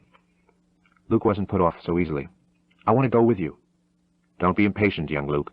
This requires skills you haven't yet mastered. Stay and watch over the droids and wait for my signal. They must be delivered to the rebel forces or many more worlds will meet the same fate as Alderaan. Trust in the Force, Luke, and wait." With a last look at the flow of information on the monitor, Kenobi adjusted the lightsaber at his waist. Stepping to the door, he slid it aside, looked once left, once right, and disappeared down a long, glowing hallway. As soon as he was gone, Chewbacca growled and Solo nodded agreement. "You said it, Chewie." He turned to Luke. "Where'd you dig up that old fossil?" "Ben Kenobi, General Kenobi, is a great man," Luke protested loftily. "Great at getting us into trouble," Solo snorted. "General, my afterburners. He's not going to get us out of here." "You got any better ideas?" Luke shot back challengingly. "Anything would be better than just waiting here for them to come and pick us up if we—" A hysterical whistling and hooting came from the computer console. Luke hurried over to R2-D2. The little droid was all but hopping about on stubby legs. "What now?" Luke asked 3PO. The taller robot looked puzzled himself. "I'm afraid I don't understand either, sir. He says, 'I found her,' and keeps repeating, 'She's here, she's here.'" "Who? Who has he found?" R2 turned a flat, blinking face toward Luke and whistled frantically. "Princess Leia," 3PO announced after listening carefully. "Senator Organa, they seem to be one and the same. I believe she may be the person in the message he was carrying." That three-dimensional portrait of indescribable beauty coalesced in Luke's mind again. "The princess? She's here?" Attracted by the commotion, Solo wandered over. "Princess? What's going on?" Where is she?" Luke demanded breathlessly, ignoring Solo completely. R2 whistled on while 3PO translated. "Level 5, Detention Block AA-23. According to the information, she is scheduled for slow termination." "No, we've got to do something." "What are you three blabbering about?" an exasperated Solo demanded. "She's the one who programmed the message into R2-D2, Luke explained hurriedly. "The one we were trying to deliver to Alderaan. We've got to help her." "Now, just a minute," Solo cautioned him. "This is going awful fast for me. Don't get any funny ideas. When I said I didn't have any better ideas, I meant it. The old man said to wait here. I don't like it, but I'm not going off on some crazy maze through this place." "But Ben didn't know she was here," Luke half pleaded, half argued. "I'm sure that if he knew, he would have changed his plans." Anxiety turned to thoughtfulness. "Now, if we could just figure a way to get into that detention block." Solo shook his head and stepped back. "Huh? I'm not going into any Imperial detention box. If we don't do something, they're going to execute her. A minute ago you said you didn't just want to sit here and wait to be captured. Now all you want to do is stay. Which is it, Han? The Corellian looked troubled and confused. Marching into a detention area is not what I had in mind. We're likely to end up there anyway. Why rush it? But they're going to execute her. Better her than me. Where's your sense of chivalry, Han? Solo considered. Near as I can recall, I traded it for a 10-carat chrysopaz and 3 bottles of good brandy about 5 years ago on Commodore. I've seen her, Luke persisted desperately. She's beautiful. So's life. She's a rich and powerful senator, Luke pressed, hoping an appeal to Solo's baser instincts might be more effective. If we could save her, the reward could be substantial. Rich? Then Solo looked disdainful. Wait a minute. Reward from whom? From the government on Alderaan? He made a sweeping gesture toward the hangar and by implication the space where Alderaan had once orbited. Luke thought furiously. If she's being held here and scheduled to be executed, that means she must be dangerous in some way to whoever destroyed Alderaan, to whoever had the station built. You can bet it had something to do with the Empire instituting a reign of full repression. I'll tell you who'll pay for her rescue and for the information she holds. The Senate, the Rebel Alliance, and every concern that did business with Alderaan. She could be the sole surviving heir of the off-world wealth of the entire system. The reward could be more wealth than you can imagine. I don't know. I can imagine quite a bit. He glanced at Chewbacca, who grunted a terse reply. Solo shrugged back at the big Wookiee. All right, we'll give it a try. But you'd better be right about that reward. What's your plan, kid? Luke was momentarily taken aback. All his energies up till now had been concentrated on persuading Solo and Chewbacca to aid in a rescue attempt. That accomplished, Luke became aware he had no idea how to proceed. He had grown used to old Ben and Solo giving directions. Now the next move was up to him. His eyes were caught by several metal circlets dangling from the belt of Solo's armor. Give me those binders and tell Chewbacca to come over here. Solo handed Luke the thin but quite unbreakable cuffs and relayed the request to Chewbacca. The Wookiee lumbered over and stood waiting next to Luke. Now, I'm going to put these on you, Luke began, starting to move toward the Wookiee with the cuffs, and Chewbacca made a sound low in his throat, and Luke jumped in spite of himself. Now, he began again, Han is going to put these on you, and he sheepishly handed the binders to Solo, uncomfortably aware of the enormous anthropoid's glowing eyes on him. Solo sounded amused as he moved forward. Don't worry, Chewie. I think I know what he has in mind. The cuffs barely fit around the thick wrists. Despite his partner's seeming confidence in the plan, the Wookiee wore a worried, frightened look as the restraints were activated. Luke, sir, Luke looked over at 3PO. Pardon me for asking, but, what should R2 and I do if someone discovers us here in your absence? Hope they don't have blasters, Solo replied. 3PO's tone indicated he didn't find the answer humorous. That isn't very reassuring. Luke and Solo were too engrossed in their coming expedition to pay much attention to the worried robot. They adjusted their helmets. Then, with Chewbacca wearing a half-real downcast expression, they started off along the corridor, where Ben Kenobi had disappeared. Chapter 9. As they traveled farther and deeper into the bowels of the gigantic station, they found it increasingly difficult to maintain an air of casual indifference. Fortunately, those who might have sensed some nervousness on the part of the 2 armored troopers would regard it as only natural, considering their huge, dangerous Wookiee captive. Chewbacca also made it impossible for the 2 young men to be as inconspicuous as they would have liked. The farther they traveled, the heavier the traffic became. Other soldiers, bureaucrats, technicians, and mechanicals bustled around them. Intent on their own assignments, they ignored the trio completely, only a few of the humans sparing the Wookiee a curious glance. Chewbacca's morose expression and the seeming confidence of his captors reassured the inquisitive. Eventually, they reached a wide bank of elevators. Luke breathed a sigh of relief. The computer-controlled transport ought to be capable of taking them just about anywhere on the station in response to a verbal command. There was a nervous second when a minor official raced to get aboard. Solo gestured sharply, and the other, without voicing a protest, shifted to the next elevator tube in line. Luke studied the operating panel, then tried to sound at once knowledgeable and important as he spoke into the pickup grid. Instead, he sounded nervous and scared, but the elevator was a pure response mechanism, not programmed to differentiate the appropriateness of emotions conveyed vocally. So the door slid shut, and they were on their way. After what felt like hours, but was in reality only minutes, the door opened, and they stepped out into the security area. It had been Luke's hope that they would discover something like the old-fashioned barred cells of the kind used on Tatooine in towns like Mos Eisley. Instead, they saw only narrow ramps bordering a bottomless ventilation shaft. These walkways, several levels of them, ran parallel to smooth, curving walls which held faceless detention cells. Alert-looking guards and energy gates seemed to be everywhere they looked. Uncomfortably aware that the longer they stood frozen in place, the sooner someone was bound to come over and ask unanswerable questions, Luke searched frantically for a course of action. "This isn't going to work," Solo whispered, leaning toward him. "Why didn't you say so before?" A frustrated, frightened Luke shot back. "I think I did. Shh!" Solo shut up as Luke's worst fears were realized. A tall, grim-looking officer approached them. He frowned as he examined the silent Chewbacca. "Where are you two going with this thing?" Chewbacca snarled at the remark, and Solo quieted him with a hasty jab in the ribs. A panicky Luke found himself replying almost instinctively, "Prisoner transfer from Block TS-138. The officer looked puzzled. "I wasn't notified. I'll have to clear it." Turning, the man walked to a small console nearby and began entering his request.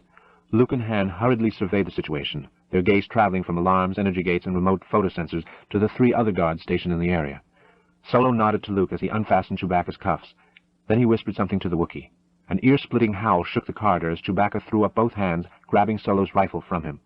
"Look out!" a seemingly terrified Solo shouted. "It's loose! It'll rip us apart!" Both he and Luke had darted clear of the rampaging Wookiee, pulled out their pistols, and were blasting away at him. Their reaction was excellent, their enthusiasm undeniable, and their aim execrable. Not a single shot came close to the dodging Wookiee. Instead, they blasted automatic cameras, energy rate controls, and the 3 dumbfounded guards. At this point, it occurred to the officer in charge that the abominable aim of the 2 soldiers was a bit too selectively efficient. He was preparing to jab the general alarm when a burst from Luke's pistol caught him in the midsection, and he fell without a word to the gray deck. Solo rushed to the open comlink speaker, which was screeching anxious questions about what was going on.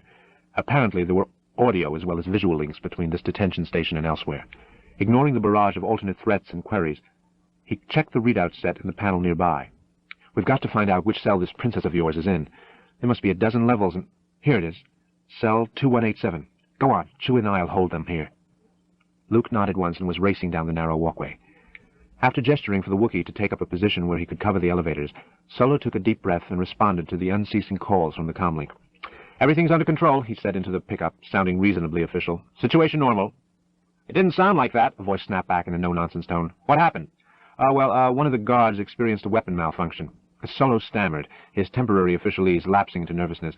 "No problem now. We're all fine, thanks. How about you?" "We're sending a squad up," the voice announced suddenly. Han could almost smell the suspicion at the other end. What to say? He spoke more eloquently with the business end of a pistol. Negative. We have an energy leak. Give us a few minutes to lock it down. Large leak, very dangerous." "Weapon malfunction, energy leak? Who is this? What's your operating—" Pointing his pistol at the panels, Solo blew the instrumentation to silent scraps. "It was a dumb conversation anyway," he murmured. Turning, he shouted down the corridor. "Hurry up, Luke. We're going to have company." Luke heard, but he was absorbed in running from one cell to the next and studying the numbers glowing above each doorway. The cell 2187, it appeared, did not exist. But it did, and he found it just as he was about to give up and try the next level down. For a long moment he examined the featureless convex metal wall. Turning his pistol to maximum, and hoping it wouldn't melt in his hand before it broke through, he opened fire on the door. When the weapon became too hot to hold, he tossed it from hand to hand. As he did so, the smoke had time to clear, and he saw with some surprise that the door had been blown away. Peering through the smoke, with an uncomprehending look on her face, was the young woman whose portrait R2-D2 had projected in a garage on Tatooine several centuries ago, or so it seemed. She was even more beautiful than her image, Luke decided, staring dazedly at her. "You're even more beautiful than I—" Her look of confusion and uncertainty was replaced by first puzzlement and then impatience. "Aren't you a little short for a stormtrooper?" she finally commented. "What? Oh, the uniform." He removed the helmet, regaining a little composure at the same time. "I've come to rescue you. I'm Luke Skywalker." "I beg your pardon," she said politely. "I said I've come to rescue you. Ben Kenobi is with me. We've got your 2 droids." The uncertainty was instantly replaced by hope at the mention of the oldster's name. "Ben Kenobi!" She looked around Luke, ignoring him as she searched for the Jedi. "Where is he?" "Obi-Wan." Governor Tarkin watched as Darth Vader paced rapidly back and forth in the otherwise empty conference room. Finally the Dark Lord paused, glancing around as though a great bell only he could hear had rung somewhere close by. "He is here," Vader stated unemotionally. Tarkin looked startled. "Obi-Wan Kenobi? That's impossible. What makes you think so?"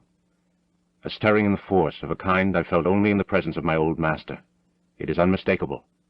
Surely he must be dead by now."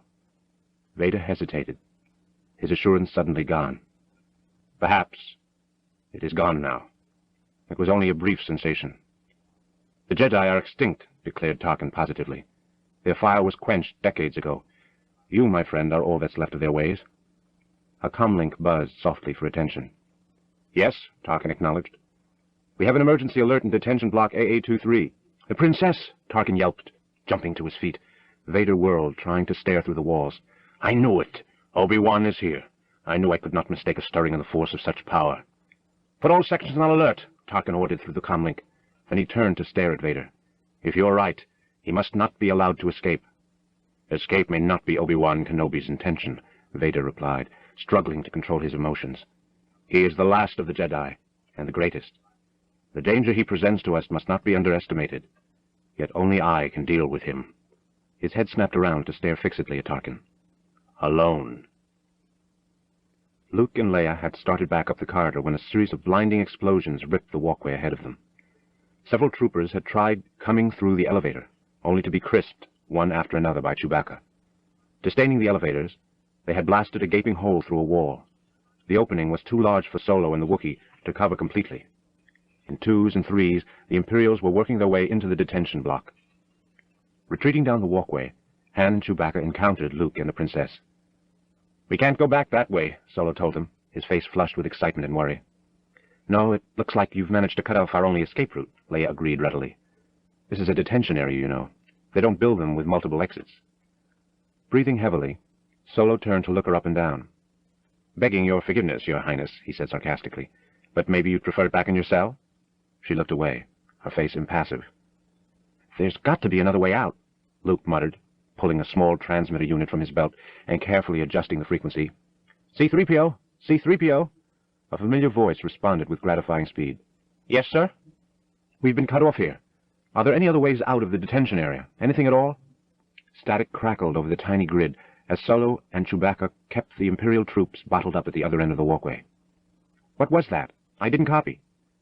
Back in the gantry office, R2-D2 beeped and whistled frantically as 3PO adjusted controls, fighting to clear the awkward transmission. "I said all systems have been alerted to your presence, sir. The main entry seems to be the only way in or out of the cell block." He pressed instruments and the view on the nearby readouts changed steadily. "All other information on your section is restricted." Someone began banging on the locked door to the office, evenly at first, and then, when no response was forthcoming from within, more insistently. "Oh no," 3PO groaned. The smoke in the cell corridor was now so intense that it was difficult for Solo and Chewbacca to pick their targets. That was fortunate, inasmuch as they were now badly outnumbered, and the smoke confused the Imperial's fire with equal thoroughness. Every so often, one of the soldiers would attempt to move closer, only to stand exposed as he penetrated the smoke. Under the accurate fire of the two smugglers, he would rapidly join the accumulating mass of motionless figures on the rampway flooring. Energy bolts continued to ricochet wildly through the block as Luke moved close to Solo. "There isn't any other way out," he yelled over the deafening roar of concentrated fire. "Well, they're closing in on us. What do we do now?" "This is some rescue," an irritated voice complained from behind them. Both men turned to see a thoroughly disgusted princess eyeing them with regal disapproval. "When you came in here, didn't you have a plan for getting out?" Solo nodded toward Luke. "He's the brain, sweetheart." Luke managed an embarrassed grin and shrugged helplessly. He turned to help return fire, but before he could do so, the princess had snatched the pistol from his hand. "Hey!" Luke stared as she moved along the wall, finally locating a small grate nearby. She pointed the pistol at it and fired. Solo gazed at her in disbelief. "What do you think you're doing?" "It looks like it's up to me to save our skins. Get into that garbage chute, flyboy." While the others looked on in amazement, she jumped feet first into the opening and disappeared. Chewbacca rumbled threateningly, but Solo slowly shook his head. "No, Chewie, I don't want you to rip her apart. I'm not sure about her yet. Either I'm beginning to like her, or I'm going to kill her myself." The Wookiee snorted something else, and Solo yelled back at him. "Go on in, you furry oaf. I don't care what you smell. This is no time to go dainty on me." Shoving the reluctant Wookiee toward the tiny opening, Solo helped jam the massive bulk through. As soon as he disappeared, the Corellian followed him in. Luke fired off a last series of blasts, more in the hope of creating a covering smoke than hitting anything, slid into the chute, and was gone. Not wanting to incur further losses in such a confined space, the pursuing soldiers had momentarily halted to await the arrival of reinforcements and heavier weapons. Besides, they had their quarry trapped, and despite their dedication, none of them were anxious to die needlessly. The chamber Luke tumbled into was dimly lit. Not that the light was needed to discern its contents. He smelled the decay long before he was dumped into it.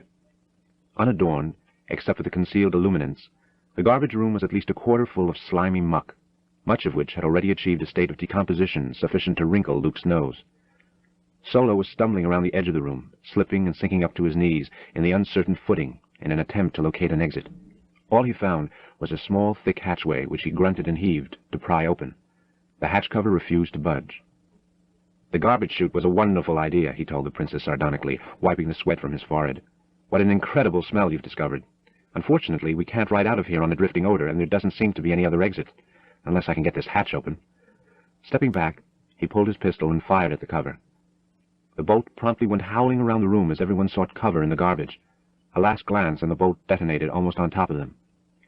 Looking less dignified by the moment, Leia was the first to emerge from the pungent cover. "Put that thing away," she told Solo grimly, "or you're going to get us all killed." "Yes, your worship," Solo muttered in snide supplication. He made no move to reholster his weapon as he glanced back up toward the open chute above. "It won't take long for them to figure out what happened to us. We had things well under control until you let us down here." "Sure you did," she shot back, brushing refuse from her hair and shoulders. "Oh well, it could be worse." As if in reply, a piercing, horrible moaning filled the room. It seemed to come from somewhere beneath them.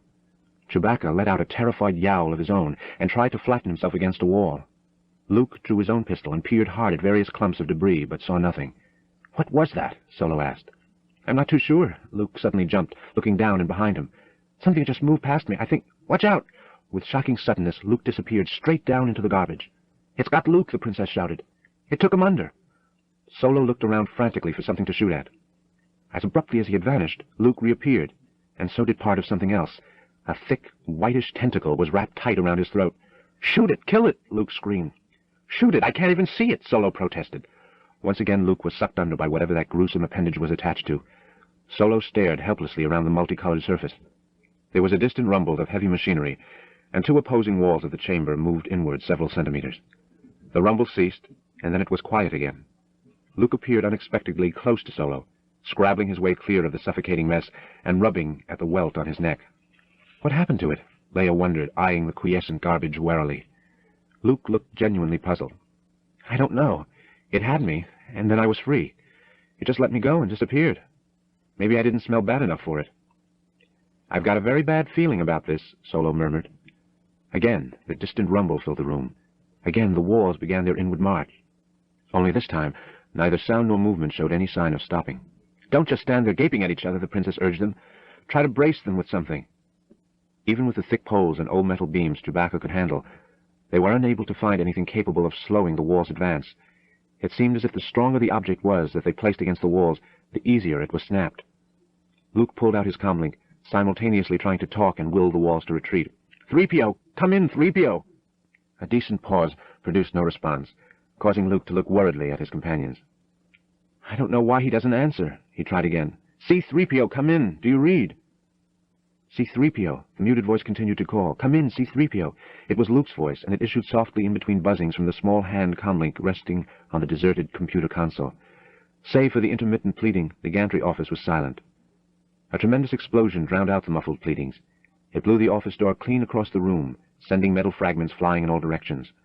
Several of them struck the comlink, sending it flying to the floor and cutting off Luke's voice in mid-transmission. In the wake of the minor cataclysm, 4 armed and ready troopers entered through the blown portal. Initial study indicated the office was deserted, until a dim, frightened voice was heard coming from one of the tall supply cabinets near the back of the room. "Help! Help! Let us out!" Several of the troopers bent to inspect the immobile bodies of the gantry officer and his aide, while others opened the noisy cabinet. 2 robots, one tall and humanoid, the other purely mechanical and 3-legged, stepped out into the office. The taller one gave the impression of being half unbalanced with fear. "They're madmen, I tell you, madmen!" He gestured urgently toward the doorway. "I think they said something about heading for the prison level. They just left.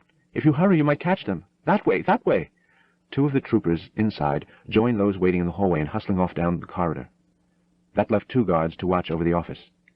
They totally ignored the robots as they discussed what might have taken place. "All the excitement has overloaded the circuitry in my companion here," 3PO explained carefully. "If you don't mind, I'd like to take him down to maintenance." One of the guards looked up indifferently and nodded to the robot. 3PO and R2 hurried out the door without looking back. As they departed, it occurred to the guard that the taller of the 2 droids was of a type he had never seen before. He shrugged. That was not surprising on a station of this size.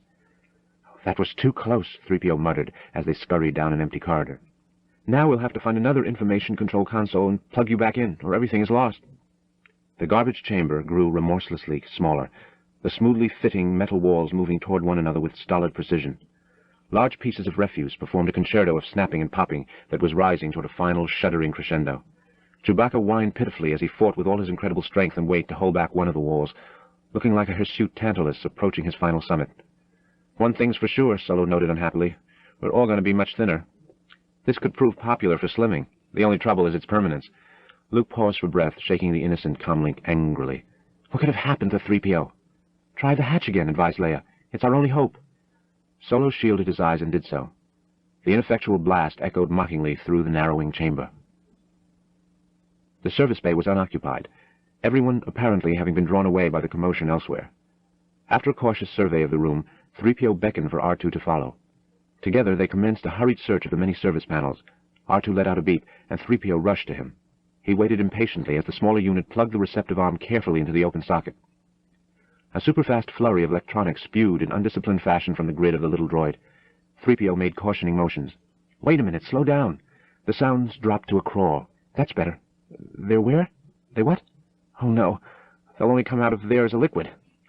Less than a meter of life was left to the trapped occupants of the garbage room. Leia and Solo had been forced to turn sideways, had ended up facing each other. For the first time, the haughtiness was gone from the princess's face. Reaching out, she took Solo's hand, clutching it convulsively as she felt the first touch of the closing walls. Luke had fallen and was lying on his side, fighting to keep his head above the rising ooze. He nearly choked on a mouthful of compressed sludge when his comlink began buzzing for attention. "3PO! Are you there, sir?" the droid replied. "We've had some minor problems. You would not believe—" "Shut up, 3PO!" Luke screamed into the unit. "And shut down all the refuse units on the detention level or immediately below it. Do you copy? Shut down the refuse—" Moments later, 3PO grabbed at his head in pain as a terrific screeching and yelling sounded over the comlink. "No, shut them all down," he implored R2. "Hurry! Oh, listen to them. They're dying, R2. I cursed this metal body of mine. I was not fast enough. It was my fault. My poor master. All of them. No, no, no!" The screaming and yelling, however, continued far beyond what seemed like a reasonable interval.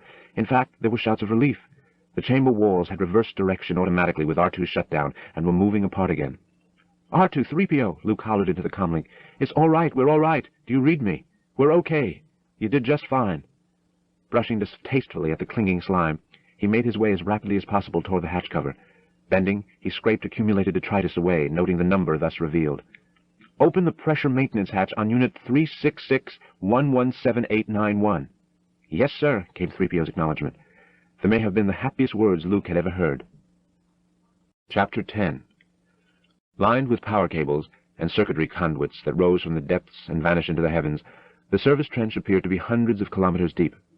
The narrow catwalk running around one side looked like a starched thread glued on a glowing ocean. It was barely wide enough for one man to traverse. One man edged his way along that treacherous walkway now, his gaze intent on something ahead of him, instead of the awesome metal abyss below. The clacking sounds of enormous switching devices resounded like captive leviathans in the vast open space, tireless and never sleeping. Two thick cables joined beneath an overlay panel. It was locked, but after careful inspection of sides, top, and bottom, Ben Kenobi pressed the panel cover in a particular fashion, causing it to spring aside. A blinking computer terminal was revealed beneath. With equal care, he performed several adjustments to the terminal. His actions were rewarded when several indicator lights on the board changed from red to blue. Without warning, a secondary door close behind him opened. Hurriedly reclosing the panel cover, the old man slipped deeper into the shadows. A detachment of troopers had appeared in the portal, and the officer in charge moved to within a couple of meters of the motionless, hidden figure. "Secure this area until the alert has been cancelled." As they began to disperse, Kenobi became one with the dark. Chewbacca grunted and wheezed, and barely succeeded in forcing his thick torso through the hatchway opening with Luke's and Solo's help. That accomplished, Luke turned to take stock of their surroundings. The hallway they had emerged into showed dust on the floor. It gave the impression of not having been used since the station had been built. Probably it was only a repair access corridor. He had no idea where they were. Something hit the wall behind them with a massive thunk, and Luke yelled for everyone to watch out as a long, gelatinous limb worked its way through the hatch and flailed hopefully about in the open corridor. Solo aimed his pistol at it as Leia tried to slip past the half-paralyzed Chewbacca. "Somebody get this big, hairy walking carpet out of my way." Suddenly she noticed what Solo was preparing to do. "No, wait, it'll be heard." Solo ignored her and fired at the hatchway. The burst of energy was rewarded with a distant roar, as an avalanche of weakened wall and beaming all but buried the creature in the chamber beyond. Magnified by the narrow corridor, the sounds continued to roll and echo for long minutes afterward. Luke shook his head in disgust, realizing that someone like Solo who spoke with the mouth of a gun might not always act sensibly. Until now he had sort of looked up to the Corellian, but the senseless gesture of firing at the hatchway brought them, for the first time in Luke's mind, to the same level. The princess's actions were more surprising than Solo's, however. "Listen," she began, staring up at him. "I don't know where you came from, but I'm grateful."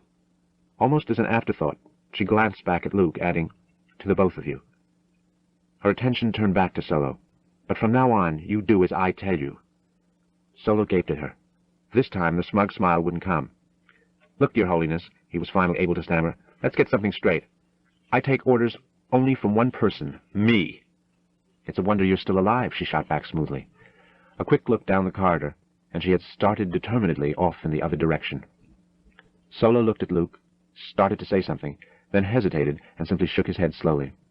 "No reward is worth this. I don't know if there's enough credit in the universe to pay for putting up with her." "Hey, slow down." Leia had started around a bend in the corridor, and they ran swiftly to catch up with her. The half-dozen troops milling around the entrance to the power trench were more interested in discussing the peculiar disturbance in the detention block than in paying attention to their present boring duty.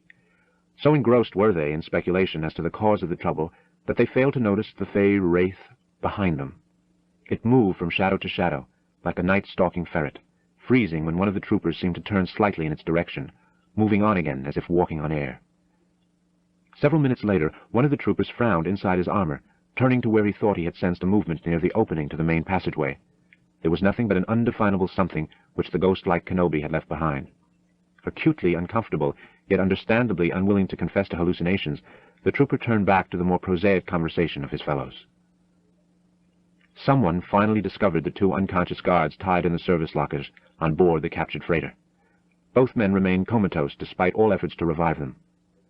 Under the direction of several bickering officers, troopers carried their two armorless comrades down the ramp and toward the nearest hospital bay. On the way, they passed two forms hidden by a small open service panel. 3PO and R2 went unnoticed, despite their proximity to the hangar. As soon as the troops had passed, R2 finished removing a socket cover and hurriedly shoved his sensor arm into the opening. Lights commenced a wild flashing on his face, and smoke started issuing from several seams in the small droid before a frantic 3PO could pull the arm free. Immediately the smoke vanished. The undisciplined blinking faded to normalcy. R2 emitted a few wilted beeps, successfully giving the impression of a human who had expected a glass of mild wine and instead unwittingly downed several gulps of something 180 proof. "Well, next time watch where you stick your sensors," 3PO chastised his companion. "You could have fried your insides." He eyed the socket. "That's a power outlet, stupid, not an information terminal." R2 whistled a mournful apology. Together they hunted for the proper outlet. Luke, Solo, Chewbacca, and the princess reached the end of an empty hallway. It dead-ended before a large window which overlooked a hangar, giving them a sweeping, tantalizing view of the freighter just below. Pulling out his comlink and looking around them with increasing nervousness, Luke spoke into the pickup. "C-3PO, do you copy?" There was a threatening pause, then, "I read you, sir. We had to abandon the region around the office. Are you both safe? For the moment, though I'm not sanguine about my old age, we're in the main hangar, across from the ship." Luke looked toward the bay window in surprise. "I can't see you across the bay. We must be right above you. Stand by. We'll join you as soon as we can." He clicked off, smiling suddenly at 3PO's reference to his old age. Sometimes the tall droid was more human than people. "Wonder if the old man was able to knock out the tractor," Solo was muttering as he surveyed the scene below. A dozen or so troopers were moving in and out of the freighter. "Getting back to the ship's going to be like flying through the 5 fire rings of Fornax." Leia Organa turned long enough to glance in surprise from the ship to Solo. "You came here in that wreck? You're braver than I thought." At once praised and insulted, Solo wasn't sure how to react. He settled for giving her a dirty look as they started back down the hallway, Chewbacca bringing up the rear. Rounding a corner, the 3 humans came to an abrupt halt. So did the 20 Imperial troopers marching toward them.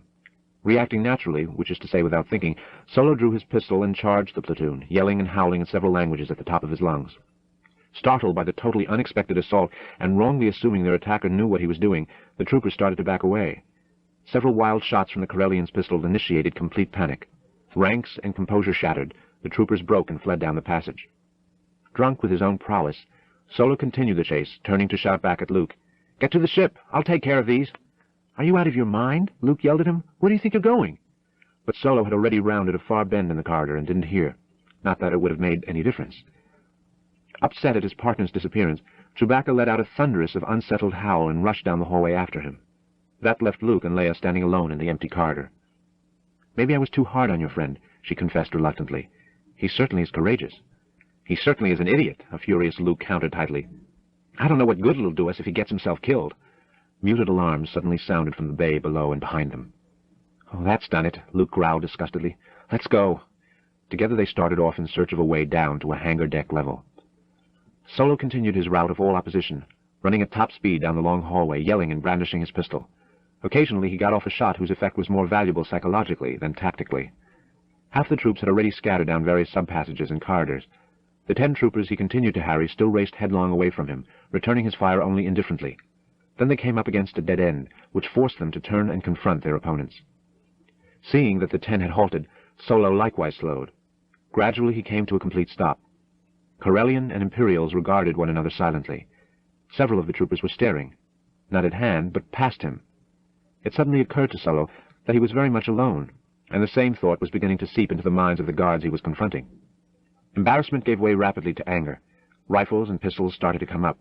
Solo took a step backward, fired one shot, then turned and ran like hell. Chewbacca heard the whistle and crump of energy weapons firing as he lumbered lightly down the corridor. There was something odd about them, though. They sounded as if they were coming closer instead of moving away. He was debating what to do when Solo came tearing around a corner and nearly ran him down. Seeing 10 troopers in pursuit, the Wookiee decided to reserve his questions for a less confused moment. He turned and followed Solo back up the hallway. Luke grabbed the princess and pulled her back into a recess. She was about to retort angrily at his brusqueness when the sound of marching feet caused her to shrink back into the darkness with him. A squad of soldiers hurried past, responding to the alarms that continued to ring steadily. Luke looked out at the retreating backs and tried to catch his breath. "Our only hope of reaching the ship is from the other side of the hangar. They already know someone's here." He started back down the corridor, motioning for her to follow. 2 guards appeared at the far end of the passageway, paused, and pointed directly at them. Turning, Luke and Leia began running back the way they had come. A larger squad of troopers rounded the far bend and came racing toward them. Blocked ahead and behind, they hunted frantically for another way out. Then Leia spotted the cramped sub-hallway and gestured to it. Luke fired at the nearest of their pursuers and joined her in running down the narrow passage. It looked like a minor service corridor. Behind them, pursuit sounded deafeningly loud in the confining space, but at least it minimized the amount of fire the troops could concentrate on them. A thick hatchway appeared ahead. The lighting beyond turned dimmer, raising Luke's hopes. If they could lock the hatch even for a few moments and lose themselves somewhere beyond, they might have a chance of shaking their immediate tormentors. But the hatch stayed open, showing no inclination to close automatically. Luke was about to let out a shout of triumph when the ground suddenly vanished ahead of him. His toes hanging over nothingness, he flailed to regain his balance, succeeding just in time to nearly go over the edge of the retracted catwalk anyway as the princess plowed into him from behind. The catwalk had been reduced to a stub protruding into empty air. A cool draft caressed Luke's face as he studied walls that soared to unseen heights overhead and plunged to fathomless depths below. The service shaft was employed in circulating and recycling the atmosphere of the station. At the moment, Luke was too frightened and concerned to be angry with the princess for nearly sending them over the edge. Besides, other dangers competed for his attention. A burst of energy exploded above their heads, sending metal slivers flying. "I think we made a wrong turn," he murmured, firing back at the advancing troops and illuminating the narrow corridor behind them with destruction. An open hatchway showed on the other side of the chasm. It might as well have been a light year away. Hunting along the rim of the doorway, Leia located a switch and hit it quickly. The hatch door behind them slid shut with a resounding boom. At least that cut off fire from the rapidly nearing soldiers. It also left the 2 fugitives balanced precariously on a small section of catwalk barely a meter square. If the remaining section were to unexpectedly withdraw into the wall, they would see more of the battle station's interior than either wished. Gesturing for the princess to move aside as much as possible, Luke shielded his eyes and aimed the pistol at the hatch controls. A brief burst of energy melted them flush with the wall, ensuring that no one could open it easily from the other side. Then he turned his attention to the vast cavity blocking their path to the opposite portal. It beckoned invitingly, a small yellow rectangle of freedom. Only the soft rush of air from below sounded until Luke commented, "This is a shield-rated door, but it won't hold them back very long." "We've got to get across there somehow," Leia agreed, once more examining the metal bordering the sealed doorway. "Find the controls for extending the bridge." Some desperate searching produced nothing, while an ominous pounding and hissing sounded from behind the frozen door. A small spot of white appeared in the center of the metal, then began to spread in smoke. "They're coming through," Luke groaned. The princess turned carefully to stare across the gap. This must be a single-unit bridge, with the controls only on the other side. Reaching up to the point at the panel holding the unreachable controls, Luke's hand caught on something at his waist. A frustrated glance downward revealed the cause, and engendered a bit of practical insanity.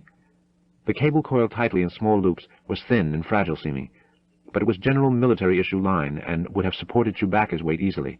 It certainly ought to hold Leia and himself. Pulling the cable free of the waist catch, he gauged its length, matching it against the width of the abyss. This should span the distance with plenty to spare. "What now?" the princess inquired curiously. Luke didn't reply. Instead, he removed a small but heavy power unit from the utility belt of his armor and tied one end of the cable around it. Making sure the wrapping was secure, he stepped as close to the edge of their uncertain perch as he dared. Whirling the weighted end of the cord in increasing circles, he let it arc across the gorge. It struck an outcropping of cylindrical conduits on the other side and fell downward. With forced patience, he pulled the loose line back in, then recoiled it for another try. Once again the weighted end orbited in ever greater circles, and again he flung it across the gap. He could feel the rising heat behind him as he let it go, heat from the melting metal doorway. This time the heavy end looped around an outcropping of pipes above, wrapped itself several times around, and slipped, battery end down, into a crack between them. Leaning backward, he tugged and pulled on the cable, pulling on it at the same time as he tried to rest all his weight on it. The cable showed no sign of parting. Wrapping the other end of the line several times around his waist and right arm, he reached out and pulled the princess close to him with the other. The hatch door behind them was now a molten white, and liquid metal was running steadily from its borders. Something warm and pleasant touched Luke's lips, alerting every nerve in his body. He looked down in shock at the princess, his mouth still tingling from the kiss. "Just for luck," she murmured with a slight, almost embarrassed smile as she put her arms around him. "We're going to need it." Gripping the thin cable as tightly as possible with his left hand, Luke put his right over it, took a deep breath, and jumped out into the air. If he had miscalculated the degree of arc in their swing, they would miss the open hatch and slam into the metal wall to either side or below it. If that happened, he doubted he could maintain his grip on the rope. The heart-halting transit was accomplished in less time than that thought. In a moment, Luke was on the other side, scrambling on his knees to make sure they didn't fall back into the pit. Leia released her hold on him with admirable timing. She rolled forward and into the open hatchway, climbing gracefully to her feet as Luke fought to untangle himself from the cable. A distant whine became a loud hiss, then a groan, as the hatch door on the other side gave way. It collapsed inward and tumbled into the depths. If it touched bottom, Luke didn't hear it. A few bolts struck the wall nearby. Luke turned his own weapon on the unsuccessful troopers and returned the fire even as Leia was pulling him into the passageway behind. Once clear of the door, he hit the activating switch. It shut tightly behind him. They would have several minutes at least without having to worry about being shot in the back. On the other hand, Luke didn't have the slightest idea where they were, and they found himself wondering what had happened to Han and Chewbacca. Solo and his Wookiee partner had succeeded in shaking a portion of their pursuers, but it seemed that whenever they slipped free of several soldiers, more appeared to take their place. No question about it, the word was out on them. Ahead, a series of shield doors was beginning to close. "Hurry, Chewie," Solo urged. Chewbacca grunted once, breathing like an overused engine. Despite his immense strength, the Wookiee was not built for long-distance sprinting. Only his enormous stride had enabled him to keep pace with the lithe Corellian. Chewbacca left a couple of hairs in one of the doors, but both slipped inside just before the 5 layers slammed shut. "That ought to hold them for a while," Solo crowed with delight. The Wookiee growled something at him, but his partner fairly fluoresced with confidence. "Of course, I can find the ship from here. Corellians can't get lost." There came another growl, slightly accusing this time. Solo shrugged. "Taknepel doesn't count. He wasn't a Corellian. Besides, I was drunk." Ben Kenobi ducked into the shadows of a narrow passageway, seeming to become part of the metal itself as a large cluster of troops hurried past him. Pausing to make certain they had all passed, he checked the corridor ahead before starting down it, but he failed to see the dark silhouette which eclipsed the light far behind him. Kenobi had avoided one patrol after another, slowly working his way back toward the docking bay holding the freighter. Just another 2 turns, and he should be at the hangar. What he would do then would be determined by how inconspicuous his charges had been. That young Luke, the adventurous Corellian and his partner, and the 2 robots had been involved in something other than quiet napping, he already suspected, from the amount of activity he had observed while making his way back from the power trench. Surely all those troops hadn't been out hunting just for him. But something else was troubling them, judging from the references he had overheard concerning a certain important prisoner now escaped. That discovery had puzzled him. until he considered the restless natures of both Luke and Han Solo. Undoubtedly they were involved in some fashion. Ben sensed something directly ahead and slowed cautiously. It had a most familiar feel to it, a half-remembered mental odor he could not quite place. Then the figure stepped out in front of him, blocking his entry to the hangar not 5 meters away. The outline and size of the figure completed the momentary puzzle. It was the maturity of the mind he had sensed that had temporarily confused him. His hand moved naturally to the hilt of his deactivated saber.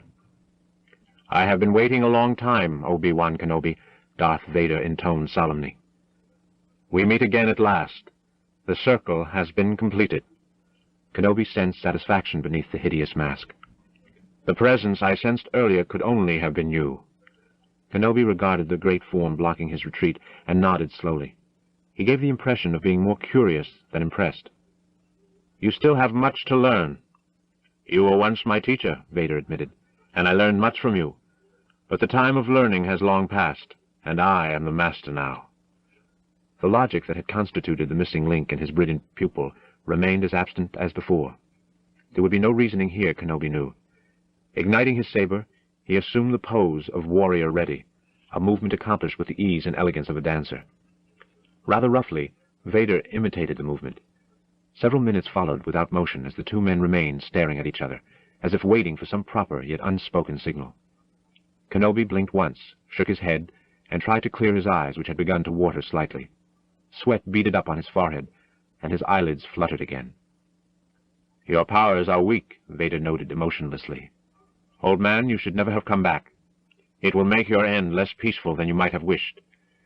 "You sense only a part of the Force, Darth," Kenobi murmured, with the assurance of one to whom death is merely another sensation, like sleeping, or making love, or touching a candle. "As always, you perceive its reality as little as a utensil perceives the taste of food." Executing a move of incredible swiftness for one so old, Kenobi lunged at the massive shape. Vader blocked the stab with equal speed, riposting with a counter-slash that Kenobi barely parried. Another parry, and Kenobi countered again, using this opportunity to move around the towering Dark Lord. They continued to trade blows, with the old man now backing toward the hangar. Once, his saber and Vader's locked. The interaction of the two energy fields produced a violent sparking and flashing. A low, buzzing sound rose from the straining power units as each saber sought to override the other. 3PO peeked around the entrance to the docking bay, worriedly counting the number of troopers milling around the deserted freighter. "Where could they be? Oh." He ducked back, out of sight, just as one of the guards glanced in his direction. A second, more cautious appraisal was more rewarding. It revealed Han Solo and Chewbacca hugging the wall of another tunnel on the far side of the bay. Solo also was nonplussed at the number of guards. He muttered, "Didn't we just leave this party?" Chewbacca grunted, and both turned, only to relax and lower their weapons at the sight of Luke and the Princess. "What kept you?" Solo quipped mirthlessly. "We ran into," Leia explained, panting heavily, "some old friends." Luke was staring at the freighter. "Is the ship all right?" "Seems okay," was Solo's analysis. "It doesn't look like they've removed anything or disturbed her engines. The problem's going to be getting to it." Leia suddenly pointed to one of the opposite tunnels. "Look!" Illuminated by the flare from contacting energy fields, Ben Kenobi and Darth Vader were backing toward the bay. The fight attracted the attention of others beside the senator.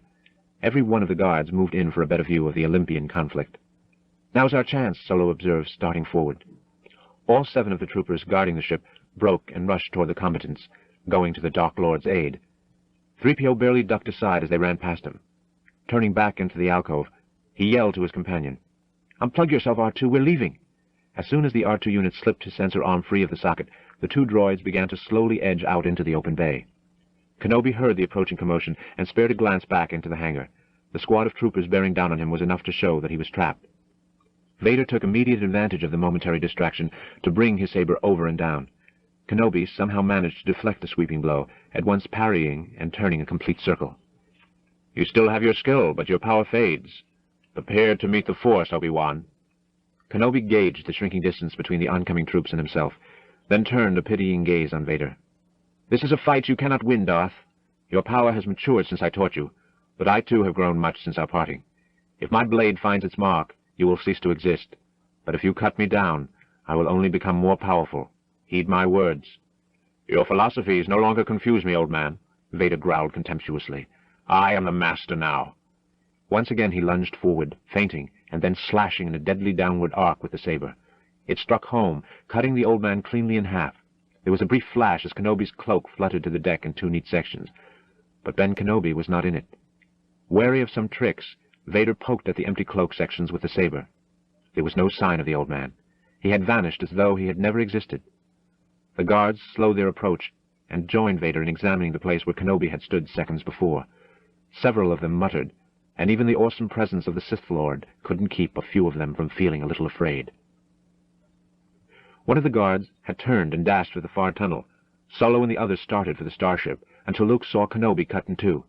Instantly he shifted direction and was moving toward the guards. "Ben!" he screamed, firing wildly towards the troops. Solo cursed, but turned to fire in support of Luke. One of the energy bolts struck the safety release on the tunnel blast door.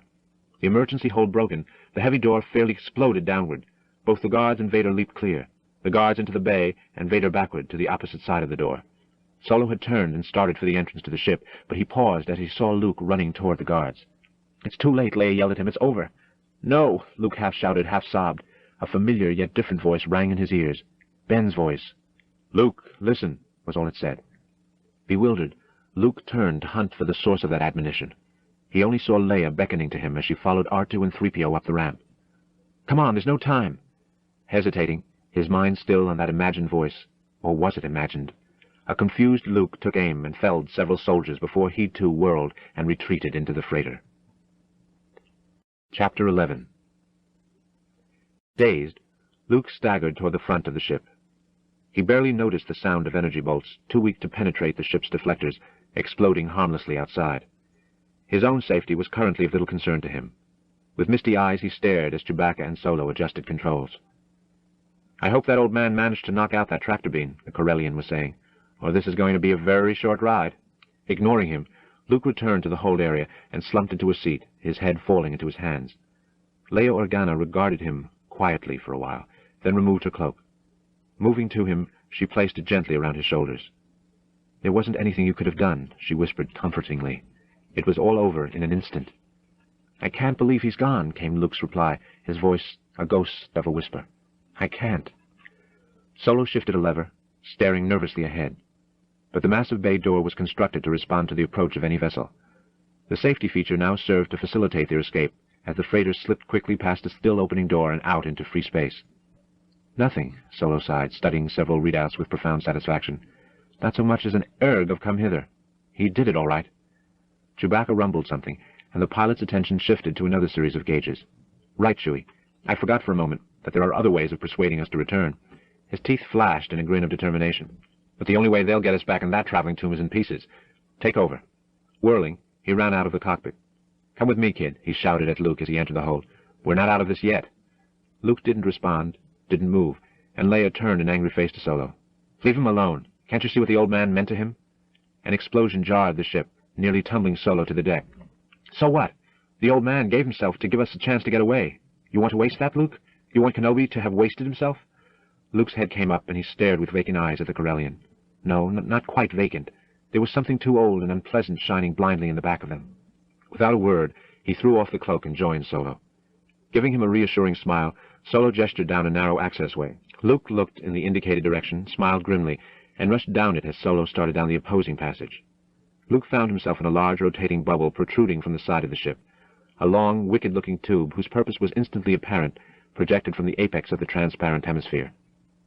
Luke settled himself into the seat and commenced a rapid study of the controls. Activator here, firing grip here. He had fired such weapons 1,000 times before, in his dreams. Forward, Chewbacca and Leia were searching the speckled pit outside for the attacking fighters represented by fire pricks on several screens. Chewbacca suddenly growled throatily and pulled back on several controls as Leia let out a yelp. "Here they come!" The starfield wheeled around Luke as an Imperial TIE fighter raced toward him and then swung overhead to vanish into the distance. Within the tiny cockpit, its pilot frowned as the supposedly battered freighter darted out of range. Adjusting his own controls, he swung up and over in a high arc intended to take him on a fresh intercept course with the escaping ship. Solo fired at another fighter, and its pilot nearly slammed his engine through its mountings as he fought to avoid the powerful energy bolts. As he did so, his hurried maneuver brought him under and around to the other side of the freighter. Even as he was lowering the glare reflector over his eyes, Luke opened up on the racing fighter. Chewbacca was alternating his attention between the instruments and the tracking screens, while Leia strained to separate distant stars from nearby assassins. Two fighters dove simultaneously on the twisting, spiraling freighter, trying to line their weapons on the unexpectedly flexible craft. Solo fired at the descending globes, and Luke followed with his own weapon a second later. Both fired on the starship, and then shot past. "They're coming in too fast," Luke yelled into his comlink. Another enemy bolt struck the freighter forward, and was barely shunted aside by its deflectors. The cockpit shuddered violently, and gauges whined in protest at the quantity of energy they were being asked to monitor and compensate for. Chewbacca muttered something to Leia, and she murmured a soft reply as if she almost understood. Another fighter unloosed a barrage on the freighter, only this time the bolt pierced an overloaded screen and actually struck the side of the ship. Though partially deflected, it still carried enough power to blow out a large control panel in the main passageway, sending a rain of sparks and smoke in all directions. R2-D2 started stolidly toward the miniature inferno as the ship lurched crazily, throwing the less stable 3PO into a cabinet full of component chips. A warning light began to wink for attention in the cockpit. Chewbacca muttered to Leia, who stared at him worriedly and wished for the gift of Wookiee gab. Then a fighter floated down on the damaged freighter, right into Luke's sights. His mouth moving silently, Luke fired at it. The incredibly agile little vessel darted out of his range, but as it passed beneath him, Solo picked it up instantly and commenced a steady following fire. Without warning, the fighter erupted in an incredible flash of multicolored light, throwing a billion bits of superheated metal to every section of the cosmos. Solo whirled and gave Luke a victory wave, which the younger man gleefully returned. Then they turned back to their weapons as yet another fighter stormed over the freighter's hull, firing at its transmitter dish. In the middle of the main passageway, angry flames raged around a stubby cylindrical shape. A fine white powdery spray issued from R2-D2's head. Wherever it touched, the fire retreated sharply. Luke tried to relax, to become a part of the weapon. Almost without being aware of it, he was firing at a retreating Imperial. When he blinked, it was to see the flaming fragments of the enemy craft forming a perfect ball of light outside the turret. It was his turn to spin and flash the Corellian a grin of triumph. In the cockpit, Leia paid close attention to scattered readouts, as well as searching the sky for additional ships. She directed her voice toward an open mic. "There are still 2 more of them out there. Looks like we've lost the lateral monitors and the starboard deflector shield." "Don't worry," Solo told her, with as much hope as confidence. "She'll hold together." He gave the walls a pleading stare. "You hear me, ship? Hold together! Chewie, try to keep them on our port side. If we—" He was forced to break off as a TIE fighter seemed to materialize out of nowhere, energy bolts reaching out from it toward him. Its companion craft came up on the freighter's other side, and Luke found himself firing steadily at it, ignoring the immensely powerful energy it threw at him. At the last possible instant before it passed out of range, he swung the weapon's nozzle minutely, his finger tightening convulsively on the fire control. The Imperial fighter turned into a rapidly expanding cloud of phosphorescing dust. The other fighter apparently considered the shrunken odds, turned, and retreated at top speed. "We've made it!" Leia shouted, turning to give the startled Wookiee an unexpected hug. He growled at her, very softly. Darth Vader strode into the control room, where Governor Tarkin stood staring at a huge, brilliantly lit screen. It displayed a sea of stars, but it was not the spectacular view which absorbed the governor's thoughts at the moment. He barely glanced around as Vader entered. "Are they away?" the Dark Lord demanded. "They've just completed the jump to hyperspace. No doubt they are at this very moment congratulating themselves on their daring and success." Now Tarkin turned to face Vader, a hint of warning in his tone. "I'm taking an awful chance on your insistence, Vader. This had better work. Are you certain the homing beacon is secure aboard their ship?" Vader exuded confidence beneath the reflective black mask. "There is nothing to fear. This will be a day long remembered. It already has been witness to the final extinction of the Jedi. Soon it will see the end of the Alliance and the Rebellion." Solo switched places with Chewbacca, the Wookiee grateful for the opportunity to relinquish the controls. As the Corellian moved aft to check the extent of the damage, a determined-looking Leia passed him in the corridor. "What do you think, sweetheart?" Solo inquired, well pleased with himself. "Not a bad bit of rescuing, you know. Sometimes I amaze even myself." "That doesn't sound too hard," she admitted readily. "The important thing is not my safety, but the fact that the information in the R2 droid is still intact. What's that droid carrying that's so important, anyway?" Leia considered the blazing starfield forward. "Complete technical schematics of the battle station. I only hope that when the data is analyzed, a weakness can be found. Until then, until the station itself is destroyed, we must go on. This war isn't over yet." "It is for me," objected the pilot. "I'm not on this mission for your revolution. Economics interest me, not politics. There's business to be done under any government, and I'm not doing it for you, Princess. I expect to be well paid for risking my ship and my hide." "You needn't worry about your reward," she assured him sadly, turning to leave. "If money is what you love, that's what you will receive." On leaving the cockpit, She saw Luke coming forward, and she spoke softly to him in passing. "Your friend is indeed a mercenary. I wonder if he really cares about anything, or anybody." Luke stared after her until she disappeared into the main hold area, then whispered, "I do. I care." Then he moved into the cockpit and sat in the seat Chewbacca had just vacated. "What do you think of her, Han?" Solo didn't hesitate. "I try not to." Luke probably hadn't intended his response to be audible, but Solo overheard his murmur of good nonetheless. "Still," Solo ventured thoughtfully, "she's got a lot of spirit to go with her sass. I don't know. Do you think it's possible for a princess and a guy like me?" "No," Luke cut him off sharply. He turned and looked away. Solo smiled at the younger man's jealousy, uncertain in his own mind whether he had added the comment to bait his naive friend, or because it was the truth. Yavin was not a habitable world. The huge gas giant was patterned with pastel high-altitude cloud formations. Here and there the softly lambent atmosphere was molded by cyclonic storms composed of 600-kilometer-per-hour winds, which boiled rolling gases up from the Yavin-esque troposphere. It was a world of lingering beauty and quick death for any who might try to penetrate to its comparatively small core of frozen liquids. Several of the giant planet's numerous moons, however, were planet-sized themselves, and of these 3 could support humanoid life. Particularly inviting was the satellite designated by the system's discoverers as number 4. It shone like an emerald in Yavin's necklace of moons, rich with plant and animal life. But it was not listed among those worlds supporting human settlement. Yavin was located too far from the settled regions of the galaxy. Perhaps the latter reason, or both, or a combination of causes still unknown, had been responsible for whatever race had once risen from satellite-forced jungles, only to disappear quietly long before the first human explorer set foot on the tiny world. Little was known of them, save that they left a number of impressive monuments, and that they were one of the many races which had aspired to the stars, only to have their desperate reach fall short. Now all that remained were the mounds and foliage-clad clumps formed by jungle-covered buildings. But though they had sunk back into the dust, their artifacts and their world continued to serve an important purpose. Strange cries and barely perceptible moans sounded from every tree and copse. Hoots and growls and strange mutterings issued from creatures content to remain concealed in the dense undergrowth.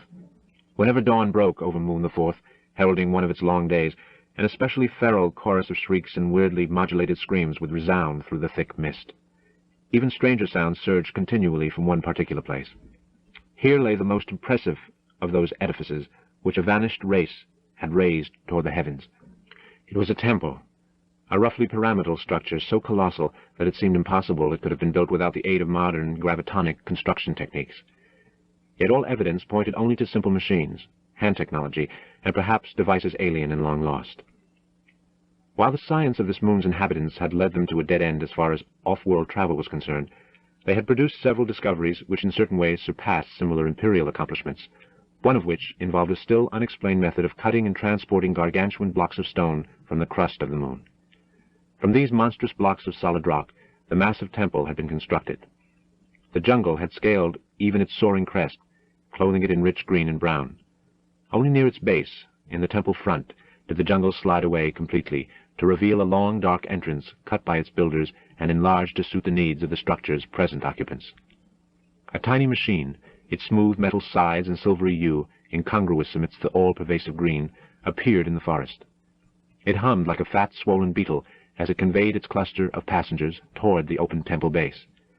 Crossing a considerable clearing, it was soon swallowed up by the dark maw in the front of the massive structure, leaving the jungle once more in the paws and claws of invisible squallers and screechers. The original builders would never have recognized the interior of their temple. Seamed metal had replaced rock, and poured paneling did service for chamber division in place of wood. Nor would they have been able to see the buried layers excavated into the rock below, layers which contained hangar upon hangar linked by powerful elevators. A land speeder came to a gradual stop within the temple, whose first level was the uppermost of those ship-filled hangars. Its engine died obediently as the vehicle settled to the ground. A noisy cluster of humans, waiting nearby, ceased their conversation and rushed toward the craft. Fortunately, Leia Organa quickly emerged from the speeder, or the man who reached it first might have pulled her bodily from it, so great was his delight at the sight of her. He settled for giving her a smothering hug as his companion called their own greetings. "You're safe. We'd feared you'd been killed." Abruptly he composed himself, stepped away from her, and executed a formal bow. "When we heard about Alderaan, we were afraid that you were lost along with the rest of the population." "All that is past history, Commander Willard," she said. "We have a future to live for. Alderaan and its people are gone. Her voice turned bitter cold, frightening in so delicate-looking a person. We must see that such does not happen again.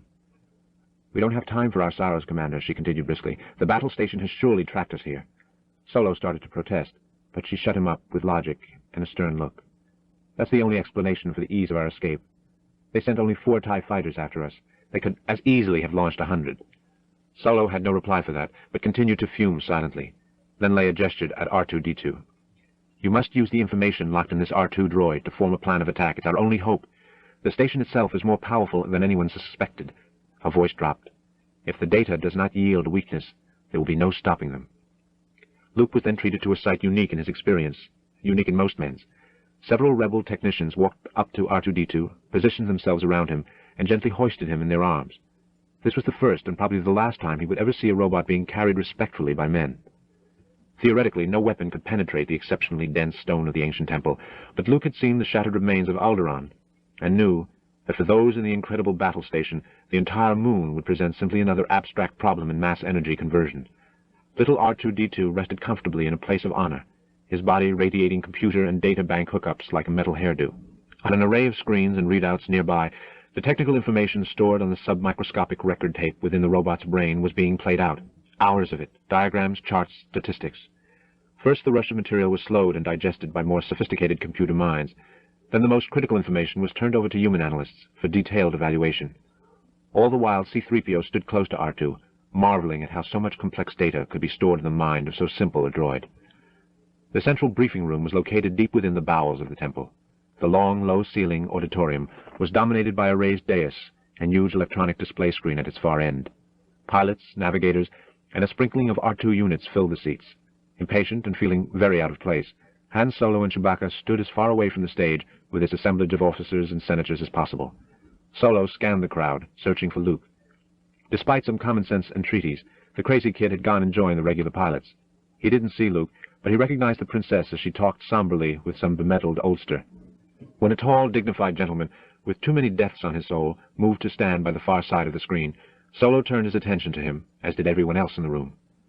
As soon as an expectant silence had gripped the crowd, General Jan Dodona adjusted the tiny mic on his chest and indicated the small group seated close to him. "You all know these people," he intoned with quiet power. "They are the senators and generals whose worlds have given us support, whether open or covert. They have come to be with us in what may well prove to be the decisive moment." He let his gaze touch many in the crowd, and none who were so favored remained unmoved. The Imperial battle station you now all have heard of is approaching from the far side of Yavin and its sun. That gives us a little extra time, but it must be stopped, once and for all, before it can reach this moon, before it can bring its weaponry to bear on us as it did on Alderaan. A murmur ran through the crowd at the mention of that world, so callously obliterated. "The station," Dodona went on, "is heavily shielded and mounts more firepower than half the Imperial fleet. But its defenses were designed to fend off large-scale capital ship assaults. A small 1- or 2-man fighter should be able to slip through its defensive screens." A slim, supple man who resembled an older version of Han Solo rose. Dodona acknowledged his presence. "What is it, Red Leader?" The man gestured toward the display screen, which showed a computer portrait of the battle station. "Pardon me for asking, sir, but what good are our snub fighters going to be against that?" Dodona considered. "Well, the Empire doesn't think a one-man fighter is any threat to anything except another small ship, like a TIE fighter, or they would have provided tighter screens. Apparently they're convinced that their defensive weaponry can fend off any light attacks. But an analysis of the plans provided by Princess Leia has revealed what we think is a weakness in the station's design. A big ship couldn't get near it, but an X or Y-wing fighter might. It's a small thermal exhaust port. Its size belies its importance, as it appears to be an unshielded shaft that runs directly into the main reactor system powering the station. Since this serves as an emergency outlet for waste heat in the event of reactor overproduction, its usefulness would be eliminated by particle shielding. A direct hit would initiate a chain reaction that will destroy the station. Mutterings of disbelief ran through the room. The more experienced the pilot, the greater his expressed disbelief. "I didn't say your approach would be easy," Dodona admonished them. He gestured at the screen. "You must maneuver straight in down this shaft, level off in the trench, and skim the surface to this point. The target is only 2 meters across. It will take a precise hit at exactly 90 degrees to reach the reactor's systematization, and only a direct hit will start the complete reaction. I said the port wasn't particle shielded. However, it is completely ray-shielded. That means no energy beams. You'll have to use proton torpedoes. A few of the pilots laughed, humorlessly. One of them was a teenage fighter jockey seated next to Luke, who bore the unlikely name of Wedge Antilles. R2-D2 was there also, seated next to another R2 unit, who emitted a long whistle of hopelessness.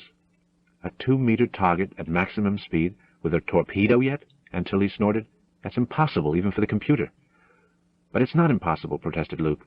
I used to bullseye womp rats in my T-16 back home. They're not much bigger than 2 meters. Is that so? The rakishly uniformed youth noted derisively. Tell me, when you were going after your particular varmint, were there 1,000 other, what did you call it, womp rats armed with power rifles firing at you? He shook his head sadly. With all that firepower on the station directed at us, this will take a little more than barnyard marksmanship, believe me. As if to confirm Antilles' pessimism, Dodonna indicated a string of lights on the ever-changing schematic. Take a special note of these emplacements. There's a heavy concentration of firepower on the latitudinal axes, as well as several dense circumpolar clusters. Also, their field generators will probably create a lot of distortion, especially in and around the trench. I figure that maneuverability in that sector will be less than 0.3. This produced more murmurs and a few groans from the assembly. Remember, the general went on, you must achieve a direct hit. Yellow squadron will cover for red on the first run. Green will cover blue on the second. Any questions? A muted buzz filled the room. One man stood, lean and handsome. Too much so, it seemed, to be ready to throw away his life for something as abstract as freedom. What if both runs fail? What happens after that? Dodonna smiled tightly. There won't be any after that. The man nodded slowly, understandingly, and sat down. Anyone else? Silence now, pregnant with expectation. Then man your ships, and may the Force be with you. Like oil draining from a shallow pot, the seated ranks of men, women, and machines rose and flowed toward the exits. Elevators hummed busily, lifting more and more deadly shapes from buried depths to the staging area in the primary temple hangar, as Luke, 3PO, and R2-D2 walked toward the hangar entrance. Neither the bustling flight crews, nor the pilots performing final checkouts, nor the massive sparks thrown off as power couplings were disconnected, captured Luke's attention at the moment. Instead, it was held by the activity of two far more familiar figures. Solo and Chewbacca were loading a pile of small strongboxes onto an armored landspeeder. They were completely absorbed with this activity, ignoring the preparations going all around them. Solo glanced up briefly as Luke and the robots approached, then returned to his loading. Luke simply watched sadly, conflicting emotions careening confusedly off one another inside him. Solo was cocky, reckless, intolerant, and smug. He was also brave to a fault, instructive, and unfailingly cheery. The combination made for a confusing friend, but a friend nonetheless. You got your reward, Luke finally observed, indicating the boxes. Solo nodded once. And you're leaving then? That's right, kid. I've got some old debts to pay off, and even if I didn't, I don't think I'd be fool enough to stick around here. He eyed Luke appraisingly. You're pretty good in a scrap, kid. Why don't you come with us? I could use you. The mercenary gleam in Solo's eyes only made Luke mad. Why don't you look around you and see something besides yourself for a change? You know what's going to happen here, what they're up against. They could use a good pilot, but you're turning your back on them. Solo didn't appear upset at Luke's tirade. What good's a reward if you're not around to spend it? Attacking that battle station isn't my idea of courage. More like suicide. Yeah, take care of yourself, Han, Luke said quietly, turning to leave.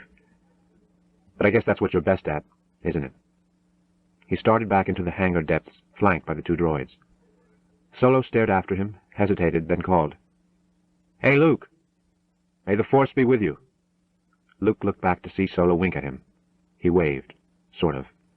Then he was swallowed up by moving mechanics and machinery.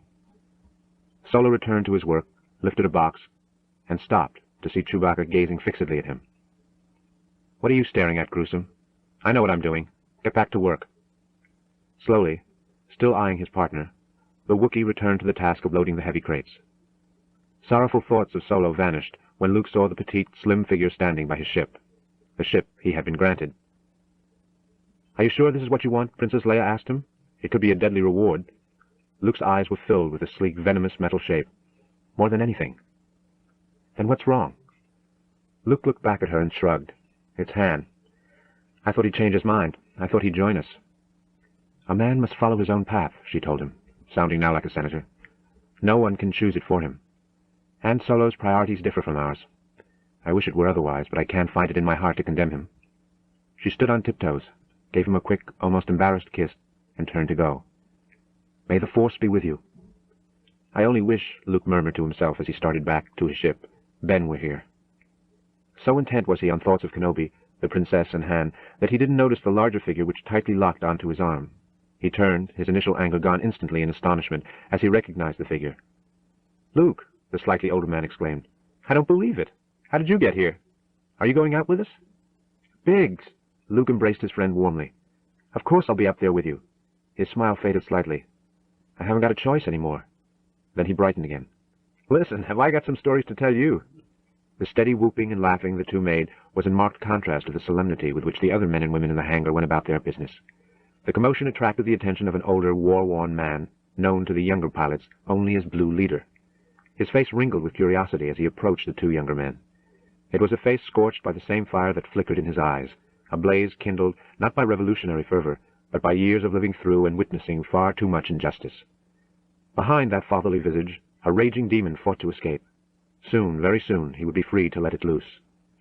Now he was interested in these two young men, who in a few hours were likely to be particles of frozen meat floating about Yavin. One of them he recognized. "Aren't you Luke Skywalker? Have you been checked out on the Incom T-65? "Sir," Biggs put in before his friend could reply, "Luke's the best bush pilot in the Outer Rim territories." The older man patted Luke reassuringly on the back as they studied his waiting ship. "Something to be proud of. I've got over 1,000 hours on an Incom Skyhopper myself." He paused a moment before going on. "I met your father once when I was just a boy, Luke. He was a great pilot. You'll do all right out there. If you've got half your father's skill, you'll do a damn sight better than all right." "Thank you, sir. I'll try." "There's not much difference control-wise between an X-Wing T-65, Blue Leader went on, and a Skyhopper." His smile turned ferocious. "Except the payload's of a somewhat different nature." He left them and hurried toward his own ship. Luke had 100 questions to ask him, and no time for even one. "I've got to get aboard my own boat, Luke. Listen, you'll tell me your stories when we come back, all right?" "All right. I told you I'd make it here someday, Biggs." "You did." His friend was moving toward a cluster of waiting fighters, adjusting his flight suit. "It's going to be like old times, Luke. We're a couple of shooting stars that can't be stopped." Luke laughed. They used to reassure themselves with that cry when they piloted starships of sandhills and dead logs behind the flaking pitted buildings of Anchorhead, years and years ago. Once more Luke turned toward his ship, admiring its deadly lines. Despite Blue Leader's assurances, he had to admit that it didn't look much like an Incom Skyhopper. R2-D2 was being snuggled into the R2 socket behind the fighter cockpit. A forlorn metal figure stood below, watching the operation and shuffling nervously about. "Hold on tight," C-3PO was cautioning the smaller robot. "You've got to come back. If you don't come back, who am I going to have to yell at?" For 3PO, that query mounted to an overwhelming outburst of emotion. R2 beeped confidently down at his friend, however, as Luke mounted the cockpit entry. Farther down the hangar, he saw Blue Leader already set in his acceleration chair and signaling to his ground crew. Another roar was added to the monstrous din filling the hangar area as ship after ship activated its engines. In that enclosed rectangle of temple, the steady thunder was overpowering. Slipping into the cockpit seat, Luke studied the various controls as ground attendants began wiring him via cords and umbilicals into the ship. His confidence increased steadily. The instrumentation was necessarily simplified and, as Blue Leader had indicated, much like his old Skyhopper. Something patted his helmet, and he glanced left to see the crew chief leaning close. He had to shout to be heard above the deafening howl of multiple engines. "That R2 unit of yours seems a little beat up. Do you want a new one?" Luke glanced briefly back at the secure droid before replying. R2-D2 looked like a permanent piece of the fighter. "Not on your life. That droid and I have been through a lot together. All secure, R2? The droid replied with a reassuring beep. As the ground chief jumped clear, Luke commenced the final checkout of all instruments. It slowly occurred to him what he and the others were about to attempt. Not that his personal feelings could override his decision to join them. He was no longer an individual functioning solely to satisfy his personal needs. Something now bound him to every other man and woman in this hangar. All around him, scattered scenes of goodbye were taking place. Some serious, some kidding, all with the true emotion of the moment masked by efficiency. Luke turned away from where one pilot left a mechanic, possibly a sister or wife or just a friend, with a sharp, passionate kiss. He wondered how many of them had their own little debts to settle with the Empire. Something crackled in his helmet. In response, he touched a small lever. The ship began to roll forward, slowly, but with increasing speed, toward the gaping mouth of the temple. Chapter 12. Leia Organa sat silently before the huge display screen on which Yavin and its moons were displayed. A large red dot moved steadily toward the fourth of those satellites. Dodonna and several other field commanders of the Alliance stood behind her, their eyes also intent on the screen. Tiny green flecks began to appear around the fourth moon, to coalesce into small clouds like hovering emerald gnats. Dodonna put a hand on her shoulder. It was comforting. The red represents the progress of the Imperial battle station as it moves deeper into Yavin's system. "Our ships are all away," a commander behind him declared. A single man stood alone in the cylindrical hold, secured to the top of the rapier-thin tower. Staring through fixed-mount electro-binoculars, he was the sole visible representative of the vast technology buried in the green purgatory below. Muted cries, moans, and primeval gurglings drifted up to him from the highest treetops. Some were frightening, some less so, but none were as indicative of power held in check as the 4 silvery starships which burst into view above the observer. Keeping a tight formation, they exploded through humid air to vanish in seconds into the morning cloud cover far above. Sound shadows rattled the trees moments later in a forlorn attempt to catch up to the engines which had produced them. Slowly assuming attack formations, combining X and Y-wing ships, the various fighters began to move outward from the moon, out past the oceanic atmosphere of giant Yavin, out to meet the technologic executioner. The man who had observed the byplay between Biggs and Luke now lowered his glare visor and adjusted his half-automatic, half-manual gun sights as he checked the ships to either side of him. "Blue boys," he addressed his intership pickup. "This is Blue Leader. Adjust your selectors and check in. Approaching target at 1.3. Ahead, the bright sphere of what looked like one of Yavin's moons, but wasn't, began to glow with increasing brightness. It shone with an eerie metallic glow utterly unlike that of any natural satellite. As he watched the giant battle station make its way around the rim of Yavin, Blue Leader's thoughts traveled back over the years, over the uncountable injustices, the innocents taken away for interrogation and never heard from again, the whole multitude of evils incurred by an increasingly corrupt and indifferent Imperial government. All those terrors and agonies were concentrated, magnified, represented by the single bloated feat of engineering they were approaching now. "This is it, boys," he said to the mic. "Blue 2, you're too far out. Close it up, Wedge." The young pilot Luke had encountered in the temple briefing room glanced to starboard, then back to his own instruments. He executed a slight adjustment, frowning. "Sorry, boss. My ranger seems to be a few points off. I'll have to go on manual." "Check, Blue 2. Watch yourself.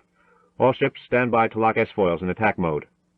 One after another from Luke and Biggs, Wedge, and the other members of Blue Assault Squadron, the replies came back. "Standing by." "Execute," Blue Leader commanded, when John D. and Piggy had indicated they were in readiness. The double wings on the X-wing fighter split apart like narrow seeds. Each fighter now displayed 4 wings, its wing-mounted armament and quadruple engines now deployed for maximum firepower and maneuverability. Ahead, the Imperial station continued to grow. Surface features became visible as each pilot recognized docking bays, broadcast antennae, and other man-made mountains and canyons. As he neared that threatening black sphere for the second time, Luke's breathing grew faster. Automatic life support machinery detected the respiratory shift and compensated properly. Something began to buffet his ship, almost as if he were back in his skyhopper again, wrestling with the unpredictable winds of Tatooine. He experienced a bad moment of uncertainty until the calming voice of Blue Leader sounded in his ears. "We're passing through their outer shields. Hold tight. Lock down freeze-floating controls and switch your own deflectors on. Double front." The shaking and buffeting continued, worsened. Not knowing how to compensate, Luke did exactly what he should have, remained in control and followed orders. Then the turbulence was gone, and the deathly cold peacefulness of space had returned. "That's it. We're through," Blue Leader told them quietly. "Keep all channels silent until we're on top of them. It doesn't look like they're expecting much resistance." Though half the great station remained in shadow, they were now near enough for Luke to be able to discern individual lights on its surface. A ship that could show phases matching a moon. Once again he marveled at the misplaced ingenuity and effort which had gone into its construction. Thousands of lights scattered across its curving expanse gave it the appearance of a floating city. Some of Luke's comrades, since this was their first sight of the station, were even more impressed. "Look at the size of that thing," Wedge Antilles gasped over his open pickup. "Cut the chatter, Blue 2, Blue Leader ordered. Accelerate to attack velocity." Grim determination showed in Luke's expression as he flipped several switches above his head and began adjusting his computer target readout. R2-D2 re-examined the nearing station and thought untranslatable electronic thoughts. Blue Leader compared the station with the location of their proposed target area. "Red Leader," he called toward the pickup. "This is Blue Leader. We're in position. You can go right in. The exhaust shaft is farther to the north. We'll keep him busy down here. Red Leader was the physical opposite of Luke's squadron commander. He resembled the popular notion of a credit accountant, short, slim, shy of face. His skills and dedication, however, easily matched those of his counterpart and old friend. "We're starting for the target shaft now, Dutch. Stand by to take over if anything happens." "Check, Red Leader," came the other's reply. "We're going to cross their equatorial axis and try to draw their main fire. May the Force be with you." From the approaching swarm, the 2 squads of fighters broke clear. The X-Wing ships dove directly for the bulge of the station far below, while the Y ships curved down and northward over its surface. Within the station, alarm sirens began a mournful, clangorous wail as slow-to-react personnel realized that the impregnable fortress was actually under organized attack. Admiral Motti and his tacticians had expected the rebels' resistance to be centered around a massive defense of the moon itself. They were completely unprepared for an offensive response consisting of dozens of tiny snub ships. Imperial efficiency was in the process of compensating for the strategic oversight. Soldiers scrambled to man enormous defensive weapons emplacements. Servo drivers thrummed as powerful motors aligned the huge devices for firing. Soon a web of annihilation began to develop the station as energy weapons, electrical bolts, and explosive solids ripped out at the oncoming rebel craft. "This is Blue 5, Luke announced to his mic as he nosedived his ship in a radical attempt to confuse any electronic predictors below. The gray surface of the battle station streaked past his ports. "I'm going in." "I'm right behind you, Blue 5, a voice recognizable as Biggs sounded in his ears. The target in Luke's sights was as stable as that of the Imperial defenders was evasive. Bolts flew from the tiny vessel's weapons. One started a huge fire on the dim surface below, which would burn until the crew of the station could shut off the flow of air to the damaged section. Luke's glee turned to terror as he realized he couldn't swerve his craft in time to avoid passing through the fireball of unknown composition. "Pull out, Luke, pull out!" Biggs was screaming at him. But despite commands to shift course, the automatic pressers wouldn't allow the necessary centrifugal force. His fighter plunged into the expanding ball of superheated gases. Then he was through and clear on the other side. A rapid check of his controls enabled him to relax. Passage through the intense heat had been insufficient to damage anything vital, though all 4 wings bore streaks of black, carbonized testimony to the nearness of his escape. Hellflowers bloomed outside his ship as he swung it up and around in a sharp curve. "You all right, Luke?" came Biggs' concerned query. "I got a little toasted, but I'm okay." A different, stern voice sounded. "Blue 5, warned the squadron leader. "You'd better give yourself more lead time or you're going to destroy yourself as well as the Imperial construction." "Yes, sir. I've got the hang of it now. Like you said, it's not exactly like flying a skyhopper." Energy bolts and sun-bright beams continued to create a chromatic maze in the space above the station as the rebel fighters crisscrossed back and forth over its surface, firing at whatever looked like a decent target. 2 of the tiny craft concentrated on a power terminal. It blew up, throwing lightning-sized electric arcs from the station's innards. Inside, troopers, mechanicals, and equipment were blown in all directions by subsidiary explosions as the effects of the blast traveled back down various conduits and cables. Where the explosion had hulled the station, escaping atmosphere sucked helpless soldiers and droids out into a bottomless black tomb. Moving from position to position, a figure of dark calm amid the chaos, was Darth Vader. A harried commander rushed up to him and reported breathlessly, "Lord Vader, we count at least 30 of them, of 2 types. They're so small and quick the fixed guns cannot follow them accurately. They continuously evade the predictors." "Get all TIE crews to their fighters. We'll have to go out after them and destroy them ship by ship." Within numerous hangars, red lights began flashing, and an insistent alarm started to ring. Ground crews worked frantically to ready ships as flight-suited Imperial pilots grabbed for helmets and packs. "Luke," requested Blue Leader as he skimmed smoothly through a rain of fire, "let me know when you're off the block." "I'm on my way now." "Watch yourself," the voice urged over the cockpit speaker. "There's a lot of fire coming from the starboard side of that deflection tower." "I'm on it, don't worry," Luke responded confidently. Putting his fighter into a twisting dive, he sliced once more across metal horizons. Antennae and small protruding emplacements burst into transitory flames as bolts from his wingtips struck with deadly accuracy. He grinned as he pulled up and away from the surface as intense lines of energy passed through space recently vacated. Darned if it wasn't like hunting womp rats back home in the crumbling canyons of Tatooine's wastes. Biggs followed Luke on a similar run, even as Imperial pilots prepared to lift clear of the station. Within the many docking bays, technical crews rushed hurriedly to unlock power cables and conclude desperate final checks. More care was taken in preparing a particular craft nearest one of the bayports, the one into which Darth Vader barely succeeded in squeezing his huge frame. Once set in the seat, he slid a second set of eye shields across his face. The atmosphere of the war room back in the temple was one of nervous expectancy. Occasional blinks and buzzes from the main battle screens sounded louder than the soft susurration of hopeful people trying to reassure one another. Near a far corner of the mass of flickering lights, a technician leaned a little closer to his own readouts before speaking into the pickup suspended near his mouth. "Squad leaders, attention! Squad leaders, attention! We've picked up a new set of signals from the other side of the station. Enemy fighters coming your way. Luke received the report at the same time as everyone else. He began hunting the sky for the predicted Imperial craft, his gaze dropping to his instrumentation. My scope's negative. I don't see anything. Maintain visual scanning, Blue Leader directed. With all this energy flying, they'll be on top of you before your scope can pick them up. Remember, they can jam every instrument on your ship except your eyes. Luke turned again, and this time saw an Imperial already pursuing an X-Wing with a number Luke quickly recognized.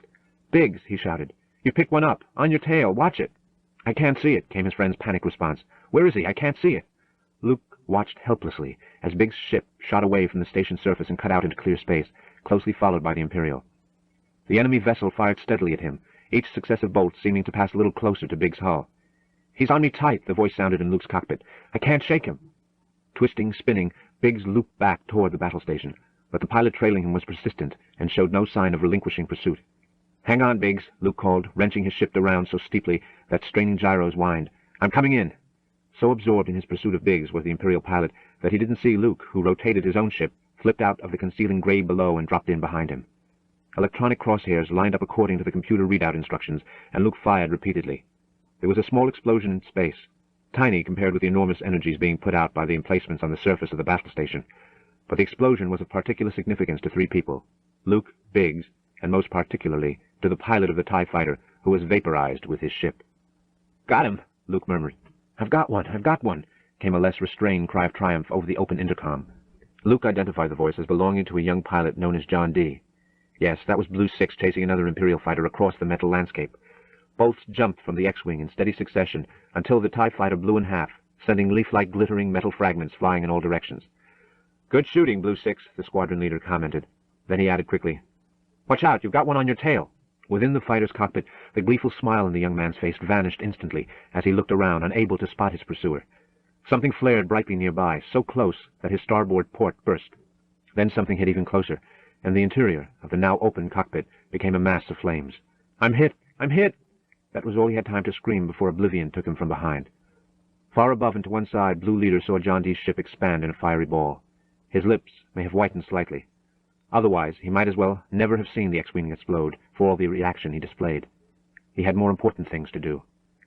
On the fourth moon of Yavin, a spacious screen chose that moment to flicker and die, much as John D. had. Worried technicians began rushing in all directions. One turned a drawn face to Leia, the expectant commanders, and one tall, bronzed robot. The high-band receiver has failed. It will take some time to fix. Do the best you can, Leia snapped. Switch to audio only. Someone overheard, and in seconds the room was filled with the sounds of distant battle, interspersed with the voices of those involved. Tighten it up, Blue 2, tighten it up, Blue Leader was saying. Watch those towers. Heavy fire, boss, came the voice of Wedge Antilles. 23 degrees. I see it. Pull in, we're picking up some interference. I can't believe it, Biggs was stammering. I've never seen such firepower. Pull in, Blue 5, pull in. A pause, then, Luke, do you read me, Luke? I'm all right, Chief, came Luke's reply. I've got a target. I'm going to check it out. There's too much action down there, Luke, Biggs told him. Get out. Do you read me, Luke? Pull out. Break off, Luke, ordered the deeper tones of Blue Leader. We've hit too much interference here. Luke, I repeat, break off. I can't see him. Blue 2, can you see Blue 5? Negative, Wedge replied quickly. There's a fire zone here you wouldn't believe. My scanner's jammed. Blue 5, where are you? Luke, are you all right? He's gone, Biggs started to report solemnly. Then his voice rose. No, wait, there he is. Looks like a little fin damage, but the kid's fine. Relief swept the war room, and it was most noticeable in the face of the slightest, most beautiful senator present. On the battle station, troopers worn half to death or deafened by the concussion of the big guns were replaced by fresh crews. None of them had time to wonder how the battle was going, and at the moment none of them much cared, a malady shared by common soldiers since the dawn of history.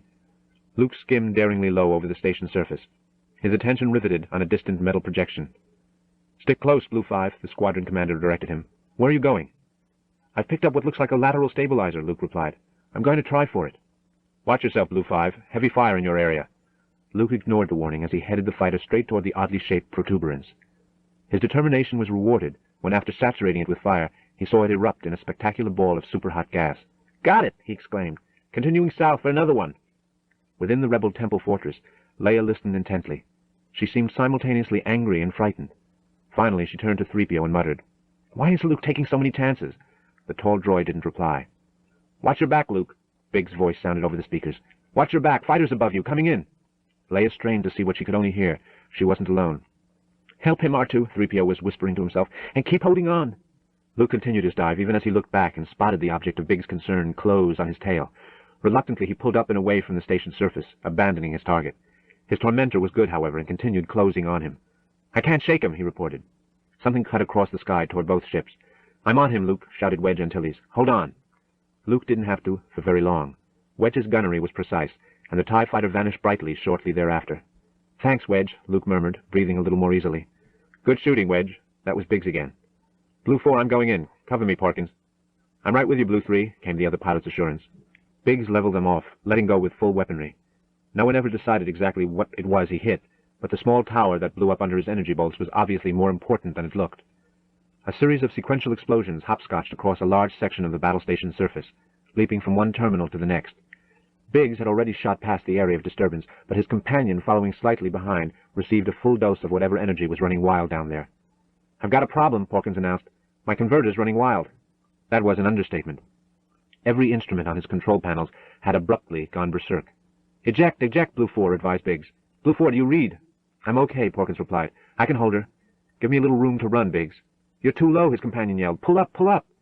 With his instrumentation not providing proper information, and at the altitude he was traveling, Porkins' ship was simple for one of the big, clumsy gun emplacements to track. It did, as its designers had intended it should. Porkins' demise was as glorious as it was abrupt. It was comparatively quiet near the pole of the battle station. So intense and vicious had been Blue and Green Squadron's assault on the equator that Imperial resistance had concentrated there. Red Leader surveyed the false peace with mournful satisfaction, knowing it wouldn't last for long. "Blue Leader, this is Red Leader," he announced into his mic. "We're starting our attack run. The exhaust port is located and marked. No flak, no enemy fighters up here yet. Looks like we'll get at least one smooth run at it." "I copy, Red Leader," the voice of his counterpart responded. "We'll try to keep them busy down here." 3 Y-wing fighters dropped out of the stars, diving toward the battle station surface. At the last possible minute, they swerved to dip into a deep artificial canyon, one of the many streaking the northern pole of the Death Star. Metal ramparts raced past on 3 sides of them. Red Leader hunted around, noticed the temporary absence of Imperial fighters. He adjusted a control and addressed his squadron. "This is it, boys. Remember, when you think you're close, go in closer before you drop that rock. Switch all power to front deflector screens. Never mind what they throw at you from the side. We can't worry about that now." Imperial crews lining the trench rudely awoke to the fact that their heretofore ignored section of the station was coming under attack. They reacted speedily, and soon energy bolts were racing at the attacking ships in a steadily increasing volume. Occasionally, one would explode near one of the onrushing Y-wings, jostling it without real damage. "A little aggressive, aren't they?" Red 2 reported over his mic. Red Leader reacted quietly. "How many guns do you think, Red 5? Red 5, known casually to most of the rebel pilots as Pops, somehow managed to make an estimate of the trench's defenses while simultaneously piloting his fighter through the growing hail of fire. His helmet was battered almost to the point of uselessness from the effects of more battles than anyone had a right to survive. "I'd say about 20 emplacements," he finally decided. "Some in the surface and some on the towers." Red Leader acknowledged the information with a grunt as he pulled his computer targeting visor down in front of his face. Explosions continued to rock the fighter. "Switch to targeting computers," he declared. "Red 2, came one reply. "Computer locked in, and I'm getting a signal." The young pilot's rising excitement marked his reply. But the senior pilot among all the rebels, Red 5, was expectantly cool and confident, though it didn't sound like it from what he murmured half to himself. "No doubt about it, this is going to be some trick." Unexpectedly, all defensive fire from the surrounding emplacement ceased. An eerie quiet clung to the trench as the surface continued to blur past the skimming Y-wings. "What's this?" Red 2 blurted, looking around worriedly. "They stopped. Why?" "I don't like it," growled Red Leader, but there was nothing to confuse their approach now, no energy bolts to avoid. It was Pops who was first to properly evaluate the seeming aberration on the enemy's part. "Stabilize your rear deflectors now. Watch for enemy fighters." "You pinned it, Pops," Red Leader admitted, studying a readout. "Here they come. 3 marks at 210. The mechanical voice continued to recite the shrinking distance to their target, but it wasn't shrinking fast enough. "We're sitting ducks down here," he observed nervously. "We'll just have to ride it out," the old man told them all. "We can't defend ourselves and go for the target at the same time." He fought down old reflexes as his own screen revealed 3 TIE fighters in precision formation diving almost vertically down toward them. 38104, Darth Vader announced as he calmly adjusted his controls. The stars whipped past behind him. "I'll take them myself. Cover me." Red 2 was the first to die, the young pilot never knowing what hit him, never seeing his executioner. Despite his experience, Red Leader was on the verge of panic when he saw his wingmen dissolve in flame. "We're trapped down here. No way to maneuver. Trench walls are too close. We've got to loosen it up somehow. "Stay on target," admonished an older voice. "Stay on target." Red Leader took Pop's words like tonic, but it was all he could do to ignore the closing TIE fighters as the 2 remaining Y-wings continued to streak toward the target. Above them, Vader permitted himself a moment of undisciplined pleasure as he readjusted his targeting pewter. The rebel craft continued to travel a straight, unevasive course. Again, Vader touched finger to fire control. Something screeched in Red Leader's helmet, and fire started to consume his instrumentation. "It's no good," he yelled into his pickup. "I'm hit! I'm hit!" A second Y-wing exploded in a ball of vaporized metal, scattering a few solid shards of debris across the trench. This second loss proved too much even for Red 5 to take. He manipulated controls, and his ship commenced rising in a slow curve out of the trench. Behind him, the lead Imperial fighter moved to follow. "Red 5 to Blue Leader," he reported. "Aborting run under heavy fire. TIE fighters dropped on us out of nowhere. I can't... Wait!" Astern, a silent, remorseless enemy was touching a deadly button once more. The first bolt struck just as Pops had risen high enough to commence evasive action. But he had pulled clear a few seconds too late. One energy beam seared his port engine, igniting gas within. The engine blew apart, taking controls and stabilizing elements with it. Unable to compensate, the out-of-control Y-wing began a long, graceful plunge toward the station surface. "Are you all right, Red 5? A troubled voice called over the intership system. "Lost touch," Pops explained slowly, tiredly. "They drop in behind you and you can't maneuver in the trench. Sorry, it's your baby now. So long, Dave." It was the last message of many from a veteran. Blue Leader forced a crispness he didn't feel into his voice as he tried to shunt aside the death of his old friend. "Blue boys, this is Blue Leader. Rendezvous at Mach 6.1. All wings report in." "Blue Leader, this is Blue 10, I copy." "Blue 2 here," Wedge acknowledged. "Coming toward you, Blue Leader." Luke was also waiting his turn to report when something beeped on his control board. A glance backward confirmed the electronic warning as he spotted an Imperial fighter slipping in behind him. "This is Blue 5, he declared, his ship wobbling as he tried to lose the TIE fighter. "I have a problem here. Be right with you." He sent his ship into a steep dive toward the metal surface, then cut sharply up to avoid a burst of defensive fire from emplacements below. Neither maneuver shook his pursuit. "I see you, Luke," came a reassuring call from Biggs. "Stay with it." Luke looked up, below, and to the sides, but there was no sign of his friend. Meanwhile, energy bolts from his trailing assailant were passing uncomfortably close. "Blast it, Biggs, where are you?" Something appeared, not to the sides or behind, but almost directly in front of him. It was bright and moving incredibly fast, and then it was firing just above him. Taken completely by surprise, the Imperial fighter came apart just as its pilot realized what had happened. Luke turned for the rendezvous mark as Biggs shot past overhead. "Good move, Biggs. Fooled me, too." "I'm just getting started," his friend announced, as he twisted his ship violently to avoid the fire from below. He hove into view over Luke's shoulder and executed a victory roll. "Just point me at the target." Back alongside Yavin's indifferent bulk, Dodonna finished an intense discussion with several of his principal advisors, then moved to the long-range transmitter. "Blue Leader, this is Base 1. Double-check your own attack prior to commencement. Have your wingmen hold back and cover for you. Keep half your group out of range to make the next run."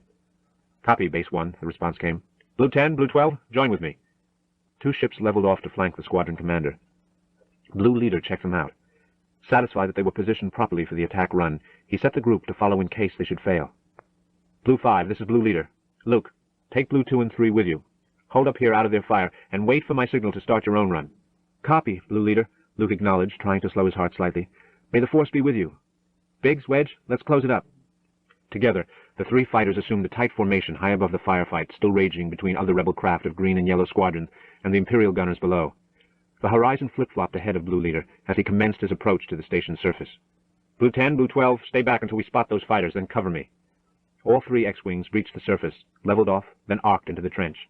His wingmen dropped farther and farther behind him until Blue Leader was seemingly alone in the vast gray chasm. No defensive fire greeted him as he raced toward the distant target. He found himself looking around nervously, checking and rechecking the same instruments. "This doesn't look right," he found himself muttering. Blue 10 sounded equally concerned. "You should be able to pick up the target by now." "I know. The disruption down here is unbelievable. I think my instruments are off. Is this the right trench?" Suddenly, intense streaks of light began to shoot close by as the trench defenses opened up. Near misses shook the attackers. At the far end of the trench, a huge tower dominated the metal ridge, vomiting enormous amounts of energy at the nearing ships. "It's not going to be easy with that tower up there," Blue Leader declared grimly. "Stand by to close up a little when I tell you." Abruptly, the energy bolts ceased, and all was silent and dark in the trench once again. "This is it," Blue Leader announced, trying to locate the attack from above that had to be coming. "Keep your eyes open for those fighters." "All short and long-range scopes are blank," Blue 10 reported tensely. "Too much interference here, Blue 5. Can you see them from where you are?" Luke's attention was riveted to the surface of the station.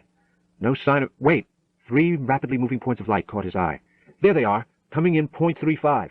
Blue 10 turned and looked in the indicated direction. Sun bounced off stabilizing fins as the TIE fighters looped downward. "I see them."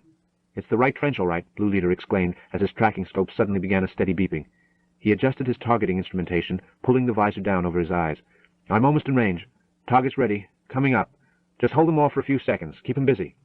but Darth Vader was already setting his own fire control as he dropped like a stone toward the trench. "Close up the formation. I'll take them myself." Blue 10 went first, both engines blown. A slight deviation in flight path and his ship slammed into the trenched wall. Blue 10 slowed and accelerated, bobbed drunkenly, but could do little within the confines of those metal walls. "I can't hold them long. You'd better fire while you can, Blue Leader. We're closing on you." The squadron commander was wholly absorbed in lining up 2 circles within his targeting visor. "We're almost home. Steady, steady." Blue 10 glanced around frantically. "They're right behind me." Blue Leader was amazed at how calm he was. The targeting device was partly responsible, enabling him to concentrate on tiny abstract images to the exclusion of all else, helping him to shut out the rest of the inimical universe. Almost there, he whispered. Then the 2 circles matched, turned red, and a steady buzzing sounded in his helmet. "Torpedoes away! Torpedoes away!" Immediately after, Blue 10 let his own missiles loose. Both fighters pulled up sharply, just clearing the end of the trench as several explosions billowed in their wake. "It's a hit! We've done it!" Blue 10 shouted hysterically. Blue Leader's reply was thick with disappointment. "No, we haven't. They didn't go in. They just exploded on the surface outside the shaft." Disappointment killed them too, as they neglected to watch behind them. 3 pursuing Imperial fighters continued up out of the fading light from the torpedo explosions. Blue 10 fell to Vader's precision fire, then the Dark Lord changed course slightly to fall in behind the squadron commander. "I'll take the last one," he announced coldly. "You 2 go back." Luke was trying to pick the assault team out of the glowing gases below when Blue Leader's voice sounded over the communicator. "Blue 5, this is Blue Leader. Move into position, Luke. Start your attack run. Stay low and wait until you're right on top of it. It's not going to be easy." "Are you all right?" "They're on top of me, but I'll shake them." "Blue 5 to Blue Pack," Luke ordered. "Let's go."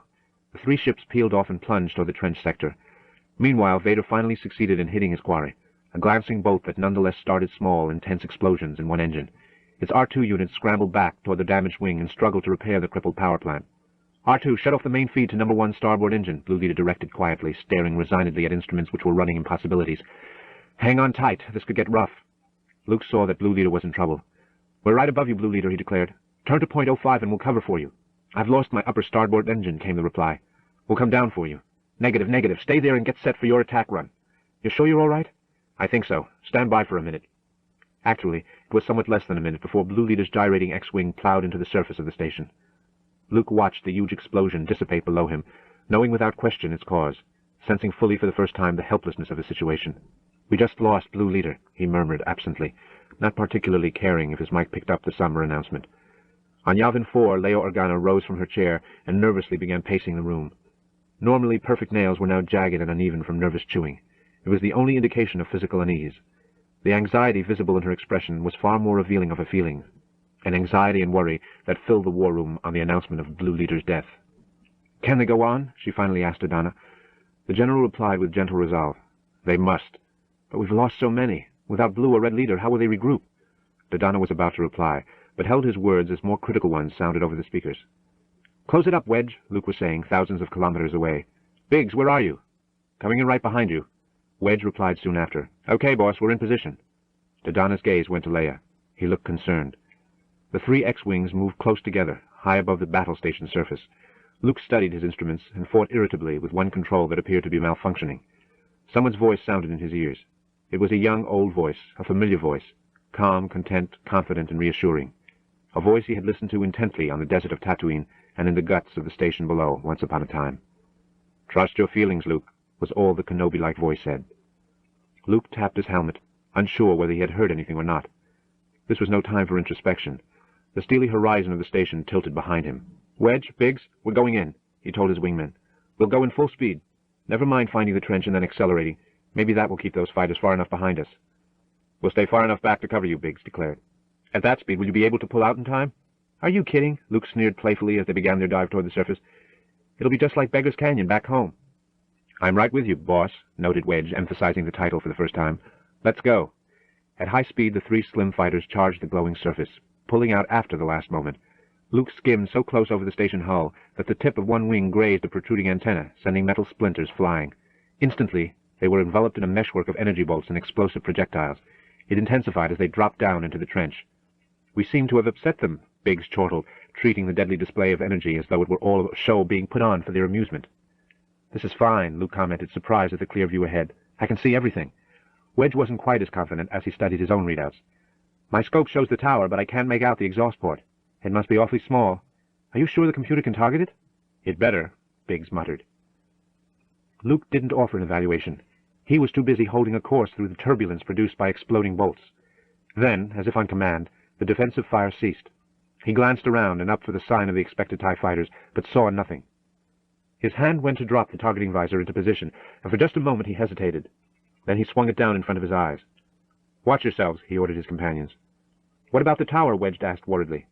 "You worry about those fighters," Luke snapped. "I'll worry about the tower." They rushed on, closing on the target every second. Wedge stared upward, and his gaze suddenly froze. "Here they come! 0.3. Vader was setting his controls when one of his wingmen broke attack silence. "They're making their approach too fast. They'll never get out in time." "Stay with them," Vader commanded. "They're going too fast to get a fix," his other pilot announced with certainty. Vader studied several readouts and found that his sensors confirmed the other estimates. "They'll still have to slow down before they reach that tower." Luke contemplated the view in his targeting visor. Almost home. Seconds passed, and the twin circlets achieved congruence. His finger convulsed on the firing control. "Torpedoes away! Pull up! Pull up!" Two powerful explosions rocked the trench, striking harmlessly far to one side of the minute opening. 3 TIE fighters shot out of the rapidly dissipating fireball, closing on the retreating rebels. "Take them," Vader ordered softly. Luke detected the pursuit at the same time as his companions. "Wedge, Big, split up. It's the only way we'll shake them." The 3 ships dropped toward the station, then abruptly raced off in 3 different directions. All 3 TIE fighters turned and followed Luke. Vader fired on the crazily dodging ship, missed, and frowned to himself. "The Force is strong with this one. Strange. I'll take him myself." Luke darted between defensive towers and wove a tight path around projecting docking bays, all to no avail. A single remaining TIE fighter stayed close behind. An energy bolt nicked one wing, close by an engine. It started to spark irregularly, threateningly. Luke fought to compensate and retain full control. Still trying to shake his persistent assailant, he dropped back into a trench again. "I'm hit," he announced, "but not bad. R2, see what you can do with it." The tiny droid unlocked himself and moved to work on the damaged engine as energy bolts flashed by, dangerously close. "Hang on back there," Luke counseled the R2 unit as he worked a path around projecting towers, the fighters spinning and twisting tightly through the topography of the station. Fire remained intense as Luke randomly changed direction and speed. A series of indicators on the control panel slowly changed color. 3 vital gauges relaxed and returned to where they belonged. "I think you've got it, R2, Luke told him gratefully. "I think... There, that's it. Just try to lock it down so it can't work loose again." R2 beeped in reply, while Luke studied the whirling panorama behind and above them. "I think we've lost those fighters, too. Blue Group, this is Blue 5. Are you clear?" He manipulated several controls, and the X-Wing shot out of the trench, still followed by emplacement fire. "I'm up here waiting, boss," Wedge announced from his position high above the station. "I can't see you." "I'm on my way." "Blue 3, are you clear, Biggs?" "I've had some trouble," his friend explained, "but I think I lost him." Something showed again, damnably, on Biggs' screen. A glance behind showed the TIE fighter that had been chasing him for the past several minutes dropping in once more behind him. He swung down toward the station again. "Nope, not yet," Biggs told the others. "Hold on, Luke, I'll be right there." A thin, mechanical voice sounded over the speakers. "Hang on, R2, hang on!" Back at the temple headquarters, 3PO turned away from the curious human faces which had turned to stare at him. As Luke soared high above the station, another X-Wing swung in close to him. He recognized Wedge's ship and began hunting around anxiously for his friend. "We're going in. Biggs, join up. Biggs, are you all right? Biggs!" There was no sign of the other fighter. "Wedge, do you see him anywhere?"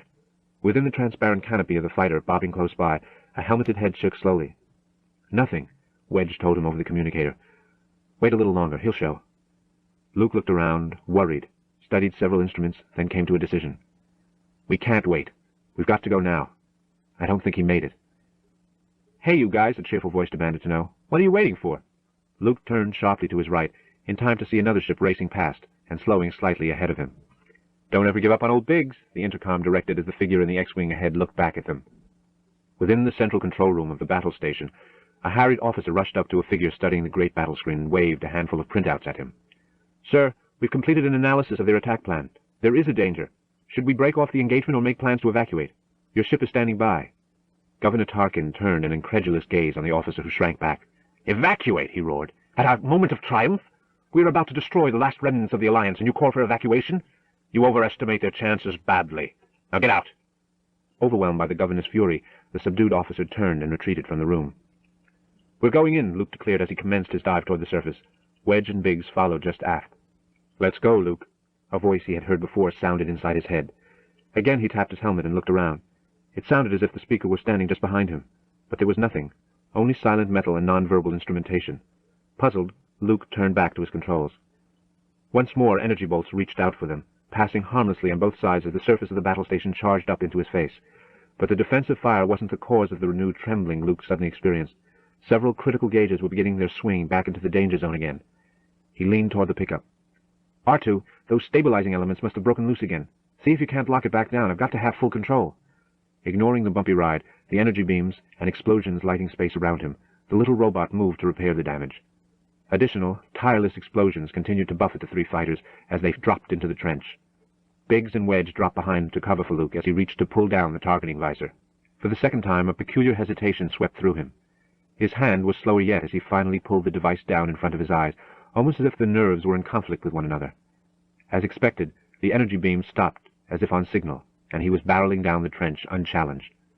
"Here we go again," Wedge declared as he spotted 3 Imperial fighters dropping down on them. Biggs and Wedge began crossing behind Luke, trying to draw the coming fire away from him and confuse their pursuers. One TIE fighter ignored the maneuvers, continuing to gain inexorably on the rebel ships. Luke stared into the targeting device, then reached up slowly to move it aside. For a long minute he pondered the deactivated instrument, staring at it as if hypnotized. Then he slid it sharply back in front of his face and studied the tiny screen as it displayed the shifting relationship of the X-Wing to the nearing exhaust port. "Hurry, Luke," Biggs called out as he wrenched his ship in time to narrowly avoid a powerful beam. "They're coming in faster this time. We can't hold them much longer." With inhuman precision, Darth Vader depressed the fire control of his fighter again. A loud, desperate shout sounded over the speakers, blending into a final agonized scream of flesh and metal as Biggs' fighter burst into a billion glowing splinters that rained down on the bottom of the trench. Wedge heard the explosion over his speakers and hunted frantically behind him for the trailing enemy ships. "We lost Biggs," he yelled toward his own pickup. Luke didn't reply immediately. His eyes were watering, and he angrily wiped them clear. They were blurring his view of the targeting readout. "We're a couple of shooting stars, Biggs," he whispered huskily, "and we'll never be stopped." His ship rocked slightly from a near miss, and he directed his words to his remaining wingmen, biting down hard on the end of each sentence. "Close it up, Wedge. You can't do any more good back there. R2, try to give me a little more power on our rear reflectors." The R2 unit hurried to comply as Wedge pulled up alongside Luke's ship. The trailing TIE fighters also increased their speed. "I'm on the leader," Vader informed his soldiers. "Take the other one." Luke flew just in front of Wedge, slightly to port side. Energy bolts from the pursuing Imperials began to streak close about them. Both men crossed each other's path repeatedly, striving to present as confusing a target as possible. Wedge was fighting with his controls when several small flashes and sparks lit his control board. One small panel exploded, leaving molten slag behind. Somehow he managed to retain control of the ship. "I've got a bad malfunction, Luke. I can't stay with you." "Okay, Wedge. Get clear." Wedge mumbled a heartfelt "sorry" and peeled up out of the trench. Vader, concentrating his attention on the one ship remaining before him, fired. Luke didn't see the near-lethal explosion which burst close behind him, nor did he have time to examine the smoking shell of twisted metal which now rode alongside one engine. The arms went limp on the little droid. All 3 TIE fighters continued to chase the remaining X-Wing down the trench. It was only a matter of moments before one of them caught the bobbing fighter with a crippling burst, except now there were only 2 Imperials pursuing. The third had become an expanding cylinder of decomposing debris, bits and pieces of which slammed into the walls of the canyon. Vader's remaining wingmen looked around in panic for the source of the attack. The same distortion fields that confused rebel instrumentation now did likewise to the 2 fighters. Only when the freighter fully eclipsed the sun forward did the new threat become visible. It was a Corellian transport, far larger than any fighter, and it was diving directly at the trench, but it didn't move precisely like a freighter somehow. Whoever was piloting that vehicle must have been unconscious or out of his mind, the wingman decided. Wildly he adjusted controls in an attempt to avoid the anticipated collision. The freighter swept by just overhead, but in missing it, the wingman slid too far to one side. A small explosion followed as 2 huge fins of the paralleling TIE fighters intersected. Screaming uselessly into his pickup, the wingman fluttered toward the near trench wall. He never touched it, his ship erupting in flame before contact. To the other side, Darth Vader's fighter began spinning helplessly. Unimpressed by the Dark Lord's desperate glower, various controls and instruments gave back readings which were brutally truthful. Completely out of control, the tiny ship continued spinning in the opposite direction from the destroyed wingman, out into the endless reaches of deep space. Whoever was at the controls of the supple freighter was neither unconscious nor insane. Well, perhaps slightly touched, but fully in command nonetheless. It soared high above the trench, turning to run protectively about Luke. "You're all clear now, kid," a familiar voice informed him. "Now blow this thing so we can all go home." This pep talk was followed by a reinforcing grunt, which could only have been produced by a particularly large Wookiee. Luke looked up through the canopy and smiled, but his smile faded as he turned back to the targeting visor. There was a tickling inside his head. "Luke, trust me. the tickle requested, forming words for the third time. He stared into the targeter. The emergency exhaust port was sliding toward the firing circle again, as it had once before, when he'd missed. He hesitated, but only briefly this time, then shoved the targeting screen aside. Closing his eyes, he appeared to mumble to himself, as if in internal conversation with something unseen. With the confidence of a blind man in familiar surroundings, Luke moved a thumb over several controls, then touched one. Soon after, a concerned voice filled the cockpit from the open speakers. "Base 1 to Blue 5, your targeting device is switched off. What's wrong?" "Nothing," Luke murmured, barely audible. "Nothing." He blinked and cleared his eyes. Had he been asleep? Looking around, he saw that he was out of the trench and shooting back into open space. A glance outside showed the familiar shape of Han Solo's ship shadowing him. Another at the control board indicated that he had released his remaining torpedoes, although he couldn't remember touching the firing stud. Still, he must have. The cockpit speakers were alive with excitement. "You did it! You did it!" Wedge was shouting over and over. "I think they went right in." "Good shot, kid!" Solo complimented him, having to raise his voice to be heard over Chewbacca's unrestrained howling. Distant, muted rumblings shook Luke's ship, an omen of incipient success. He must have fired the torpedoes, mustn't he? Gradually he regained his composure. "Glad you were here to see it. Now let's get some distance between us and that thing before it goes. I hope Wedge was right." Several X-Wings, Y-Wings, and one battered-looking freighter accelerated away from the battle station, racing toward the distant curve of Yavin. Behind them, small flashes of fading light marked the receding station. Without warning, something appeared in the sky in place of it, which was brighter than the glowing gas giant, brighter than his far-off sun. For a few seconds the eternal night became day. No one dared look directly at it. Not even multiple shields set on high could dim that awesome flare. Space filled temporarily with trillions of microscopic metal fragments propelled past the retreating ships by the liberated energy of a small artificial sun. The collapsed residue of the battle station would continue to consume itself for several days, forming, for that brief span of time, the most impressive tombstone in this corner of the cosmos. Chapter 13. A cheering, gleeful throng of technicians, mechanics, and other inhabitants of the Alliance headquarters swarmed around each fighter as it touched down and taxied into the temple hangar. Several of the other surviving pilots had already vacated their ships and were waiting to greet Luke. On the opposite side of the fighter, the crowd was far smaller and more restrained. It consisted of a couple of technicians and one tall humanoid droid, who watched worriedly as the humans mounted the scorched fighter and lifted a badly burned metal hulk from its back. "Oh, my R2, 3PO pleaded, bending close to the carbonized robot. "Can you hear me? Say something." His unwinking gaze turned to one of the techs. "You can repair him, can't you?" "We'll do our best." The man studied the vaporized metal, the dangling components. "He's taken a terrible beating." "You must repair him. Sir, if any of my circuits or modules will help, I'd gladly donate them." They moved slowly away, oblivious to the noise and excitement around them. Between robots and the humans who repaired them, there existed a very special relationship. Each partook a little of the other, and sometimes the dividing line between man and machine was more blurred than many would admit. The center of the carnival atmosphere was formed by three figures who battled to see who could complement the others the most. When it came to congratulatory backslapping, however, Chewbacca won by default. There was laughter as the Wookiee looked embarrassed at having nearly flattened Luke in his eagerness to greet him. "I knew you'd come back," Luke was shouting. "I just knew it! I would have been nothing but dust if you hadn't sailed in like that, Han." Solo had lost none of his smug self-assurance. "Well, I couldn't very well let a flying farm boy go up against that station all by himself. Besides, I was beginning to realize what could happen, and I felt terrible about it, Luke, leaving you to maybe take all the credit and get all the reward." As they laughed, a lithe figure, robes flowing, rushed up to Luke in a very unsenatorial fashion. "You did it, Luke, you did it!" Leia was shouting. She fell into his arms and hugged him as he spun her around. Then she moved to Solo and repeated the embrace. Expectantly, the Corellian was not quite as embarrassed. Suddenly awed by the adulation of the crowd, Luke turned away. He gave the tired fighter a look of approval, then found his gaze traveling upward, up to the ceiling high overhead. For a second he thought he heard something faintly like a gratified sigh, a relaxing of muscles the crazy old man had once performed in moments of pleasure. Of course, it was probably the intruding hot wind of a steaming jungle world, but Luke smiled anyway at what he thought he saw up there. There were many rooms in the vast expanse of the temple which had been converted for modern service by the technicians of the Alliance.